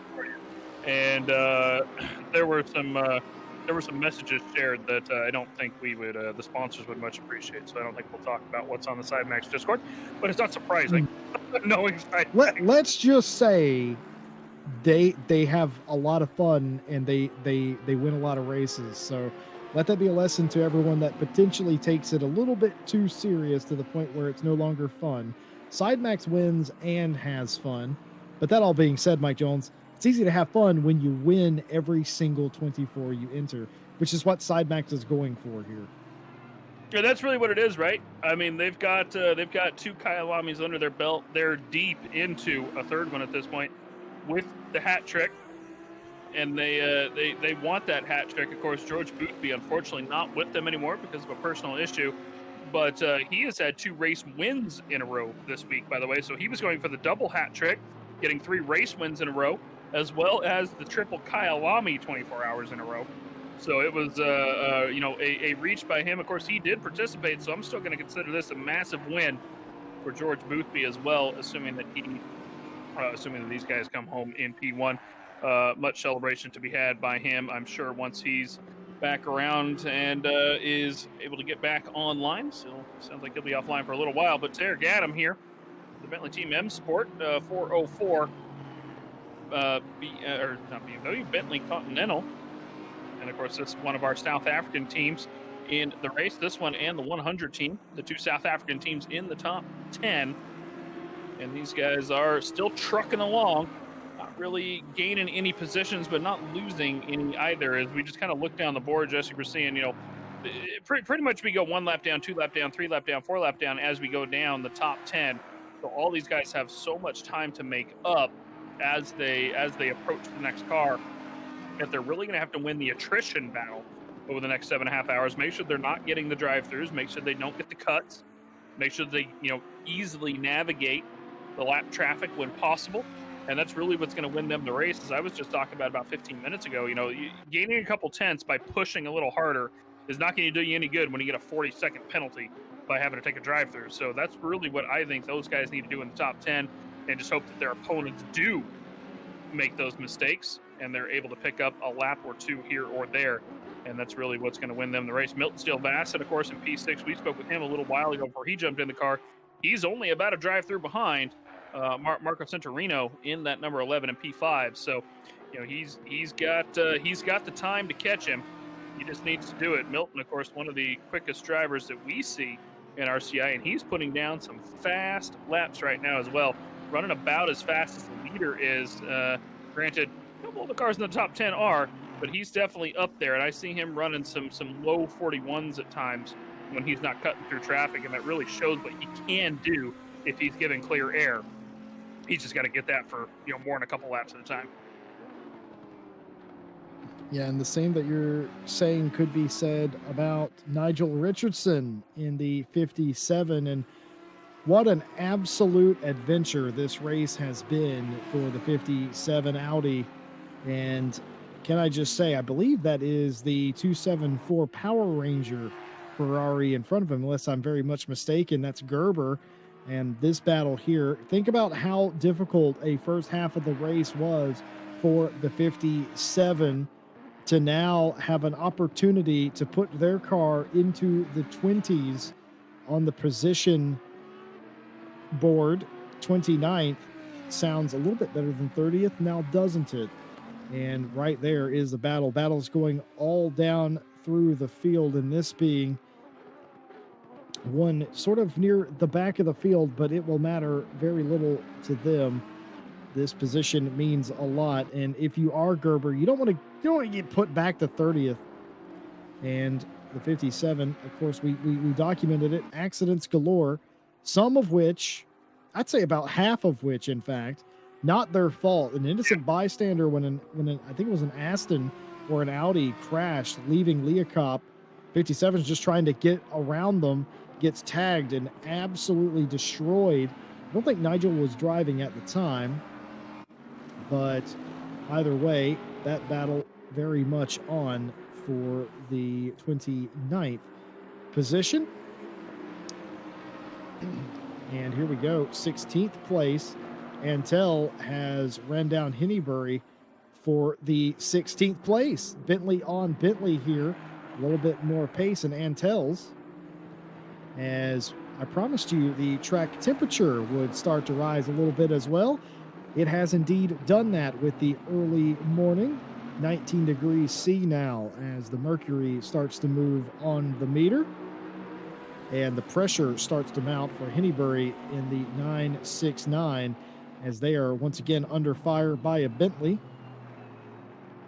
Ooh, looking down the inside, a little bit of a defensive move by Henneberry there, and nothing doing for Antel into 2. Can't quite make the move, and now it's follow the leader here.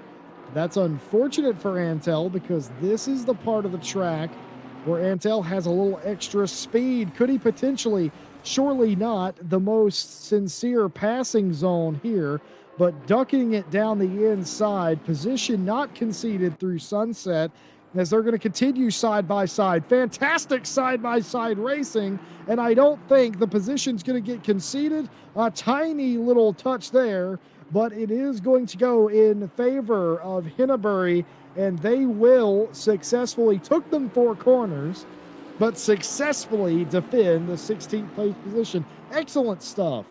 That would be a negative, by the way. That would be Antel out in front, getting ahead of Henneberry. So Henneberry gets out in front, gets into P16. Henneberry not able to make that defense. And we're going to see if he's able to get back in front of him, though, or if Antel's going to take off down the road. That 969 is looking like he's still all over the back of the 738.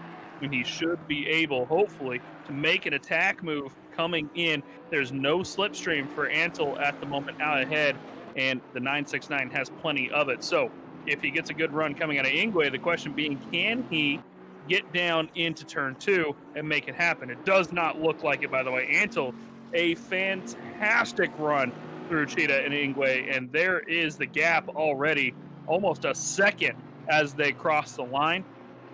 And that, of course, is a Porsche out behind them.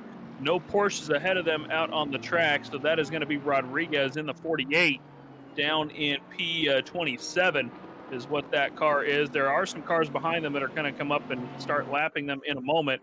But, overall, that is still not enough for them. Jesse Lee, P3, drive-through penalty. What did I just say? What did I just say 6 minutes ago? You literally said that you can't make mistakes, and if you do make a mistake, they are only about a drive-through penalty away. And for Grobler, they will certainly, his team will be telling him, 3rd place just got a drive-through penalty, and that is going to be devastating for this team. The 367 All-In Racing will, they don't serve it here. They're going to take an extra lap. They're going to think about it and strategize surely on what they should do. And that is absolutely devastating. You can't have that ever, Mike Jones. You can't have it when you're on a podium, and you certainly shouldn't have it after the fight that you have had to put up to keep and have this position in the first place. But nevertheless, it is the situation he finds himself in, and this team finds themselves in. And a brief moment here to talk it over with the team, figure out what they want to do. As I just noticed, Henneberry just in the 969 has pitted after losing out to Mark Antel for 16th place. By the way, Antel just closed down on Webster 2 seconds in just about a lap. Absolutely rocketing through the field is the 738 right now for Webster. But for Sebastian now, Mike Jones, got to face the music, don't you? Got 2 laps or so, got to come down the pit lane. Yeah, I mean, that's the thing. It doesn't matter what you discuss with the team. Regardless of what happens, you're going to have to pull off the left to Cheetah, make your way into that pit lane, and take the long 31-mile-an-hour trip down the Kyalami pit lane. Luckily, the pit lane... What is that in Ks? Is that 50, 60? if I'm not mistaken. 60. It's 50. I think it's 50 in the pit lane. It's Oh, 60 on that's- the formation lap and 50 in Oh. the pit lane. I'm almost That's positive. so slow. So slow. And that's the thing, right? Let's see. Does he pull over? It looks like he's no, he's going for one more lap. So they just pitted 24 laps ago, by the way. So they are definitely not, they're in the middle of their pit window at the moment. And he's got clear air, so I think it makes sense that he's staying out for the moment. He's going to have to this time, right? He's going to have to, but he's got clear air. It makes sense to push as hard as possible at the moment to make up that time. I'm looking back at the 100 of Grobler, by the way, who lost about 6 tenths last time by. Crowd, but we can see where he's at here, right? He's coming to the S's And of course, P3 is currently coming out of barbecue. So that's, about 2/3 of a lap behind that he is, which means that even with that drive through, Grobler's not going to be near the back of that 367 Bentley quite yet. He's going to have to make up more time. I'm actually trying to decide if he's a lap down at this point, because our timing screen is, it always gets a little awkward 16 hours into a race, Jesse Lee, to see if they're properly a lap down or not behind him. But we're going to find out once the pit stop cycles out if Grobler's got a whole nother lap to make up on top of what it is. But he's going to cycle out. If I'm going to take a guess here, I'm going to say it's going to be 20 seconds down the road once that drive-through cycles out. Maybe not 20 seconds. It's going to be close to 35 seconds, I think. So Grobler, he's going to have to make up that time. And based on his lap times at the moment, he's not capable of doing so. Like I've been watching Grobler, especially ever since the 367 got the drive-through. He's not capable of catching up to Sebastian Corral at this point. Not on pace alone, anyway. So he's gonna have to try and make up a couple tenths somewhere down the line to make up that time. Running mid 42s is not going to do it, unfortunately, in this very quick field. And as we approach dawn, sunrise has been had here, and as we approach dawn, we are in dawn. Sunrise has been had here at Kyalami. Still pretty cloudy, so we can't see much of the sun, but sunrise did, of course, happen at what was it this morning? 5:20 a.m. So 2 hours ago, and you can see just how light it has been. Here's Sebastian coming out of the pit lane. I'm watching Grobler. He's coming through Leo Cop at the moment. It's about a half a lap behind, actually. He didn't lose quite as much time as I thought. But either way, it's nothing. There's nothing to be said there. Grobler's going to have to pick up the pace if he wants to get in and get up to the back of that P3 and get on that podium and celebrate this South African 24-hour, the first South African 24-hour with a South African team on the podium. Pure Storage, of course, bringing you this race, the Pure Storage 24 Hours of Kyalami, brought to you by Solidarity E-Race and powered by RaceFace, commentated, of course, by most of the RCI Racing Club International team here at Kyalami. Greg Maloney and Clark King joining us in the box as well. They'll be in here in about another 80 minutes, bright and early in the morning, ZA time, to jump back into the booth and take over the morning stint and finish out the race with you alongside Brian Gill and George G. Mac Smith. Other sponsors here today, big shout out to NEC, DataSciences, Oxide, SuperMicro, and of course AMD for helping out with this fantastic race that we've had. It's been action-packed for over 16 and a half hours at this point. Even though we've not maybe had a lot of track action go on the overnight stint, we have had drama. Cars are separated out. Cars are having incidents, though, and that is really what's going to matter. We've had positions change all night long, all through the field. People making mistakes, people getting drive-throughs, as we just saw the 367 do. And the problem is, if they keep doing that, that's not going to work for them in the end. And again, Jesse Lee, I'm hoping for a South African podium. Yeah, I think that would pretty much top this off with RaceFace and just have a South African podium. And don't take that the wrong way. I am not in any way betting against or rooting for any demise of anybody, but I mean, it just feels right, and we've come so close in other 24s, and it just hasn't happened. This is about the best shot that we've ever had, but it's going to take some doing, though, must be said, from the 100. It's going to take some doing, still half a lap behind the third place car. I talked about Mark Antel for Retro Esports Alpha earlier, about how he was rapidly catching Webster. He was about 5 seconds behind him. Well, that was only about 3 laps ago, and he has absolutely caught him right on the back of the 221 of Webster now. Antel made short work of Henneberry behind him when he caught up to him. I wonder if the same is on the cards for Webster. I'm curious what has reawoken the 738 here, because I checked on them a while back, and as far as I know, unless the timing and scoring wasn't cooperating, they sort of weren't really going anywhere. And that could be very, very wrong. It could just be timing and scoring. But all of a sudden, I noticed them wake up and absolutely start flying, putting in very consistent and very good lap times.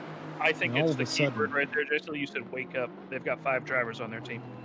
well, there it is. And Mark Antel very awake at this early hour in the morning and getting it done right behind Webster here. We're at to see, is there going to be a move down into turn 2? Looks like he's too far behind.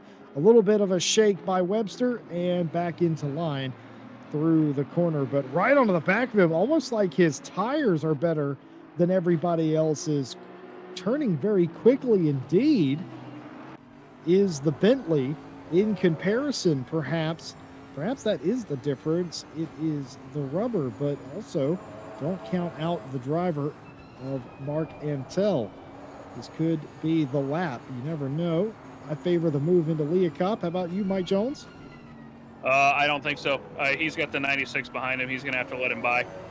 So I think that he's going to have to let the leader come on past, unless there's a major mistake from the 221 in front. He's going to have to let that 96 Sidemax car go by. Let's see what happens coming out of the S's here. You don't think he's got enough of a run to make the dive. He's going to go along the right side. 221 slightly defensive. Let's get on the other camera so we can see what happens. He's got the nose there, but the question is, can he get the run coming out? I don't think so. The Aston does have the slide back in, and at this point, 96 all over his bumper, and I think, well, maybe not. Maybe Michael is playing very safe at this point. There's the dive coming into the Crocodiles. We're going to see him get onto the inside. The Aston runs a little wide, doesn't get the traction down quite enough. They're going to go side by side into Cheetah. Will he back out? He won't. He's going to go for it. And there's the Bentley. The Aston catches a little bit of slide. Side by side action through Cheetah. And the Bentley comes out ahead. Mark Antel getting it done out of the Crocodiles with a nice move, proving me wrong. The 96 being plenty patient, realizing that there's a fight out ahead and letting them fight that out before he gets on past. Now he's going to slide past coming into turn 2 of the Aston Martin, and Mark Antel is going to check out ahead of this Aston Martin. We're not that Aston ain't going to see him for another 20 laps, I don't think. Another drive-through, by the way, the 520 this time, which is the car the 87 and 13 are fighting with, Jesse Lee. By the way, after that last drive-through came out, look at that split time for the 13, 11 and a half seconds. Yeah, it was about that it was about that in reverse. The 13 was about 11 seconds ahead before the drive-through, and now the 87 finds itself in that position. The constant penalties swapping the 12th place position, and now the 520 Sean, the Logistics Nightmare Team 1 Aston is going to have the indignity of having to come down pit lane at apparently 50 kilometers an hour, an absolutely walking pace. I'm not sure you could actually walk that fast, but it feels like you're crawling down pit lane. The only solace is that it's not the world's longest pit lane, but even still, it will not be very good for him. I tell you what, that will help Mohammed in the 88, who I think might be closing in on Bauman in the 158 for 9th place. I'm not entirely sure about that. My data's a little old there, and no, they're not closing in at all, is Mohammed, so scratch that. But anyway, for the 11, it is or for the 520, I should say, it is a mistake, and it is not something that they wanted to have. Just look at that car. Very dirty, obviously been involved with some side-by-side contact at some point as well, but they will have to come in and serve this penalty. I don't think the 87 is close enough or indeed on the same lap as the 520. No, I don't think so either, but he's coming in for the drive-through there, by the way. And I was just looking at that 2 cars you were just talking about, by the way, the 88 and the 158. He did indeed close up on the last lap, even if he wasn't on that last sector. The 88 did run a second faster than the 158 on the what was the last lap. So he caught up on the last lap, just not in the last sector, and that could end up shaping up to be a fight here pretty soon. I'm kind of curious to see what happens when they cross the line again, to see how quickly he is moving up the field on this lap, but it doesn't look like he's gaining too much more time. Perhaps just a bad lap by Bauman on the last one. Maybe he needed to get in through some traffic. We're going to have to keep an eye on that 88-158 battle as we kind of finish out the last hour of our stint. Apparently, by the way, coming in from the chat, Kevin which I'm looking for a Kevin on my roster. Oh, Kevin Tadee in car 11. Driving with the absolute. So Jesse, you remember how we were talking about force feedback earlier? Sure. Let me add this to the mix. Full force feedback, no force feedback, or no sound. I'd still take all the force feedback. I can drive without sound, and I frequently had in the past. You just know how drive you do more it. visually. Yeah, I mean, it's not something I chose to do. It's something that I was sort of forced to do. It wasn't the worst thing in the world, but it wasn't very good either. It was a very, very short, sad period in my later teenage years where I was sim racing. And yes, folks, I know I'm ancient, and yes, we had sim racing back when the Pyrenees Burtis were is gonna still hate that cooling down. What's that? Oh Burtis is you gonna know, hate that comment. he's only a few years older than me, so it's fine. Yeah, we Yeah, used to I don't know how you can do that, man. Driving without sound. I'm a very sound oriented person though. hmm, When I was obviously I did World of Warcraft for quite a few years, and I was very much a person who didn't have any notifications on my screen because everything was sound related. Everything. yeah, I mean, it's required. I mean, there's some people that would rather take no force feedback. We've had that conversation before, but for me, sound is very important to me because it keeps me from having. Whenever you know the car you're driving, for instance, the current car that I'm getting used to is it's in AC. It's that non-hybrid P1 car.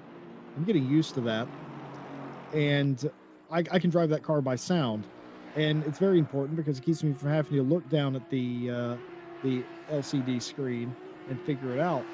But there was a very brief, sad period in my teenage years where I didn't have headphones and I didn't have speakers either because my headphones had broken. So I was basically just racing without sound. And you default back to a more visual thing. So it's not. I could just, I can read a rev counter, so it's not that bad. You just have to be extra diligent. So that's why I would still take the more force feedback. I am curious why Kevin is not racing with sound. Is that by 57 choice, is perhaps? Second time in 2 laps, by the way. So Richardson struggling again. Oh no, I think that's just a. Nope, he is definitely off. He stopped on the track actually. Here and heavily damaged. So yeah, he got damaged. Sorry to interrupt you, Jessica. I noticed he got off on the track through turn 1. And now he is completely stopped on the Now, track. He is what still in stopped the on the track. world? I think I might need to get a hold of the stewards here if they're not actually paying attention. And I'm gonna go do that really quick. I Go ahead. wonder if that's some sort of connection issue or something. That's very strange. And just confirming in chat as well, we have Ragioli who is confirming, yeah, he doesn't know why Kevin is racing without sound either. And yeah, if you could find out, Ragioli, that'd be pretty fantastic. I'd like to know why he's doing that. Perhaps it's due to not upsetting people in his home or around his home, perhaps as well. I know some people have to do that. It is incredibly early in the morning or incredibly late, depending on where you are. So you always have to be a good neighbor, of course. So perhaps that's the reason. I don't assume it's by outright choice. That don't know of anybody who would choose to do that. But either way, this is Michael Kundak Xiaoglu, the leader of the race, the Canadian, I assume Canadian native for SideMax Motorworks, leading the race, and very happy doing it indeed. Says that if they win the race, that will be just about one of the biggest accomplishments, or very. He'll look at it the same way that if they battled a team to the win. He said, of course, just like any team, you'd rather, as a competitor, you'd rather battle somebody out. But regardless, making it the distance is part of the challenge. And they've been going incredibly well, several laps ahead of the nearest competitor, which happens to be another SideMax Motorworks team in the 97. Malik Mohammed in the 88 now. Not really gaining on Bauman. I said earlier that I thought he might be, but Mohammed is not. In fact, the gap's pretty much just about the same. it kind of goes down a little bit, but I've seen it as high as 11 seconds. I've seen it as low as about 10.1. So not really going anywhere. Holding station in the top 10, though.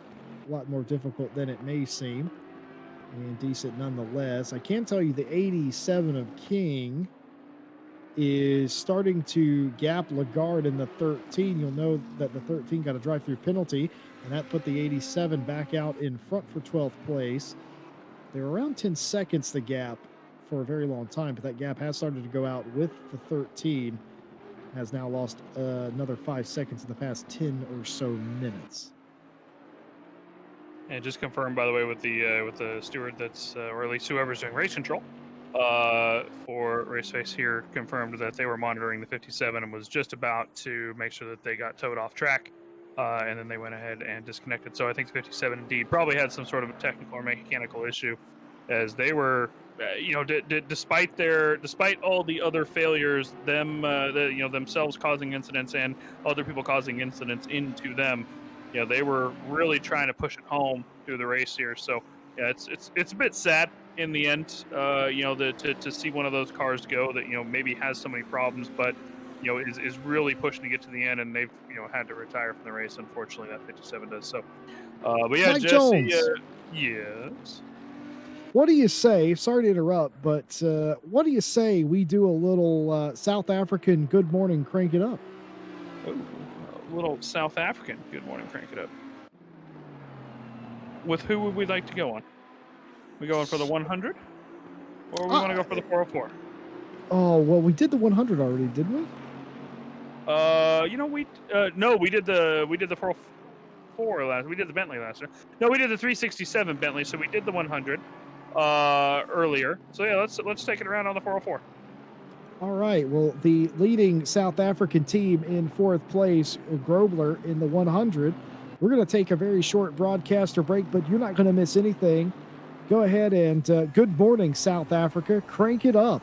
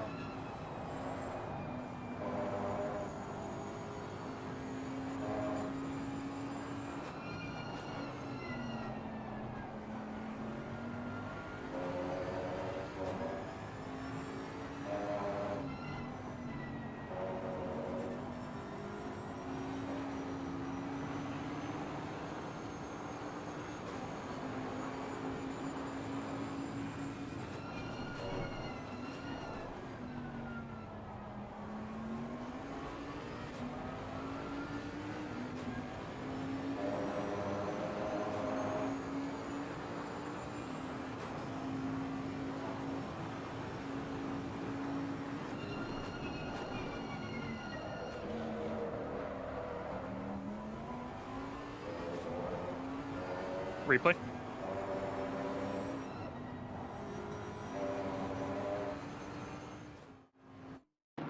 All right, guys, welcome back. We're going to catch a bit of a replay of this. We just saw this 404 367 getting involved in a little scuffle.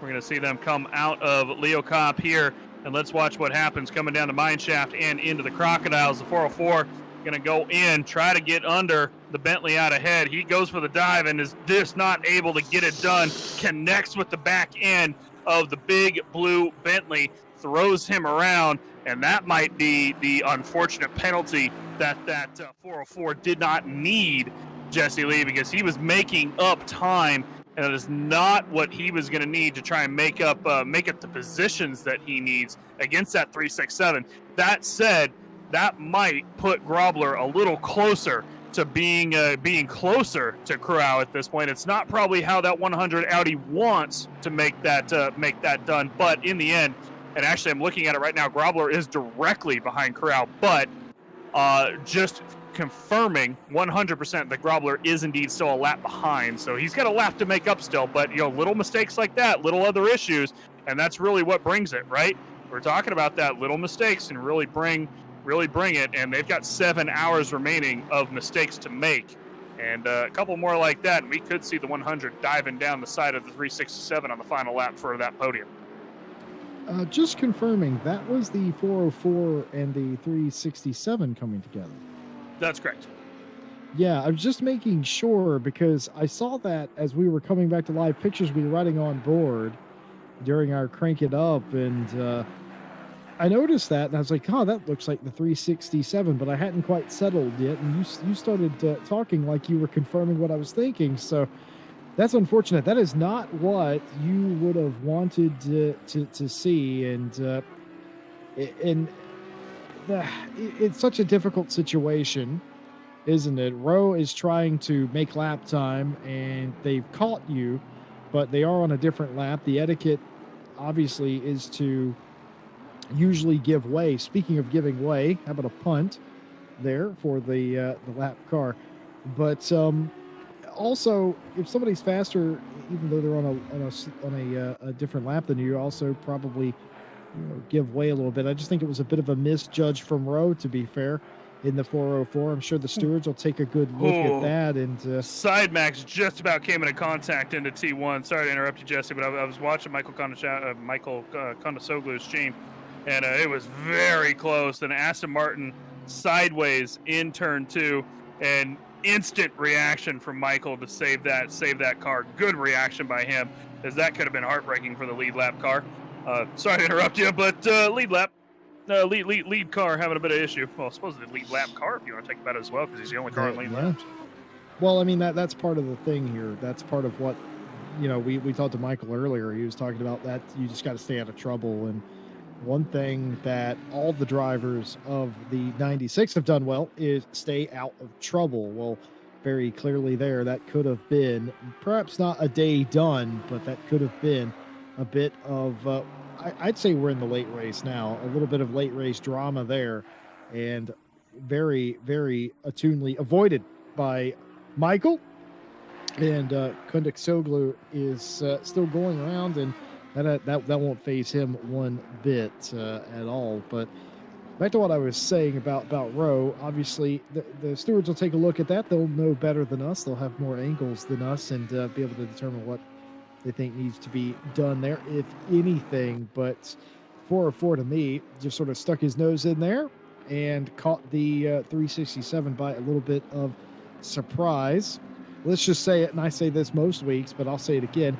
Glad I'm not a steward, and I don't have to pass judgment on that. Just I think it was a mistimed move there by the 404. Jesse, you say that, and I never believe it every single time, because you join the stewards box when we do our endurance races, and you have some extra time outside of the comms booth, and you seem to enjoy it every single time. I was rather relying on you not telling them that I also am a steward. I mean, you try, Jesse, but I'm not going to let you lie to our viewership. Well, here's the thing. I enjoy being a broadcaster, and it's lovely, and I love just being a broadcaster. But when I'm not here, I also enjoy making sure that the race is fair for everybody out there. And that's your job as a steward to do that and Mm. follow the bylaws of whatever series that you're in. And we have very distinct ones that are written out in plain English and several other languages too, mind you. And it's easy to follow, and we discuss things for 5 seconds. Another We have a drive-through, very- Jesse. Sorry, another That's fine. another Well, that's drive-through. Well, I'd like to say that's going to end Lagarde's sort of challenge for 12th place, but considering how frequently the 87 and the 13 have been getting these drive-throughs, I'm not so certain it is going to. Lagarde wasn't catching King anyway, and had lost a bunch of time. So this is going to be challenge denied for Johan Lagarde for at least a little while in the All-In Racing Aston. Not coming in to serve that just yet, but that is for track limits. We have not had a penalty report in quite a long time now. So all the penalties that you may see are all ACC assigned penalties and not RaceFace Steward assigned penalties. But back to what I was talking about, I enjoy being part of the stewarding team if that's what I am doing. But I'll tell you what, too, a lot of times stewards are sort of considered biased in some cases. I can guarantee you most of the time that's all just hearsay. That's not true, because 99% of the time when I'm stewarding, I've noticed we don't look at who's driving the car or even what the car looks like. We're more interested in just what the number is. Yeah, and you don't even need to look at the number until you decide the incident and then go, okay, that one gets a penalty, car 12. Okay. Yeah, You know? so and it's a case, too, of a lot of the races that I'm stewarding. Me personally, I don't know who's in what car because there are longer races and the numbers are jumbled up. So I don't know who it is. It's completely irrelevant. It's not even something that's discussed. So I know sometimes it feels like stewarding decisions may be a bit biased, but in my personal experience of doing it for years, it just isn't. Never has been. I agree. That's basically, that's something that we instill, of course, in all of our stewards at RCI. Whenever we bring them in, when either me or Tom generally interviews the stewards that come in, and our entire stewarding team is stressed to and told, like, hey, listen, the only thing that will ever be the most important thing to you is the 13s coming in for their drive-through. The only thing that will ever be the most important to you is accuracy. And that's it, right? It is the accuracy of making sure that the decision that is made is the correct one. By the way, I think 13 is not going to serve their drive-through yet. They had to come in for their pit stop, unfortunately. So that means that they're going to have to come in for their pit stop and then do an outlap and come in for their drive-through. So that's going to cost them probably a little extra time, because now they're going to have 2 outlaps back-to-back and on full tires. That means that they're not going to get their tires at the pressure as quickly as they would like to. The 91 coming in for their scheduled pit stop as well. And that last pitted on lap 541. Actually, realizing, Jesse Lee, I don't think that was a scheduled stop for Lagarde. They pit on lap 556. No, that's about right. It's 40 laps. I was looking at Byron Coaster, who last pit on 541. So the 91 really extended their timeout on the pit stop that time around. Speaking of pit stops, we should be seeing this car right here come in at about another 10 laps as well. This is, of course, Michael. Kind of say it again for me, Jesse. Kundak Xiaoglu. Kundak Xiaoglu. Michael Kundak Xiaoglu. That's what we're gonna do, right? That's what we're gonna say his name, and that's fine. We'll get there one day, won't we? Have to educate Ryan and George on that one before they come in for the day. But we should see him come in for his pit stop here. Of course, he's doing a triple stint at the moment, relieving Killian Ryan Meenan from a bit to go out for a bit of a nap before he jumps back in the car. These guys duoing this race at this point to try and get their 2 drivers across the line in the final about 14 hours of the race. There is the 367 boat into the pit lane. There's Grobler, by the way. He's obviously still a lap down, almost exactly to that 367 as they come into the pit. Wow, again, definitely No, okay, yeah, it's counting the last pit stop. So let's see, when did they come into pit last time? They were on lap 575, which was their drive-through, and 553, which was the pit stop. Yes, they're 40-lap stints down the road. 40-lap stints as well for JT Grobler and the number 100 team. They are 14 laps deep into their stint at the moment. So that means that they have about 25 to go. And Jesse, oh, he catches the inside curb, but she had a good hold on him, gets out of the dirt, gets back out on the track, able to keep it onto all fours without hitting the wall. Is that Arashi Racing? But that is, again, Cheetah, it doesn't matter how good you are, you have to be consistent. Stewie was showing this earlier on the race, Jesse. He was on the free cam. You were in here with me. On that free cam at Cheetah, and we were watching that. You have to hit that line. Every single car that comes past, it didn't matter how fast or slow they were, was hitting that same exact line. Because if you don't, you get thrown off the track, and that's what will cost you. Cruau finished his pit stop still ahead of Grobler. He's about a half a lap ahead still, so it really shows how much work this number 100 Audi is going to have to make up that time. Built Steel Baston, of course, behind Grobler. He's a lap behind him as well, almost exactly, in fact. Almost exactly 2 laps down, so he's got quite a bit of time to make up before he's going to get up to the back of that 100. And it's really just going to come to pit stop strategy. I'm curious, Jesse Lee, if you can take a look and perhaps math out, because I know that is your favorite, where we will be in terms of pit stops with the 367 and 100 if the 367 is going to have to make an extra stop. I can try to do that, but quickly before I do attempt to do that, I'm just going to mention one more thing about Cheetah real quick. I was taught specifically ways on how to take Cheetah, and funnily enough, the person teaching me this said, if you are going to miss Cheetah, it's in your best interest to miss it by a lot. Yep. What did they mean by that? Well, you notice if you miss it a little bit, you catch the curb, your rear tires come off the ground, and then you end up spinning into the outside wall. What happened whenever Grobler in the 100 missed it? Well, he missed it a lot, went into the sand. It slowed him down, yes, but what happened? He continued straight, and he was no longer on the curb. That's exactly what my mentor meant. If you're going to miss Cheetah, miss it by a lot. Or if you think you're going to miss it by a little bit, make sure you miss it by a lot. And you'll see a lot of the pro drivers. Right. Yeah, you'll see a lot of the pro drivers do that. They will get out of the gas and go ahead and ditch it, basically, is what they'll do on purpose. They're putting it in the sand on purpose as Ferrari off in the background, completely stopped in Sunset Corner. He had to tow. That's the 888 again. 888 having issues there. But yeah, that's sort of the point. If you are going to miss Cheetah, miss it by a lot. Miss it enough that you go into the gravel.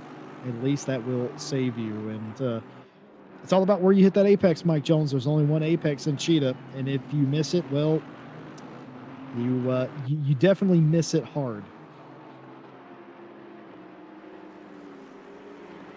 Yeah, absolutely. And I mean, that's like you said, that's what you see a lot of the pro drivers doing. Grobler, played it out perfectly. He hit the curb.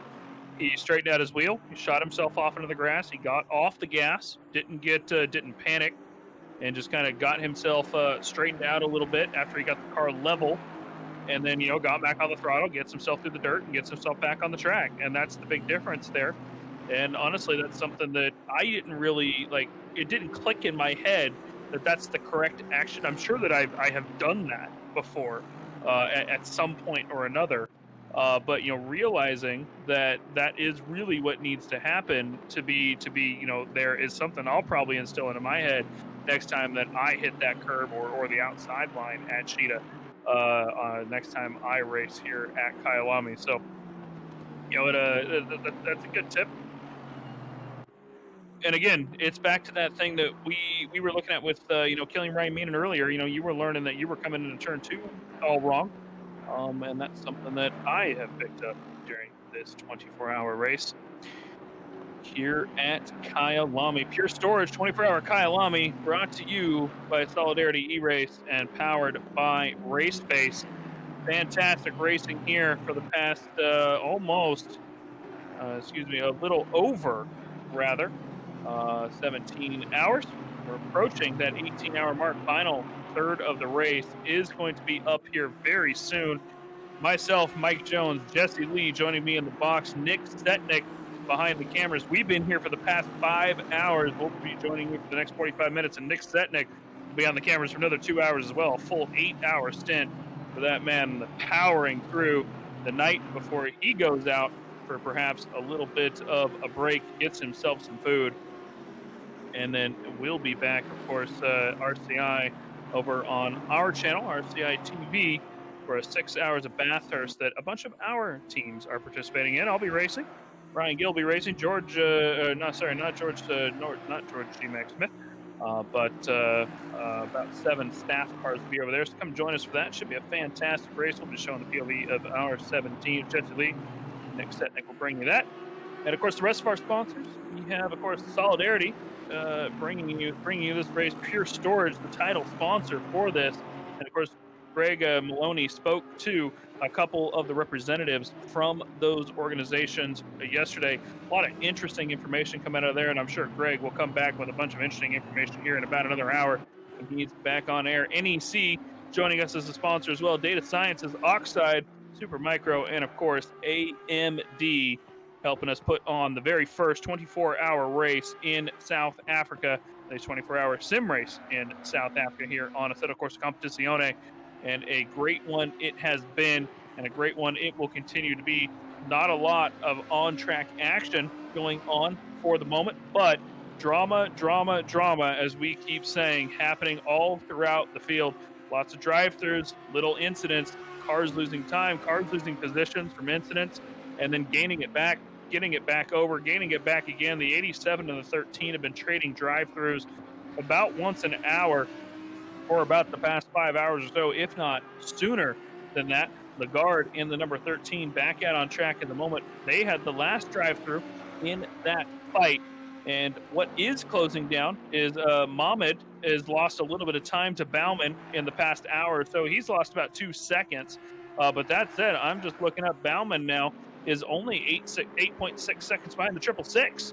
So he's catching up as well. And we might see a little bit of a three-way battle for the bottom end of the top 10 at some point before this race ends.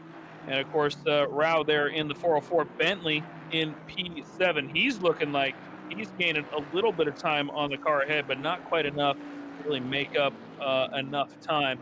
Looking at the 100 car again, that's the South African team, the leading South African team in this race. He is about, what are we at now? About a half a lap behind Cruau in the 367 Bentley. He's trying to make up that time after a drive-through for the 367 cost him, but he still has another pit stop to make here in about 20 minutes. Jesse Lee is trying to help us out right now and do some maths on if there will be an extra pit stop for the 367. And Jesse, have you done my maths? Yeah, so everybody at home, and Mike Jones as well, I've been doing some maths, and the sum of that math is not very clear, and I know you would wanted a clear answer, but here's why it's not clear. There's a 14-lap difference between the last time the 367 pitted in relation to the 100 car. You do about, what'd you say, about 40-some laps? What's that? They're doing 40 laps exactly on a stint for the past. So they're doing 40 laps exactly on a stint. It's all going to depend, basically, if Grobler can add an additional lap onto their stint over the 367. So if 367 does 38 laps, Grobler needs to do 39 laps or 40 laps, and they can even it up. But let's say they don't, and it stays a 14-lap difference on their pit strategy. There is about a 23% chance right now that Grobler is going to have to come in for a splash and dash at the end, which will add about 28 seconds, I think it is, to their time. So the point is that if they can work on correcting this, which I think they might be able to, that won't occur. But the further we get into it, for instance, as Taddy in the number 11 for Riglali Racing EGA comes in. My point is, if Grobler does not work on the deficit, the 14-lap deficit, if it goes out, the percentage goes up.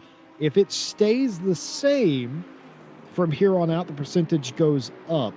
What I'm telling you, Mike Jones, is by the end of the race, there is almost an 85% chance Grobler will have an extra pit stop, but not a full-length one, a short one. Interesting. All right. Well, so basically, status unknown, math unclear is what Jesse just No. said. My math was very clear. 85%, he's going to need to do an extra pit stop. But again, you can't say for certain because you don't know what fuel map they're using. You don't know what their strategy is. You don't know if they've been saving fuel. You don't know. Taking it at face value, there is a more than likely chance that the answer is yes, they are going to have to come in. They're going to get caught out when the timer hits 0. But there's other factors. We don't know if the lap difference between the 96 is going to play a factor into the cars that are 2 to 3 laps down. So for all those reasons, we can't say for certain, but 80-some%, yes. Well, interesting. We're going to have to find Extreme out. math. Extreme math. That's what we're doing. Yeah, we're going to have to find out, basically. I mean, we got 6.5 hours to the end of the race. Maybe they can extend out an extra lap. Maybe they're Triple Eight's around, and they're going to get the idea that they need. By the way, the 888 off track again. That's what that yellow flag flashed there for a second. He was off, I believe, in Cheetah briefly, and he's off again in Ingwe. The 888 just struggling to keep this Ferrari 488 Evo on the track. It is absolutely filthy from all the trips that it has had. Just going gonna to say, oh no! He's off for a wiggle again. That looked like a mechanical issue. Yeah, that's suspension going out possibly. And I think he's going to have to. Obviously, he's probably going to have to teleport back to the pit lane at that point. But I think that might be a 57 car 57 part 2 mechanical issue that he's had. He's stuck out on the track at the moment, trying to see if he can get the car fired and get back out, or if he's going to have to call the tow truck. He is parked out on the grass, though, so he's in a good spot. He's not in the way of anybody, at the very least, so he's doing okay. He can stay there for a minute if he needs to. Just outside the pit lane there, yellow flags waving by the marshal, of course, in the back.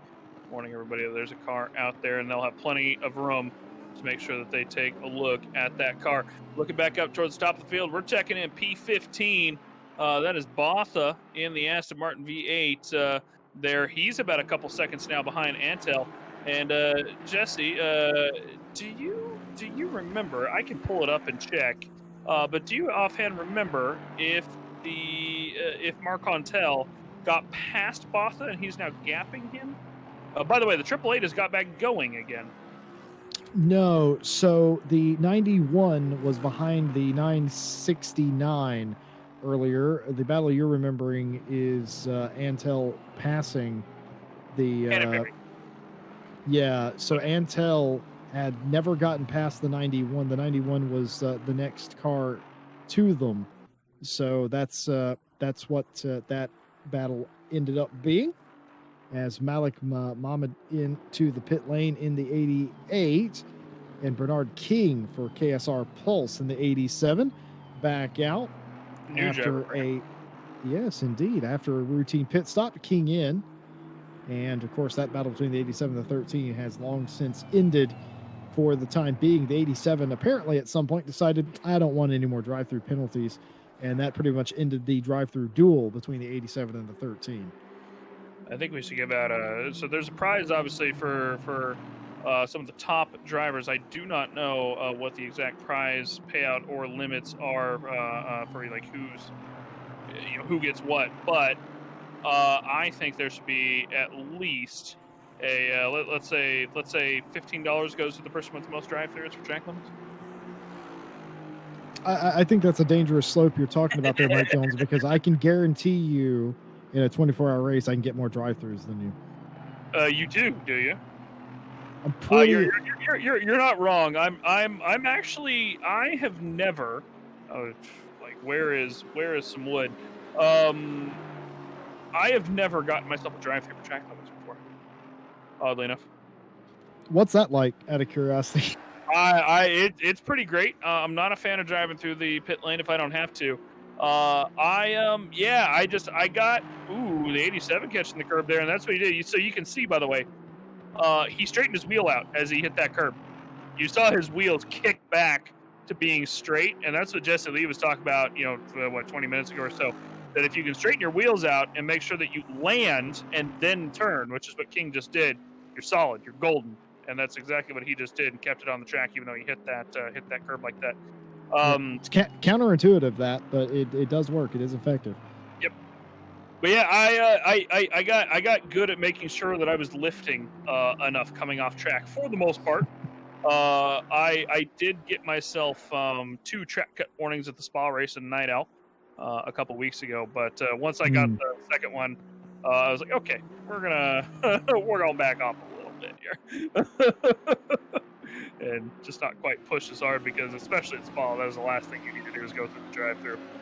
I will not pass go and do not collect $200 if you pass through the drive-through at Spa, because you can stop and get yourself some chicken McNuggets and you're still Isn't that not able to get back 45? out. Isn't that 45 to 50 seconds in pit lane at Spa? Something absolutely ridiculous. Something like that. It is It's ridiculous. absolutely insane. And that's not even counting the in and out road. And the out road is so dangerous and bumpy. You have to, you're really slow through there, considering how fast you come through Eau Rouge and Rattillon at Spa. So even coming out of the pit lane and down the Camel Straight, you're losing so much time there just on your out lap.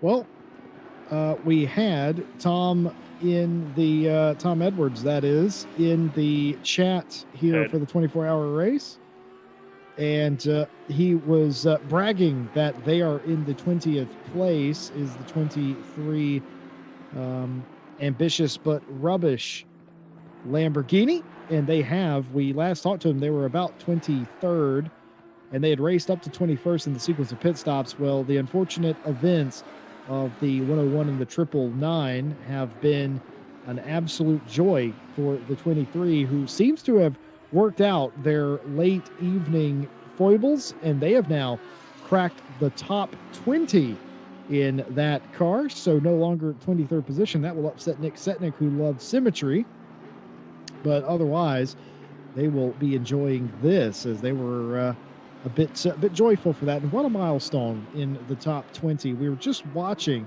Christian Duploy behind him in the 999.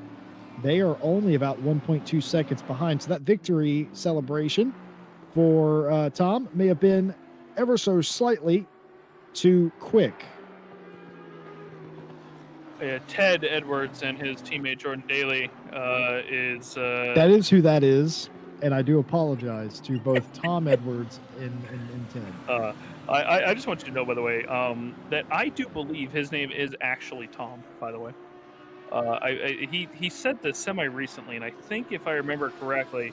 We already had a Tom, and he didn't want to be another Tom. He did say that. I was there. So that's probably why you're that is what happened. Everybody calls him Ted now. He's just Ted. Even like Nathan McConnell, who he races with all the time, calls him Ted. So he's just Ted at this point. He literally said we have too many Toms, and I was like, that doesn't mean you have to change your name. That's I think I'm gonna ask Katrina and figure out what she calls him. Katrina or Lauren? I don't know, but that's very nice of him to want to change his name to benefit the group, but it's still a bit strange. The more the merrier, in my opinion, as 97, the second place car, putting another lap on the 23, but that's not what we're looking at here. We're looking on Duploy in the 999, who, by the way, has actually started to lose a bit of time, and it's now down to 2 seconds. Duploy, and we're losing about 0.3 in that last half of a lap to Jordan Daly.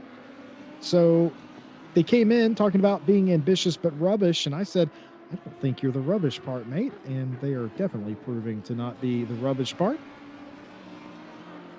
No, and I've been watching Daly and Deploy's lap times, by the way, as we've been kind of talking about them, and they're the both of them are definitely, I think, feeling a little bit of that fatigue at this point, as they're definitely not consistently dropping the same laps. They're running anywhere between like mid 42s to 44s, And so, that's why we're seeing that kind of yo-yo effect on the timing screen. We've seen Deploy pick up a couple tenths since the start of the lap behind Daly. He was at 2 seconds as he crossed the line out, 1:8.76. And as they cross the next sector timeline here in just a moment, we will get that update again and see how he's doing. The BMW should be really good down this particular section of the track in that big motor, but the problem is the Lambo, as Ryan Gale will be more than happy to educate us on here in a couple hours. The Lambo has the best acceleration coming out of a corner, period. No matter what car you put it up against, it doesn't matter if it's a Mercedes, a BMW, a Jag, a V12, that Lambo will outstrip them all coming out of a corner. And so this BMW has really got to make it done through the remainder of the lap rather than through the through this section here coming out of everywhere from about Leo Cop down into turn 2, where it's mostly anyway straights. Comes across the line there. We're gonna see what the sector time is here again. Oh, actually, sorry, Jordan Daly pulled off into the pit lane. I'm just noticing. Apologies. So Daly actually came in for the pit. So that means that promotes Deploy up to P20. And looking at Daly, he's fallen down, of course, a couple spots. Chris DeSantos for the 101 PWSR team, who have struggled quite a bit with connection issues today. They are out back on the track, of course, and trying to make up those positions. Again, we talked a lot about them early on in the race. They're very quick. They were fighting for a top 10. They've got the pace and the ability to do so, but unfortunately, technical issues have plagued them throughout the race, and they're having to settle with just trying to trying to just make up what positions they can and have a bit of fun, I think, at this point, which, again, we've talked about quite a bit, right, Jesse? It's really just here to have fun in the end, and that's what sim racing is really all about. And hey, as long as you're having fun, that's really what matters. And Michael here in the 96, well, he's having plenty of fun, and he's in P1. Well, we're here to have fun. We're here to enjoy the hobby that we all are so very passionate about. But of course, we are all also here for a more noble cause as well. Of course, this race raising money, part of the proceeds, of course, going to a very charitable cause as well. And that makes it all the sweeter, in my opinion. Yeah, I agree. A little bit of prize money for the Side Max team won't go amiss as well here for the Pure Storage 24-hour Kyalami. That is really what, not really what you're here for, granted, but a little bit of prize money is nothing to shake your head at, especially when you're getting the triple win here at the 24-hour Real Race Club's 24-hour Kyalami. Was the first victory for the Cymax Motorwork 96 RCI World Tour Championship, their second victory. A lot of rain in that race, about 12 hours or so of that rain, constant changing conditions. We had 7 full weather changes during our 24 hours of Kyalami. And of course here, back out in the dry, but not the hot. It is definitely cool out here through the middle of the race. We're going to get a little toasty as we get back up to approaching noon, which is where we will end, of course, this race. But in the end, it's still going to be a little bit cooler than their first race was. They've got their setup dialed in. They've been plenty of speed, and they've really got it done. They've got everything to lose, realistically, by making sure that they're staying out on track. I did see Michael grab one track cut warning there a few minutes ago, so he's at 1. Now, if they do get a drive-through, Jesse, it's not the end of the world for them by any means. They are multiple laps up against P2, but still not what you need, right? You still have to be careful, because if you lose too much time, you're gonna get yourself ruined. And look at the 13 and the 87. What happened with that? 4 drive-throughs for the 13, I think, within a few hours. I mean, if that happens to the 96, we could be looking at Side Max 97 breathing down their necks. So they're going to have to be careful regardless. This is Side Max 97. It might look the same, just a little dirtier, perhaps. Of course, the team livery here, the sister car, Side Max Motorworks 97, back in P3. Of course, that 367 Crew still sitting in that position. Grobler has not been able to catch up with him. The South African number 100 Audi did a fantastic job, but still just can't rein in that 367 Bentley. Gaining time here and there, losing time here and there.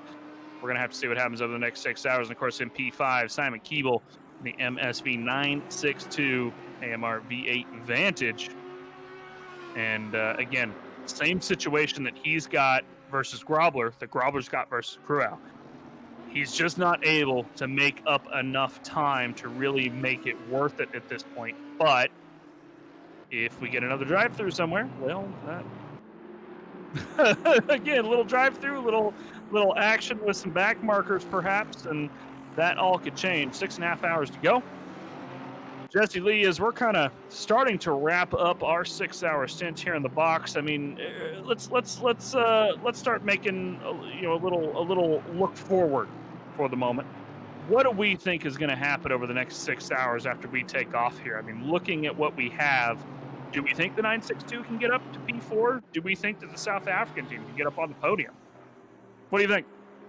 Do you want the boring answer, or do you want the exciting answer that I normally give? Because I give you both. The boring answer is no. I think the 100. I think Grobler is going to come home in 4th place. I think they need to keep their nose clean and to stay out of trouble, though. And I think they are capable of doing that.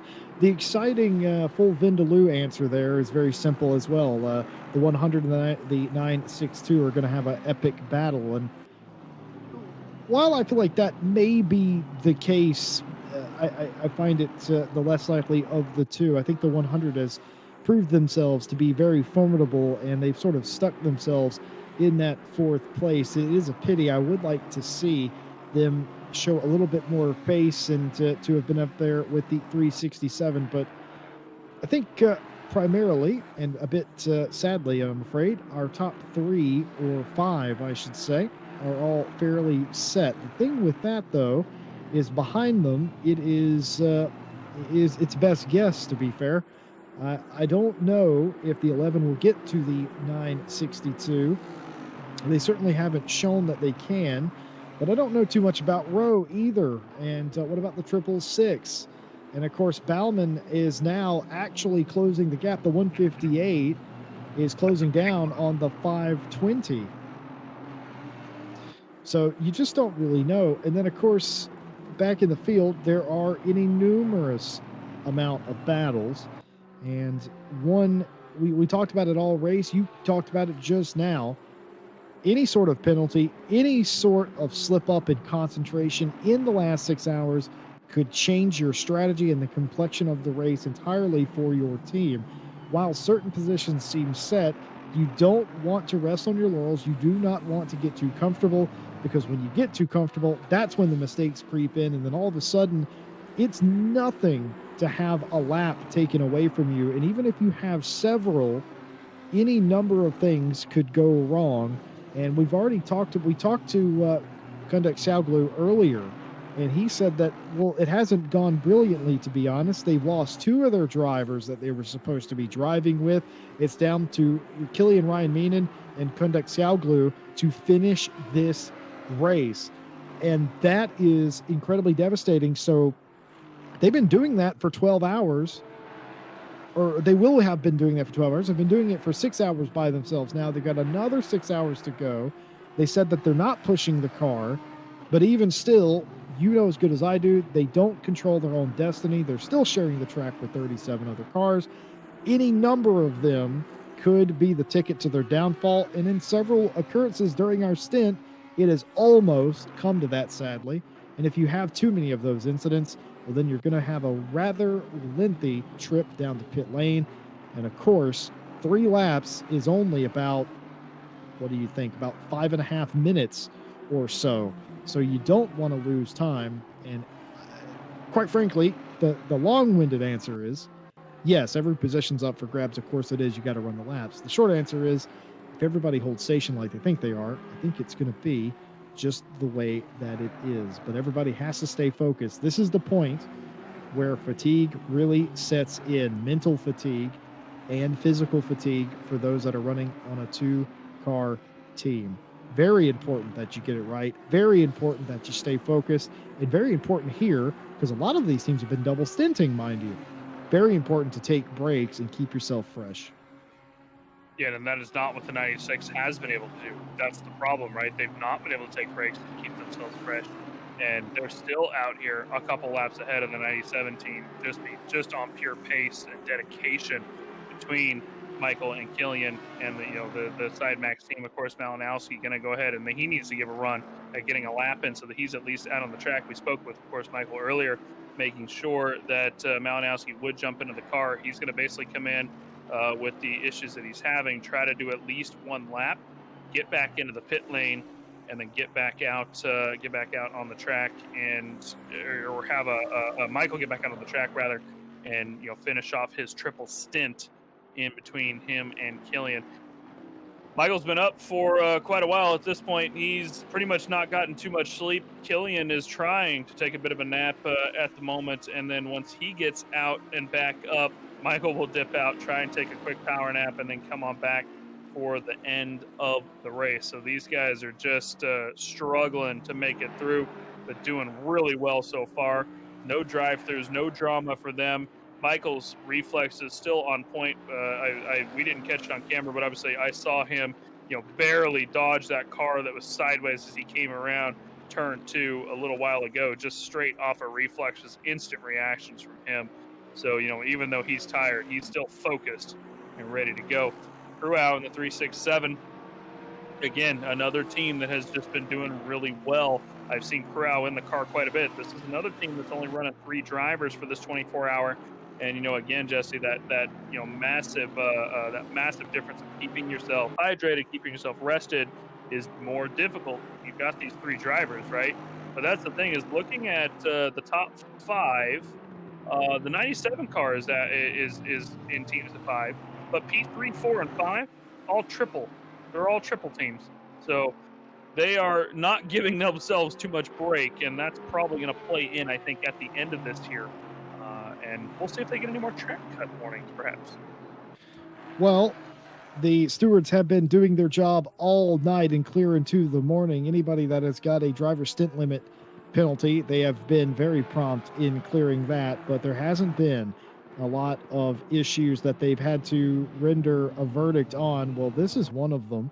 Chris Haynicki here in the 101 for PWSR has received the first penalty that I think we've gotten in just about 2 hours. Well, it's going to be a 5-second penalty for causing a collision back on, I think it was lap 520 something. 569, it looks like. Oh, excuse me, 569. That is correct. So that is the first penalty that we have received in quite some time. And it's going to be a 5-second variety. And I don't think, no, that doesn't put them in danger from behind. But what that does do for Ted Edwards, who is in the 23 Lamborghini, is that sort of alleviates some of the stress that they would have had from the 101, only 8.4 seconds back, and you're going to add about 5 seconds to that. So that'll act as a cushion back to the 23rd place car.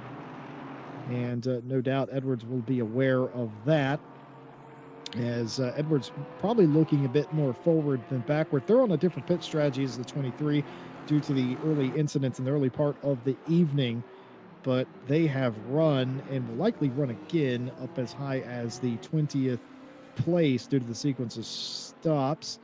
Of course, Edwards has pitted, and they have only had about 8 laps after the pit stop. Duploy and Peters have not, as far as I'm aware, yes, indeed, they have not pitted yet. So they will come in at some point, I think, in the next 10 or so laps, and that will likely promote the 23 up those positions again. And of course, behind the penalty as well. So that's where they stand. And I'm going to make a bold prediction, though, Mike Jones, because I feel like I gave the milquetoast option of will there be drama in the top 5. So I'm going to give you an actual exciting one. I think the 87-13 battle for 12th reignites before the end of this thing. Oh, absolutely, no question, done. I don't think that's even a hot take. I think that's done and dusted. That's been a fight for so long at this point that if they are not at each other's throats at the end of this race, I'd be surprised. But in the end, it's something that we're gonna have to wait and find out. But I would not be surprised to see the 13 up on the back end of that 87 at some point. And by the way, just real quick, I went back and checked on the 101's penalty. It was indeed a incident that we caught on camera at Leocop where they came deep into contact into Leocop and hit the 714 off when they made that overtake quite a few laps ago. So that's Can I just say, I feel like the stewards have absolutely been on it in this race the entire time. They've been crisp, concise, and I think we refer to them in our arena as slam dunks, and I think they've all been slam dunks as far as the penalties are concerned. And good on them. Everything seems to just sort of make sense. To quote Hannibal from AT, I love it when a plan comes together, and they've certainly been absolutely on it. 6 hours, 16 minutes, about 10 minutes or so from going 6 a.m.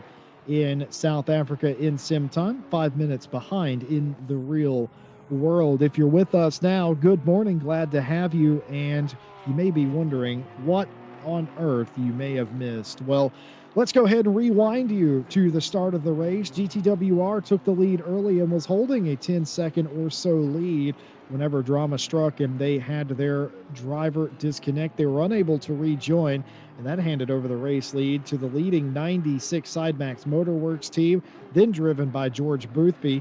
They have led ever since, all through the night and into the morning. It hasn't been without its dramas, though. 4 near misses in a single hour, 2 that have followed since then.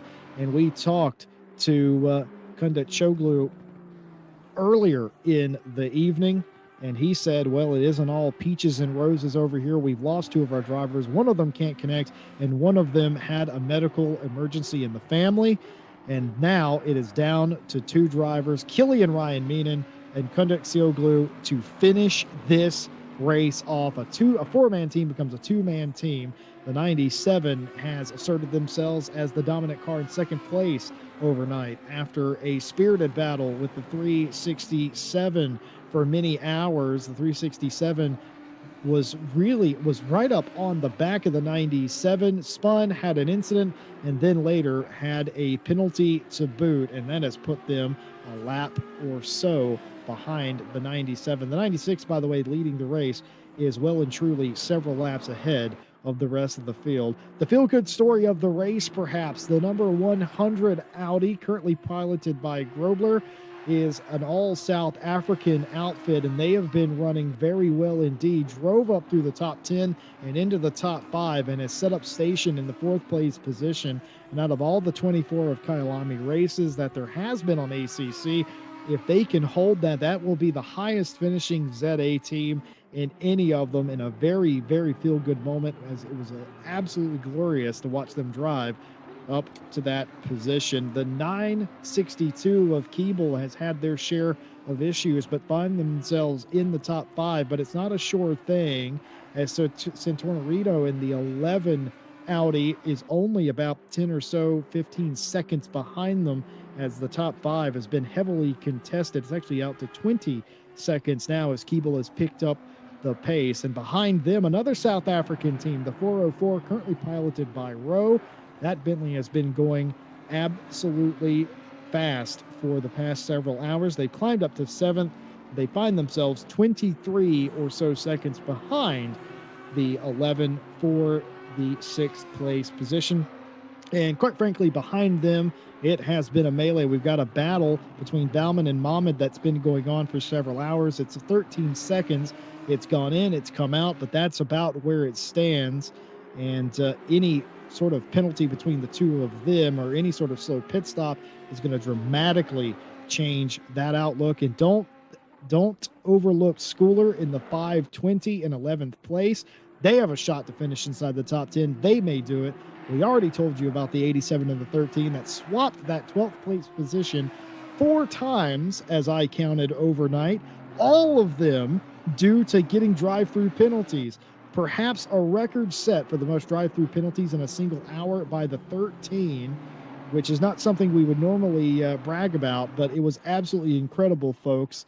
It was one of the more insane things we saw. The 91 of Botha going well in 14th, and Hall has creeped into the 15th place in the 738 with some crafty passes earlier behind them.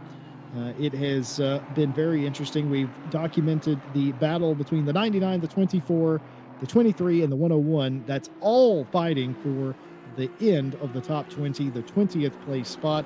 And behind them, it has been a myriad of penalties, spins, blue flags, and resetting to pit lane, to be fair. And that is your race rundown here at the 24 hours of Kyalami, just short of the 6-hour mark. Well, a nice little wrap. About 6 hours remaining in the 24-hour Kyalami, the Pure Storage 24-hour Kyalami, even, of course, powered by, or brought to you by Solidarity E-Race and powered by RaceFace, broadcast by RCI, sponsored in partnership, of course, with NEC, DataSciences, Oxide, SuperMicro, and AMD.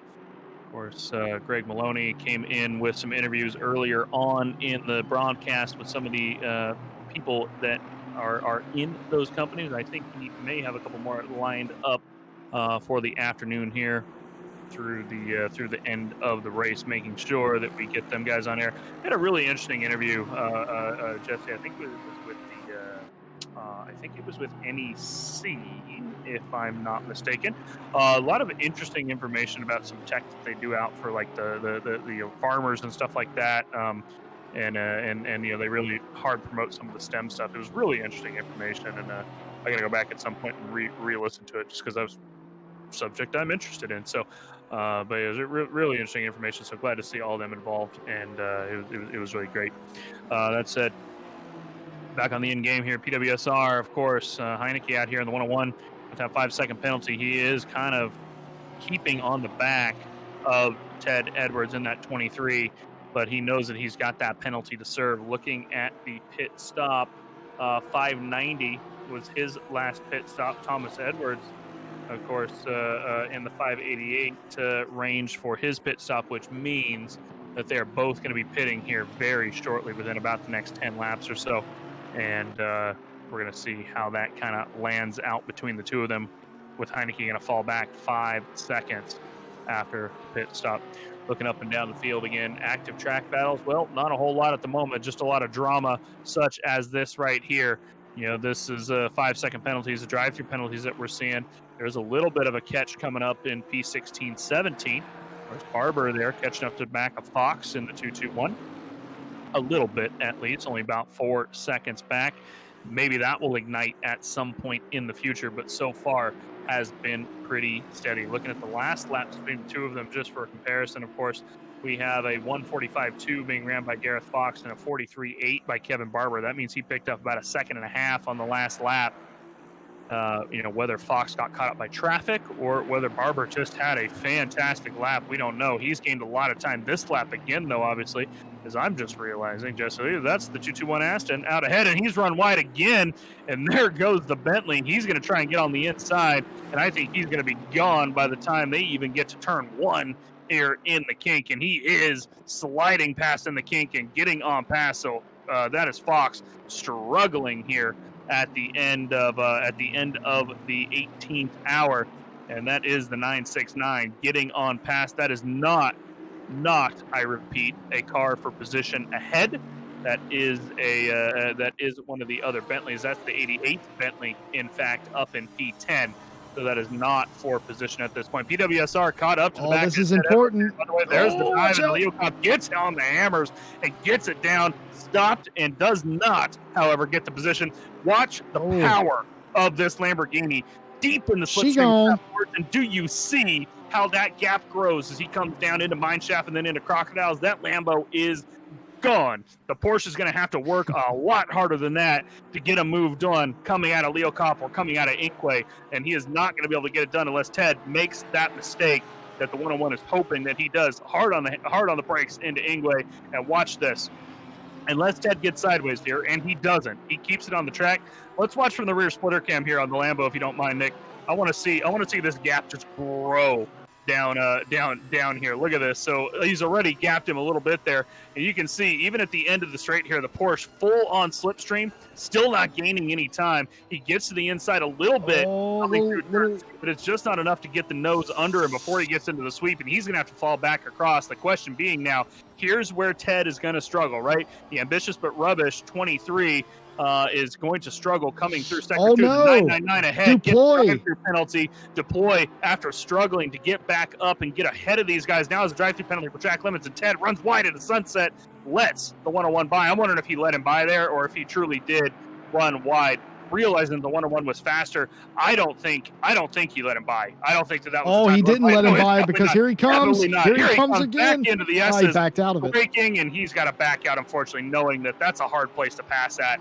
That's a Coming smart into the move. left-hander into S's, and he unfortunately running wide in a sunset, and that is what's going to cost him. The question being, can this Lambo with all of its grunt out of the corner get the hookup coming out of Leokov, get into the slipstream, and maybe make the move between here and the end of Sector 1? I don't think so. I think that 101 is done and gone.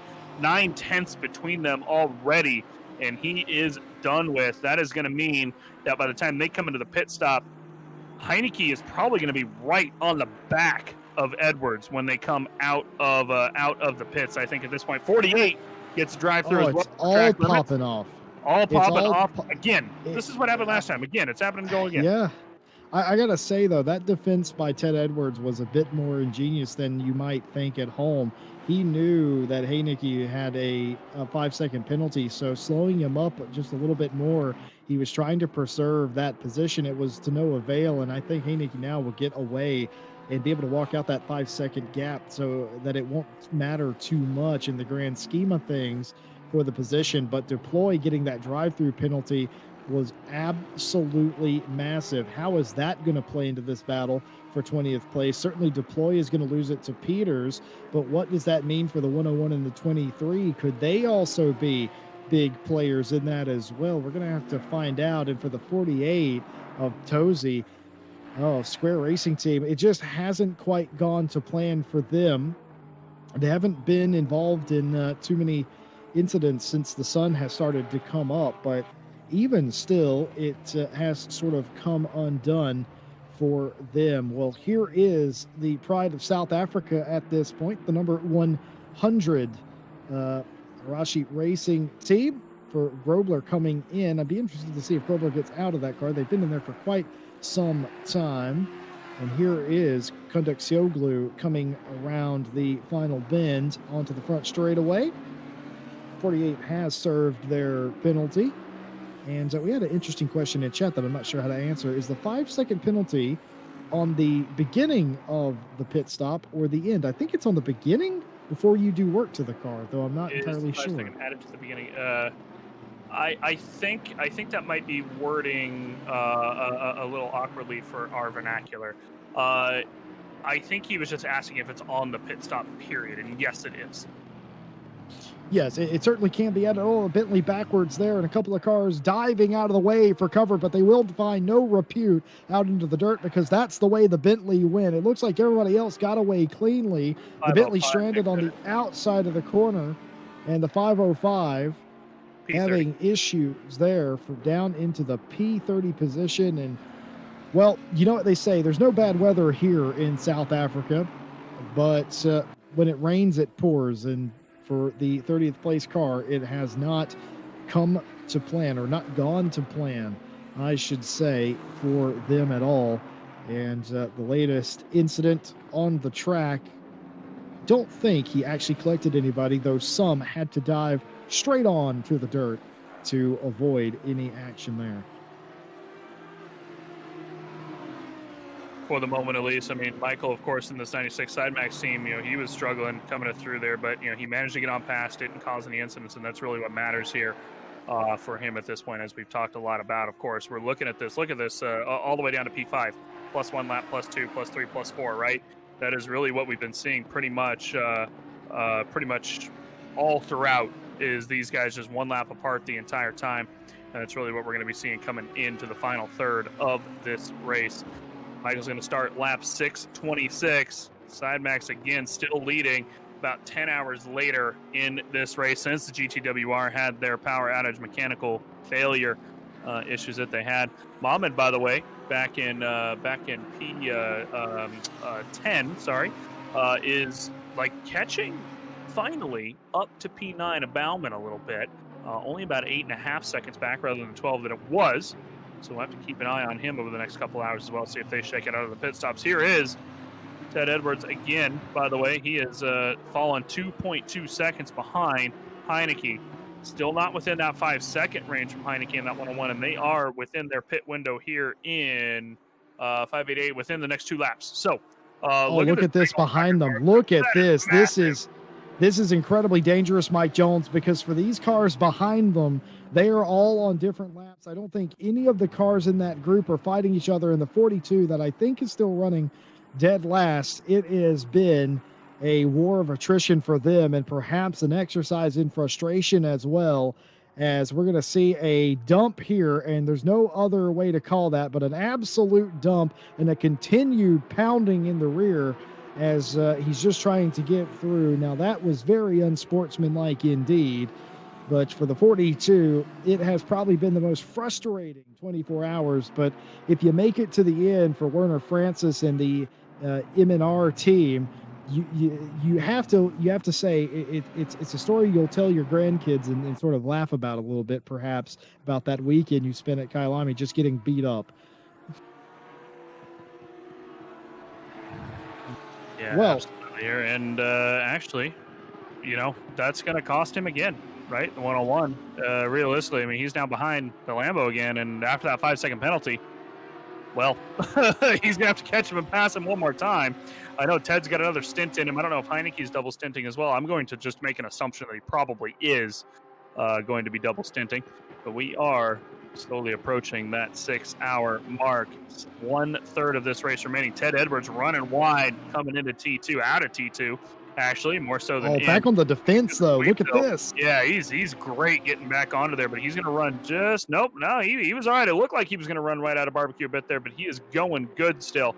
He's going to hold steady and keep that thing going. But before we get too deep into this hour, guys, obviously, if you're joining the Facebook stream, if it hasn't already, the Facebook stream will be ending here very briefly as we do our little bit of a broadcast restart. The Facebook stream will come back up. YouTube is going to go over to part 3. We'll put that link out in chat. Make sure that you guys are ready to switch over to part 3 and join us for the remaining 6 hours of this. Myself and Jesse Lee will be signing off here very shortly. Clark King, Greg Maloney going to be taking over for us here within the next few minutes or so after we come back from the break. And so we're going to go ahead and go. Let's go on board with. Why don't we go on board with Rao in P7? Nick in the 404. One of the local South African teams driving the Bentley Team M Sport South African liveried Bentley Continental GT3 around Kyalami. We're going to go on board. Audio up here. Stream will go down briefly, and then we will be back here in a couple minutes.